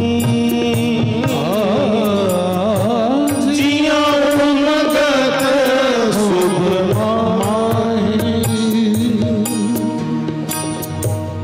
अनगिन भांति करहूं बहुलीला, अनगिन भांति करहूं बहुलीला, अनुबंध मोह करहूं बहुलीला, अनगिन करहूं लीला। अरे ऊपर मैं क्या बताऊं तुम्हें, मैंने कैसी कैसी लीलाएं करी है वहाँ वृंदावन में। अरे मेरी मैया दंडित भी करती, मुझे मारती भी, लेकिन मुझे संसार में सबसे ज्यादा यदि प्यार करने वाला कोई था तो केवल यशोदा और नंद था, और इस संसार में कोई मुझसे प्रेम नहीं करता। मेरे मैया और मेरे बाबा मुझसे कह रहे थे, लाला तो को या शहर में रहना नहीं चाहिए, लाला तू गांव को छोड़ा है, तेरे को गांव में रहना चाहिए। मैंने ही बाबा से कहा, बाबा तुम जाओ, मैं कल क्या कहकर परसों बिता दिया, लेकिन मेरे जीवन में कभी परसों नहीं आया। इसलिए उद्धव, अब तो मुझे अपने बाबा की, अपनी मैया की, अपनी स्वामिनी श्री राधा की, उन गोपियों की, जिन गोपियों का मैंने वाकई कोई मोल नहीं लगाया। गोपियां मुझसे कहती रही, ए लाला कन्हैया मैं तुझसे बिन मोल प्रेम करती हूँ रे। सारी दुनिया का इश्क और मोहब्बत केवल धन और संपदाओं से है, पद और प्रतिष्ठाओं से है। मैंने ऐसी भी लोग देखे हैं जो पैसों के कारण संबंध ठुकरा देते हैं। ये तो शुद्ध प्रेम की भक्ति है। जहां गोपिकाएं कहती है, जब मीरा कहती है कि मैंने ले लिया है, मैंने ले लिया, दुनिया मुझे कहती है कि मीरा तूने बड़ा महंगा सौदा खरीद लिया रे। मीरा तूने कितना महंगा सौदा खरीद लिया।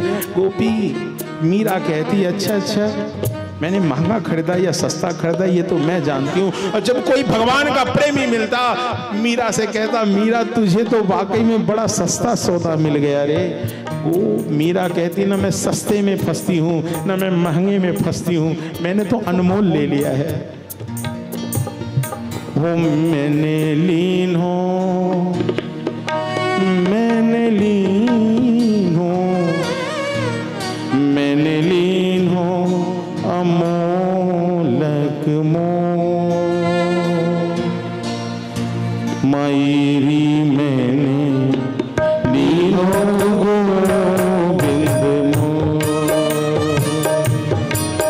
मैंने लीन हो अमोलक मोह, मायरे मैंने लीन हो गोविंद मोह। कोई कहे सस्तो, कोई कहे महंगो, कोई कहे सस्तो, कोई कहे महंगो। कैसे कह सकती है महंगा या सस्ता है, तुझे क्या मालूम। ओ मैंने लीनो, मैंने लीनो, मैंने लीनो, मैंने लीनो, मैंने लीनो, मैंने लीनो अमोलक मोह, मैंने लीन हो बजंता ढो, मायरी मैंने लीन हो गोविंद मोह। मैंने लीनो बजंता ढो, मायरी मैंने लीनो गोविंद। कौन लगा सकता है कीमत है उद्धव। मैंने न जाने अपनी गैया अपने बछरान वह जमुना, उस जमुना के किनारे खड़े उस कदम्ब से भी मैंने वादा किया था, तुझे मालूम? अरे मैंने एक बार उस मालती से कह दिया था कि मालती मैं तेरा ध्यान रखूंगा। और मालती कौन था मालूम? पुष्प। मालती लता है, कुमुद लता है, चंपा है, चमेली है, अर्जुन है, आम है, जामुन है। ऐसा कौन है जिसका संबंध कृष्ण से नहीं है? मैंने सबसे वादा किया था, मैंने सबसे वादा खिलाफी करी है। मेरे अंदर अब इतना गट्स नहीं है, इतनी हिम्मत नहीं है कि मैं जाकर उस वृंदावन वासियों से अपने नेत्र मिला सकूं। इसलिए मेरा एक काम करेगा मेरे यार, जाएगा वृंदावन, जाकर इतनी सी खबर तो ला दे कि मेरे बाबा और मेरे मैया कैसे हैं। अनगिन भांति करी बहुलीला, जसोदा नंद निभाई। जसोदा और नंद के जैसा ही मुझे माँ और बाप मिला था, और मैं चाहता हूं सारे जन्म नहीं, मेरे अनेक जन्म हो और हर जन्म में मुझे नंद और जसोदा के जैसे माँ बाप मिले। यदि भगवान कहते हैं वात्सल्य मुझे कहीं मिला है तो केवल और नंद और जसोदा के पास मिला। मैंने क्या नहीं किया, लेकिन सब निर्वहन उन्होंने मेरी भली भांति करी है। अनगिन भांति करी बहुलीला, जसोदा नंद निभाई। इतना कहकर जसोदा नंद निभाई। सूरदास जी महाराज कह रहे हैं गोविंदा वो मौन हो गए। सूरदास प्रभु रहे मौन यहाँ, सूरदास प्रभु रहे मौन महा, यह कह पछताई। मोहि ब्रज बिसरत नाही, ऊधो मोहि ब्रज बिसरत नाही, ऊधो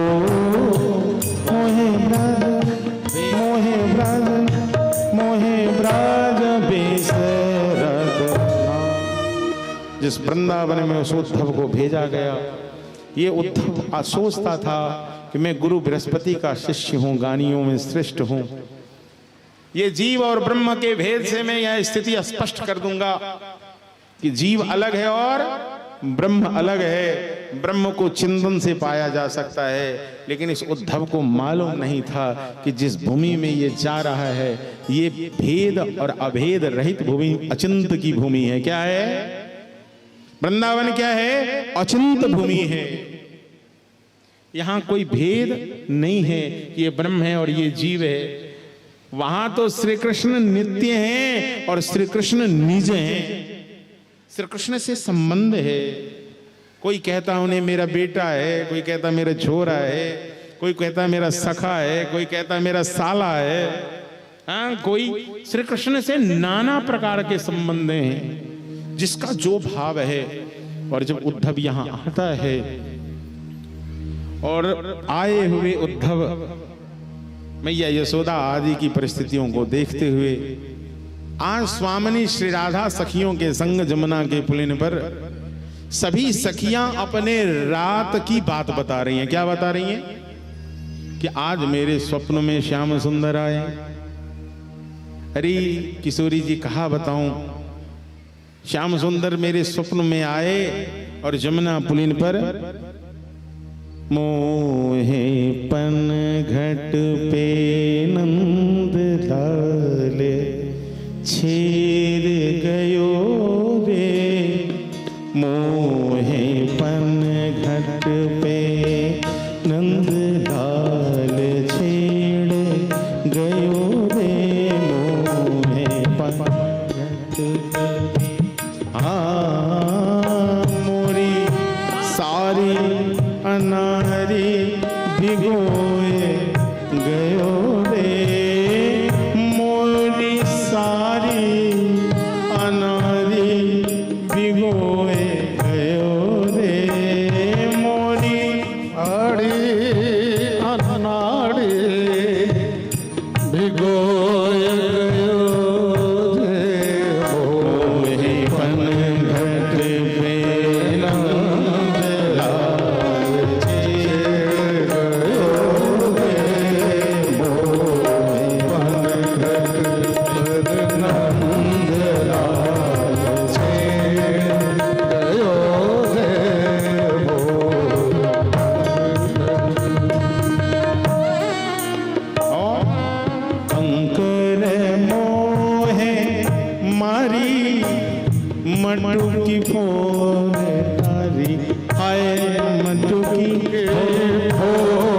बस यहीं आकर गोपी कहती है मालूम, मेरे स्वप्न में श्याम सुंदर आए और मैं मुरने ही वाली थी।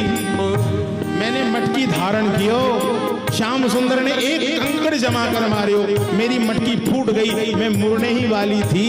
हे स्वामी जी, वाई समय मेरे नींद खुल गए, मेरे सपने खुल गए।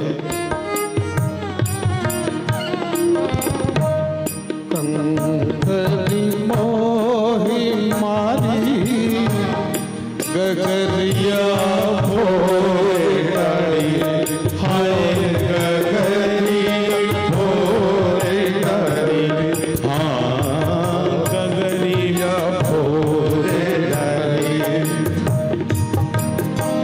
गगरिया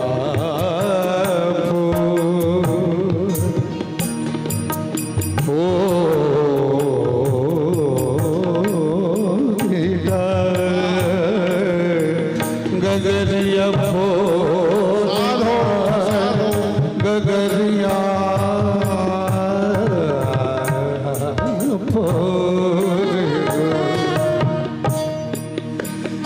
मोर साड़ी अनाड़ी भिगोए गयो ले, मोर साड़ी अनाड़ी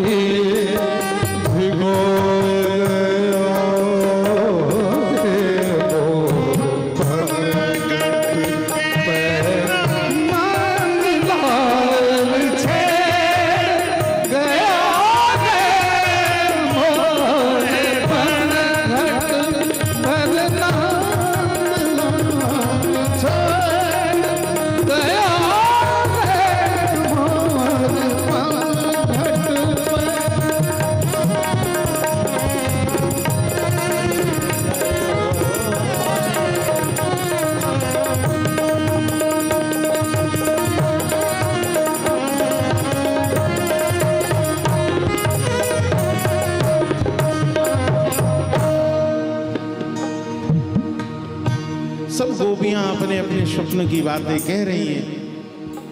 उसी समय स्वामी श्री राधा जी कहती है, बड़ भागिन है तो सभी गोपी कि तेरे स्वप्न में कन्हैया आते हैं। अरे स्वप्न में भी आने के लिए नींद का होना आवश्यक है। जब नींद होगा तो स्वप्न देखूंगी। ए तुम सभी प्रणमनीय हो कि तुम्हें कम से कम नींद आती है और तुम्हारे नींद में श्याम सुंदर आते हैं। अरे बाबड़ी, और ये बात कहकर श्री स्वामिनी राधा रोने लगी कि जब से कन्हैया गए तब से तो मुझे नींद ही नहीं आया। जब नींद ही नहीं आता है तो स्वप्न कहां से आएगा बताओ। उसी एक भाव को विद्यापति कहते हैं। इस श्रीमद् भागवत के उद्धव और गोपी के संवाद को देखते हुए, चानन भेल विषम सार रे, भूषण भेल रे, चानन भेल। हमारे साथ तो यही दिक्कत है, ताल ही नहीं मिलता।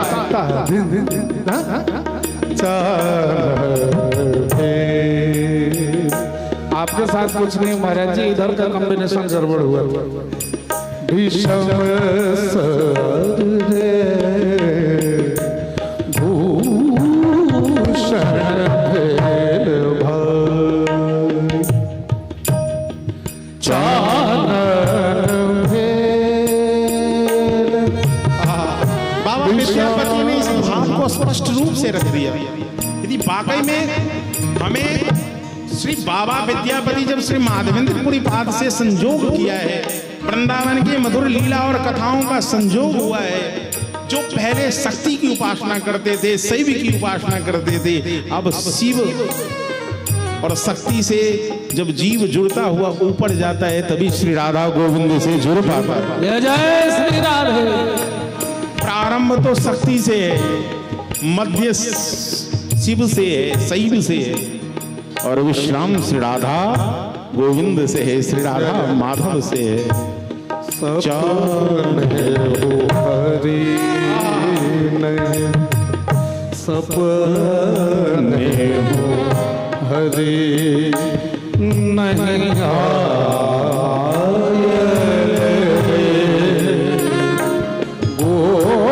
गोकुल गिरधारी सपने हो हरि नहीं आयल रे वो कुल गिरधारी गोकुल गिरधारी एक सरी ठाड़ कदम बदरू उद्धव देख रहे हैं इस दृश्य को। उद्धव आज कमल या खुद भी एक कदम्ब के ओट को लेकर पीछे छिप गए हैं और पहले चाह रहे हैं कि मैं गोपियों की मन भावनाओं को जान लूं, मैं उसके मनोविज्ञान को समझ लूं। जब समझ लूंगा, मनोविज्ञान को समझ लूंगा तो बातें करने में आसानी होगी, अपनी बात रखने में आसानी होगी। लेकिन उद्धव देख रहे हैं कहां से एक कदम तर रथे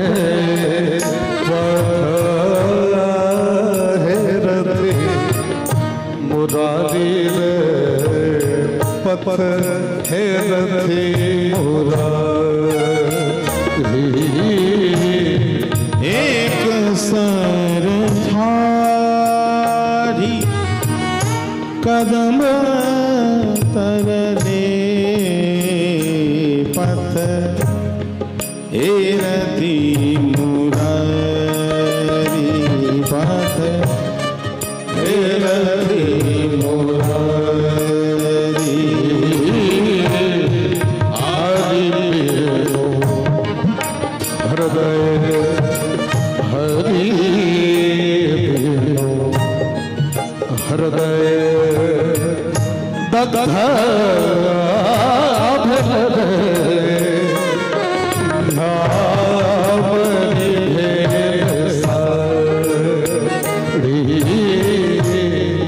हरि बिनु हृदय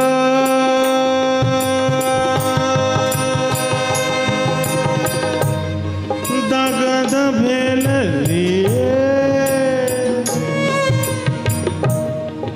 हरि बीनु हृदय दगद। चलन ऐसी है, विरह ऐसी है, ताप ऐसा है कि बाबा विद्यापति ने भी देखा है कि ऊपर के अंग पर राजित जो वस्त्र है वह भी गर्म होकर पिघल रहा है, जल रहा है। झामर भेल साड़ी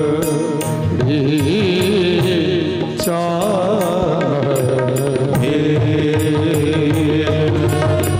विषम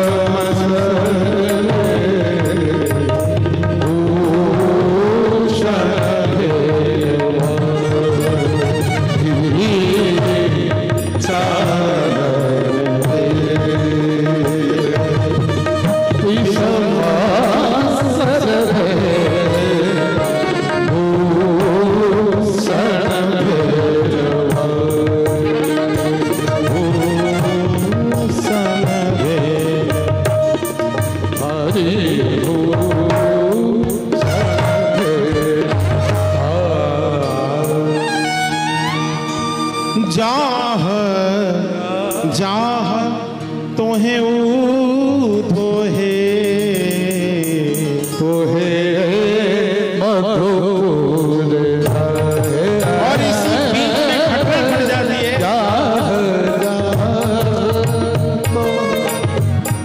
इसी बीच में घटना घटती है। मधुपकितकब बंधो मां स्प्रियांगस्य प्रचनया तम भिक्षम कृष्ण नो चरणम ब्रज स्त्रियाः प्रलम्बबाहो।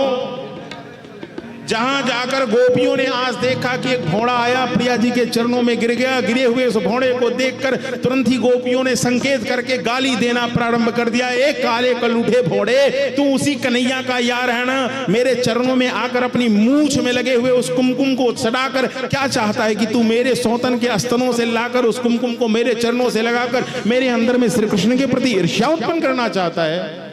मधुप की तप बंधो मां स्पृहांगस्य पत्न्या कुछ विलुलित माला कुंकुमासु भृणा बहुत मदीपति स्तन। तू भी वही है, रहता खुद अकेले है लेकिन तुझे भी सैकड़ों पत्नियां चाहिए और तेरा यार भी वैसा ही है रे, वो एक का होकर रह ही नहीं सकता। ए भोड़े तो को पता, अरे रे वो तो ऐसा है जो उससे कोई खाली कह दे केवल आकर कि मैं तुझसे प्रेम करता हूं तो ये तो अपने प्रेम करने वाले का नाक भी कटवा लेता है। जग में प्रसिद्ध है इसकी कहानी। रावण की बहन अरे कितनी सुंदरी थी, बेचारी भली आई थी, इतना ही तो कही थी उस कि आपसे सुंदर पुरुष और मुझ जैसी सुंदर स्त्री कहां होगा, मेरा और आपका जोड़ी अच्छा होगा। भला इतना कहने मात्र से अपने भाई के द्वारा किसी का नाक काट दे। नाक काटने का मतलब है इज्जत ले लेना। लोग कहते हैं तुमने हमारी नाक कटवा दी। अरे ऐसे प्रस्ताव को भी जिसने मजाक बना दिया, भला दुनिया में कौन होगा? सबसे कह उठता है मैं तुमसे प्रेम करता हूं, अरे हम तो आपको बड़े पसंद करते हैं। इतना ही तो भला बेचारी वो भी कही थी कि हम तुम्हें पसंद करते हैं। ऐसा कौन सा लोक मर्यादा आ गया पसंद करने मात्र से किसी की नाक कटवा दी जाए? जिसने प्रेम किया है मृग यूरूप कविंद्रम विदधते लुप्त धर्मा। गोपिकाओं के मन में ईर्ष्या है, जिसने भी प्रेम किया है छला गया है। सारे प्रमाण एरे मधुप, जब वे राम थे तो कपिराज बलि को व्याघ्र के समान छिपकर बड़ी निर्दयता से उन्होंने मारा था। मैंने तुम्हें बता ही दिया है कि शूर्पणखा बेचारी का उसने क्या किया। और बेचारा बलि, उसका क्या दोष था? उसने जीवन में केवल देना सीखा था। अष्टम स्कंद में प्रहलाद जी महाराज के प्रपुत्र हैं बलि महाराज। उसने तो जीवन में केवल दान किया, लेकिन ऐसे बलि को भी बौना बनकर जाकर ठग लिया। इसने जीवन भर केवल ठगने का काम किया है। आहा, जाह जाह तोहे धोहे। उसी समय उद्धव बीच में प्रकट होकर आ गए, बोले देवी जी श्री कृष्ण तो आपको बड़ा प्रेम करते हैं, आप सबको बड़ा याद करते हैं। बोले याद करते हैं तो जाकर खबर दिया कि उसकी याद में प्रिया जी मर रही हैं। जाह जाह तोहे धोहे तोहे मधुपुर जा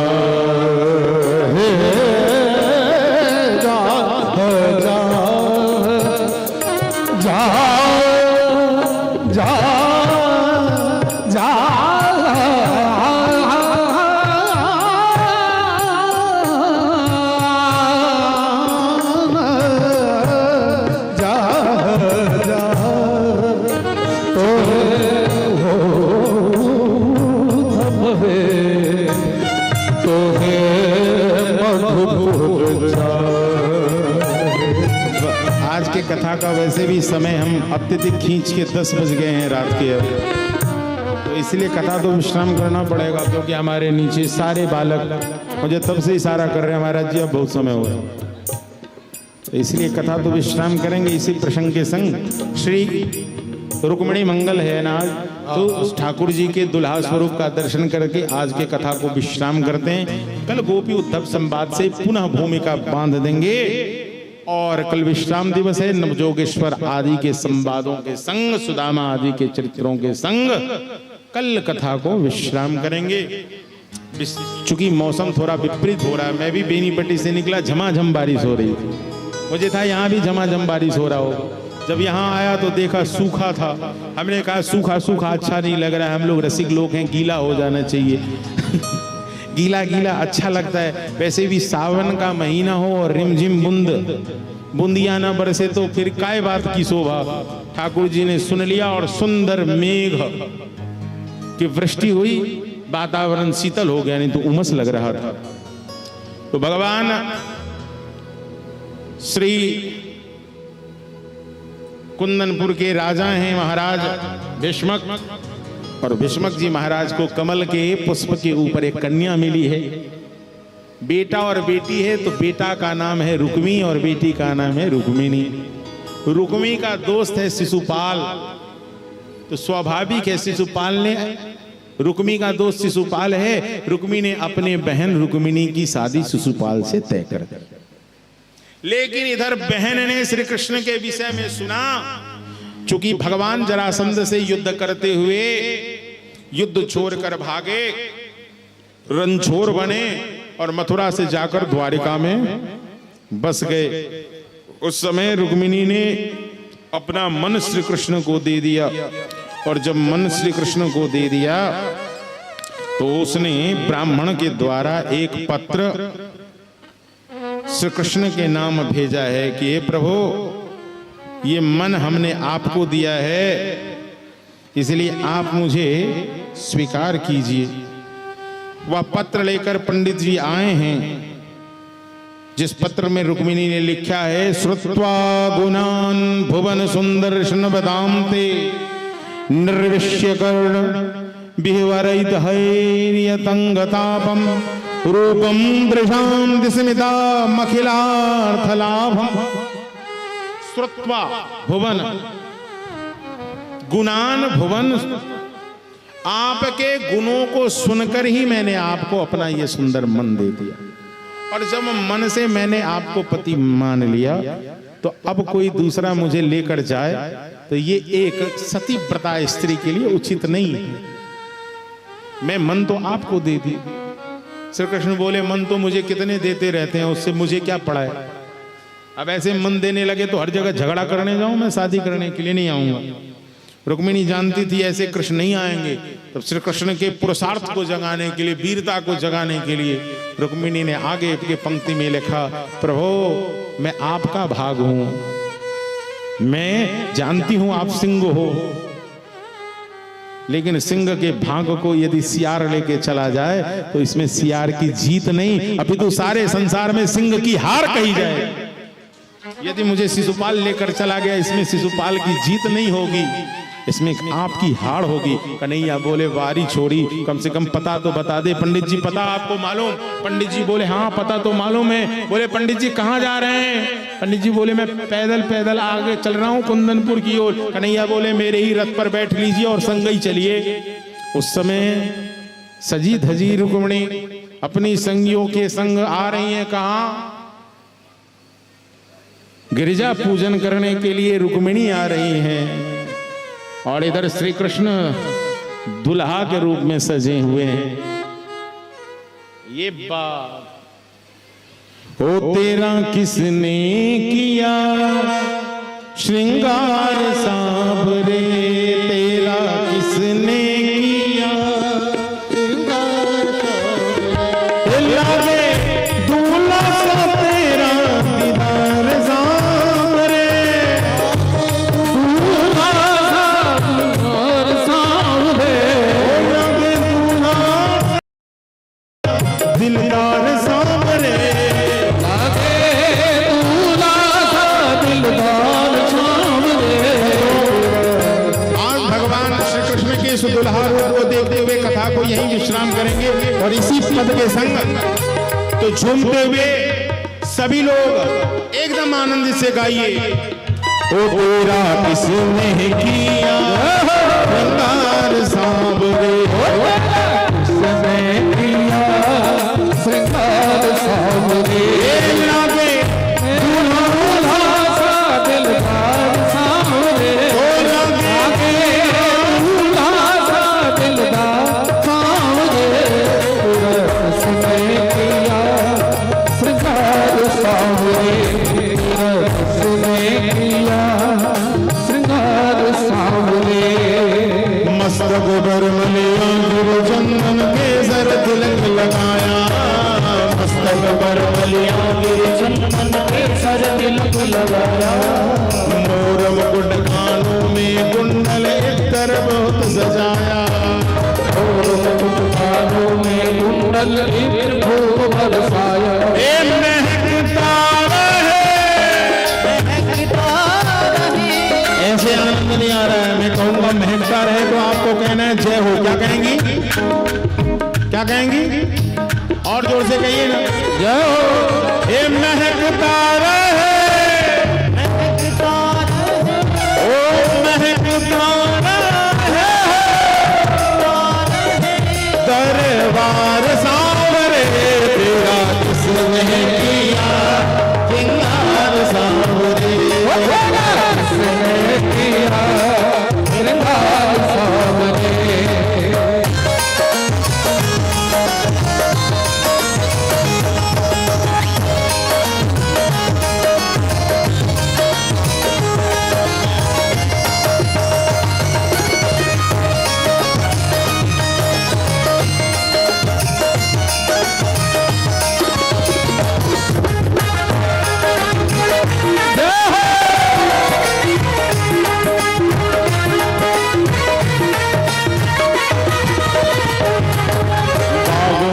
कलियां चुन चुन कर सुंदर हार बनाया, बागों से कलियां चुन चुन कर सुंदर हार बनाया।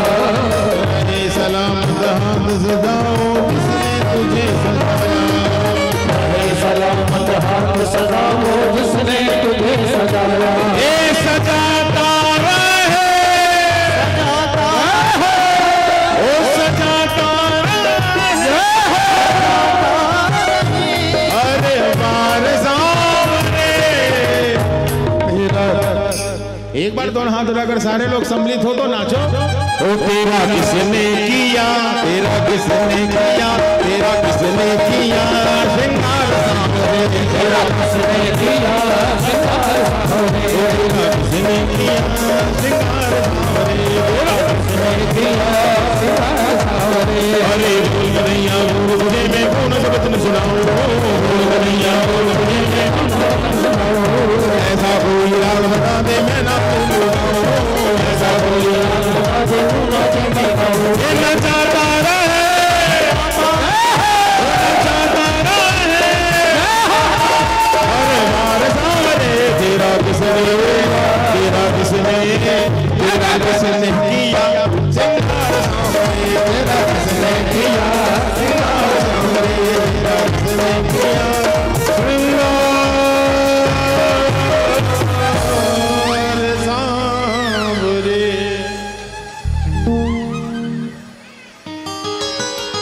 और इस प्रकार से सुंदर रूप से श्री कृष्ण रुक्मिणी का हरण करते हैं, रुक्मिणी मंगल होता है।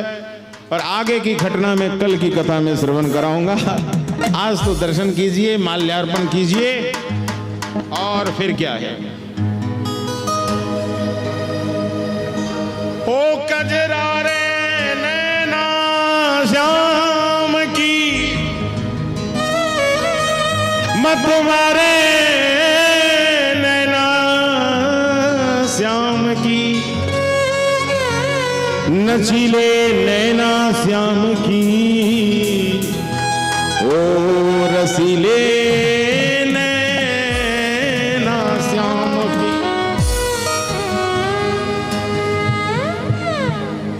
ओ तिरछी चितवन से करके इशारा, ओ चोटे सी जिगर पे ओ मारा, ओ बिहारी तेरे लगाओ स्केल दे दो, मैं पकड़ लूंगा। ओ बिहारी तेरे नैना कजरा रे, कजरा रे तेरे नैना कजरा,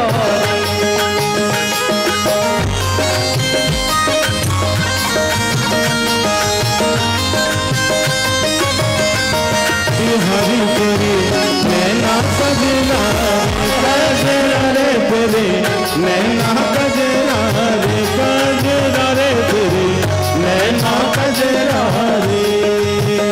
मिल गए जब से नैनों से नैना, ओ मिल गए जब से नैनों से नैना, एक पल भी रहे न कोई चैना, एक पल भी रहे न कोई चैना। देख नैनों से सारे,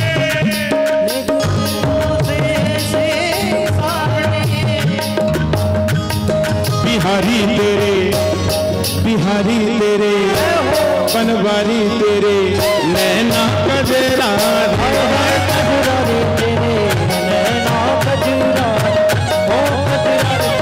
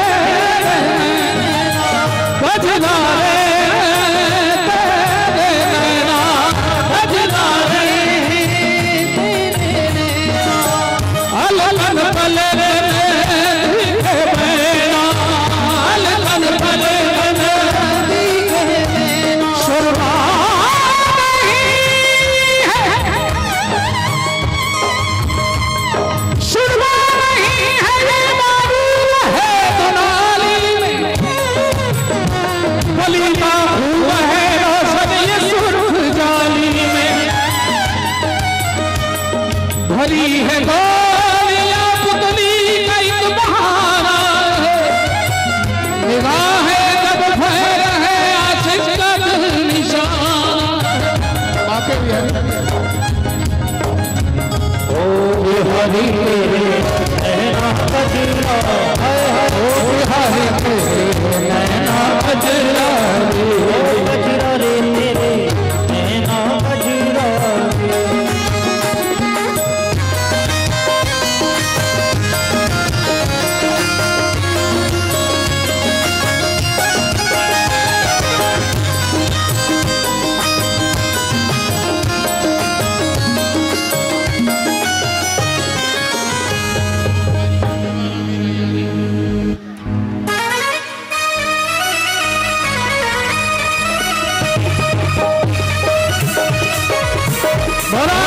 ताली बजाइए, सभी लोग आनंद लीजिए।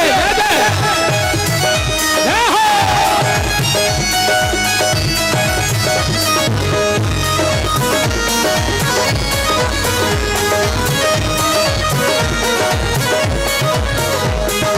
काली कमली वाला मेरा यार है, मेरे मन का मोहन तू दिलदार।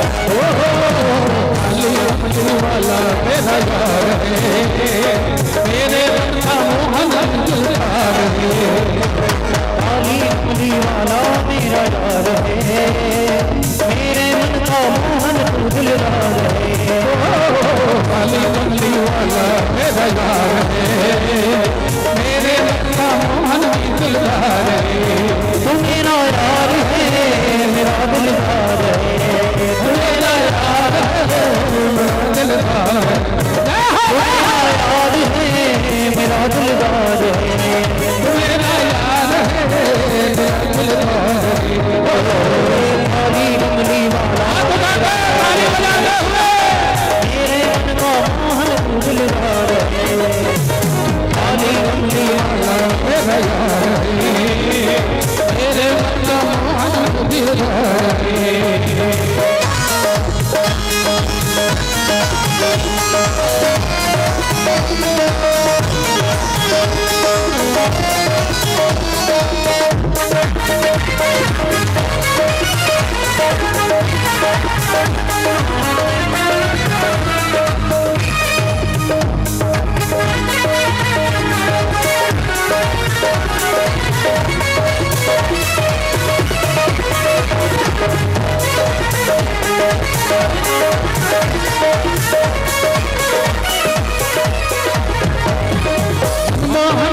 तेरा दीवाना अब यही तराना यही तराना यही तराना मनमोहन मैं तेरा दीवाना अब यही तराना यही तराना तेरे रंग शाम सलोने तू मेरा रजवार हम सलोने मेरा रजवार मेरे मन का मोहन तू दिलदार काली कमली वाला मेरे मन का मोहन तू दिलदार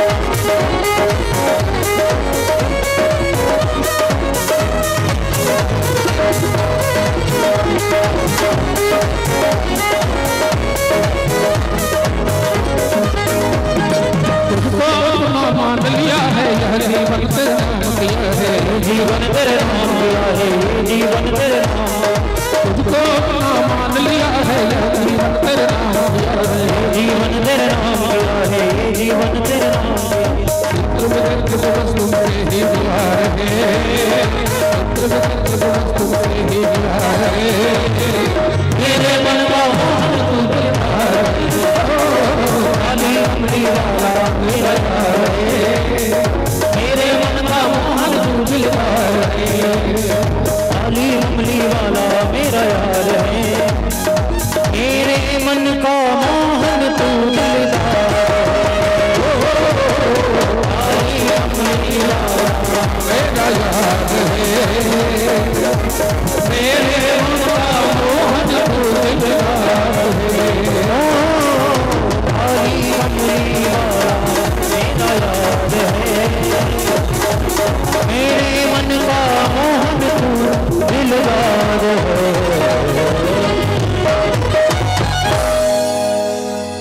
बोले श्री भागवत भगवान की जय रुक्मणी रमण भगवान की जय सद्गुरुदेव भगवान की जय जय श्री राधे श्याम।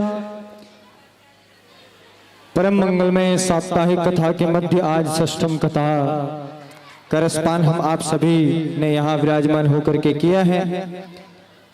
आरती से पूर्व मैं निवेदन करना चाहूंगा श्री भोलेनाथ प्रसाद जी एवं भारती झा जी, अनीता झा जी, रूना झा जी, आप सभी से निवेदन है। भारती जी, अनीता झा जी, रूना झा जी, आप सभी से निवेदन है आप कृपया मंच पर आकर के सद्गुरुदेव भगवान से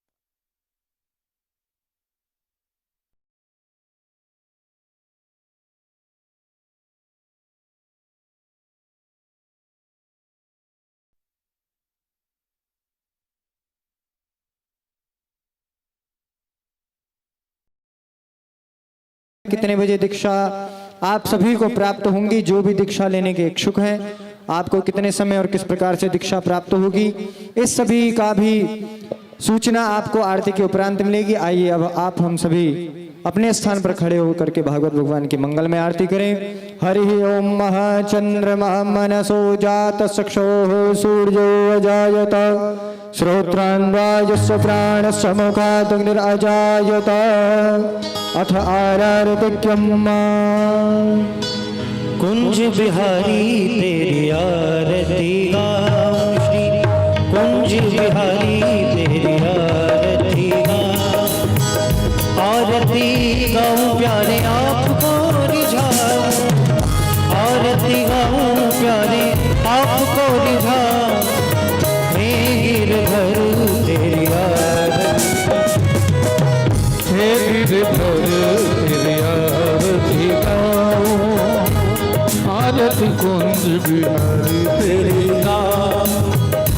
मोर मुकुट तेरे शीश पे सोहे, मोर मुकुट तेरे शीश पे सोहे, प्यारी बंसी मेरो मन मोहे, प्यारी बंसी मेरो मन मोहे, या बंसी पे बलि बलि जाओ, या बंसी पे बलि बलि जाओ, चरणों से निकसी गंगा प्यारी, चरणों से निकसी गंगा प्यारी, जिसने सारी दुनिया तारी, जिसने सारी दुनिया तारी, उन चरणों में शीश झुकाई, उन चरणों में शीश झुकाओ,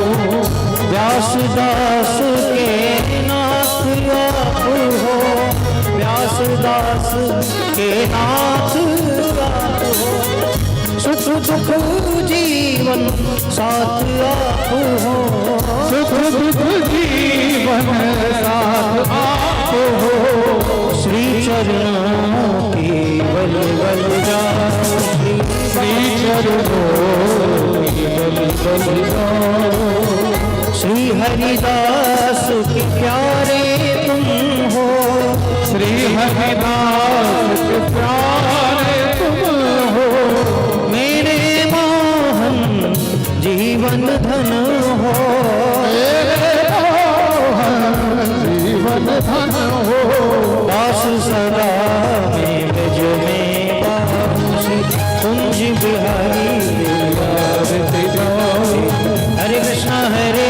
कृष्णा कृष्णा हरे हरे, हरे राम राम राम हरे, हरे कृष्णा कृष्ण कृष्ण कृष्ण हरे हरे, हरे राम राम राम हरे, हरे कृष्णा कृष्णा कृष्णा हरे हरे, हरे राम हरे कृष्णा हरे राम हरि बोल हरि बोल हरि बोल हरि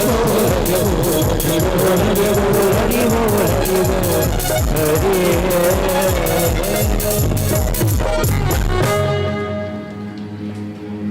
हरि हरि ओम महा जलेन शीतले गरणं पुष्पे देवादिवन्दनम् आत्मारोग्यादिवन्दनम् त्रिवारं देवं दर्शयामि अथ मन्त्रपुष्पाञ्जलिं हरिः ॐ जग्नेन यज्ञमाय सन्तदेवास्तानि धर्माणि प्रथमान्यसन्नाते हनातं महिमानः सचन्द्रयत्र पूर्वे साध्याः शान्तिदेवाः हरिः ॐ एकदन्ताय विद्महे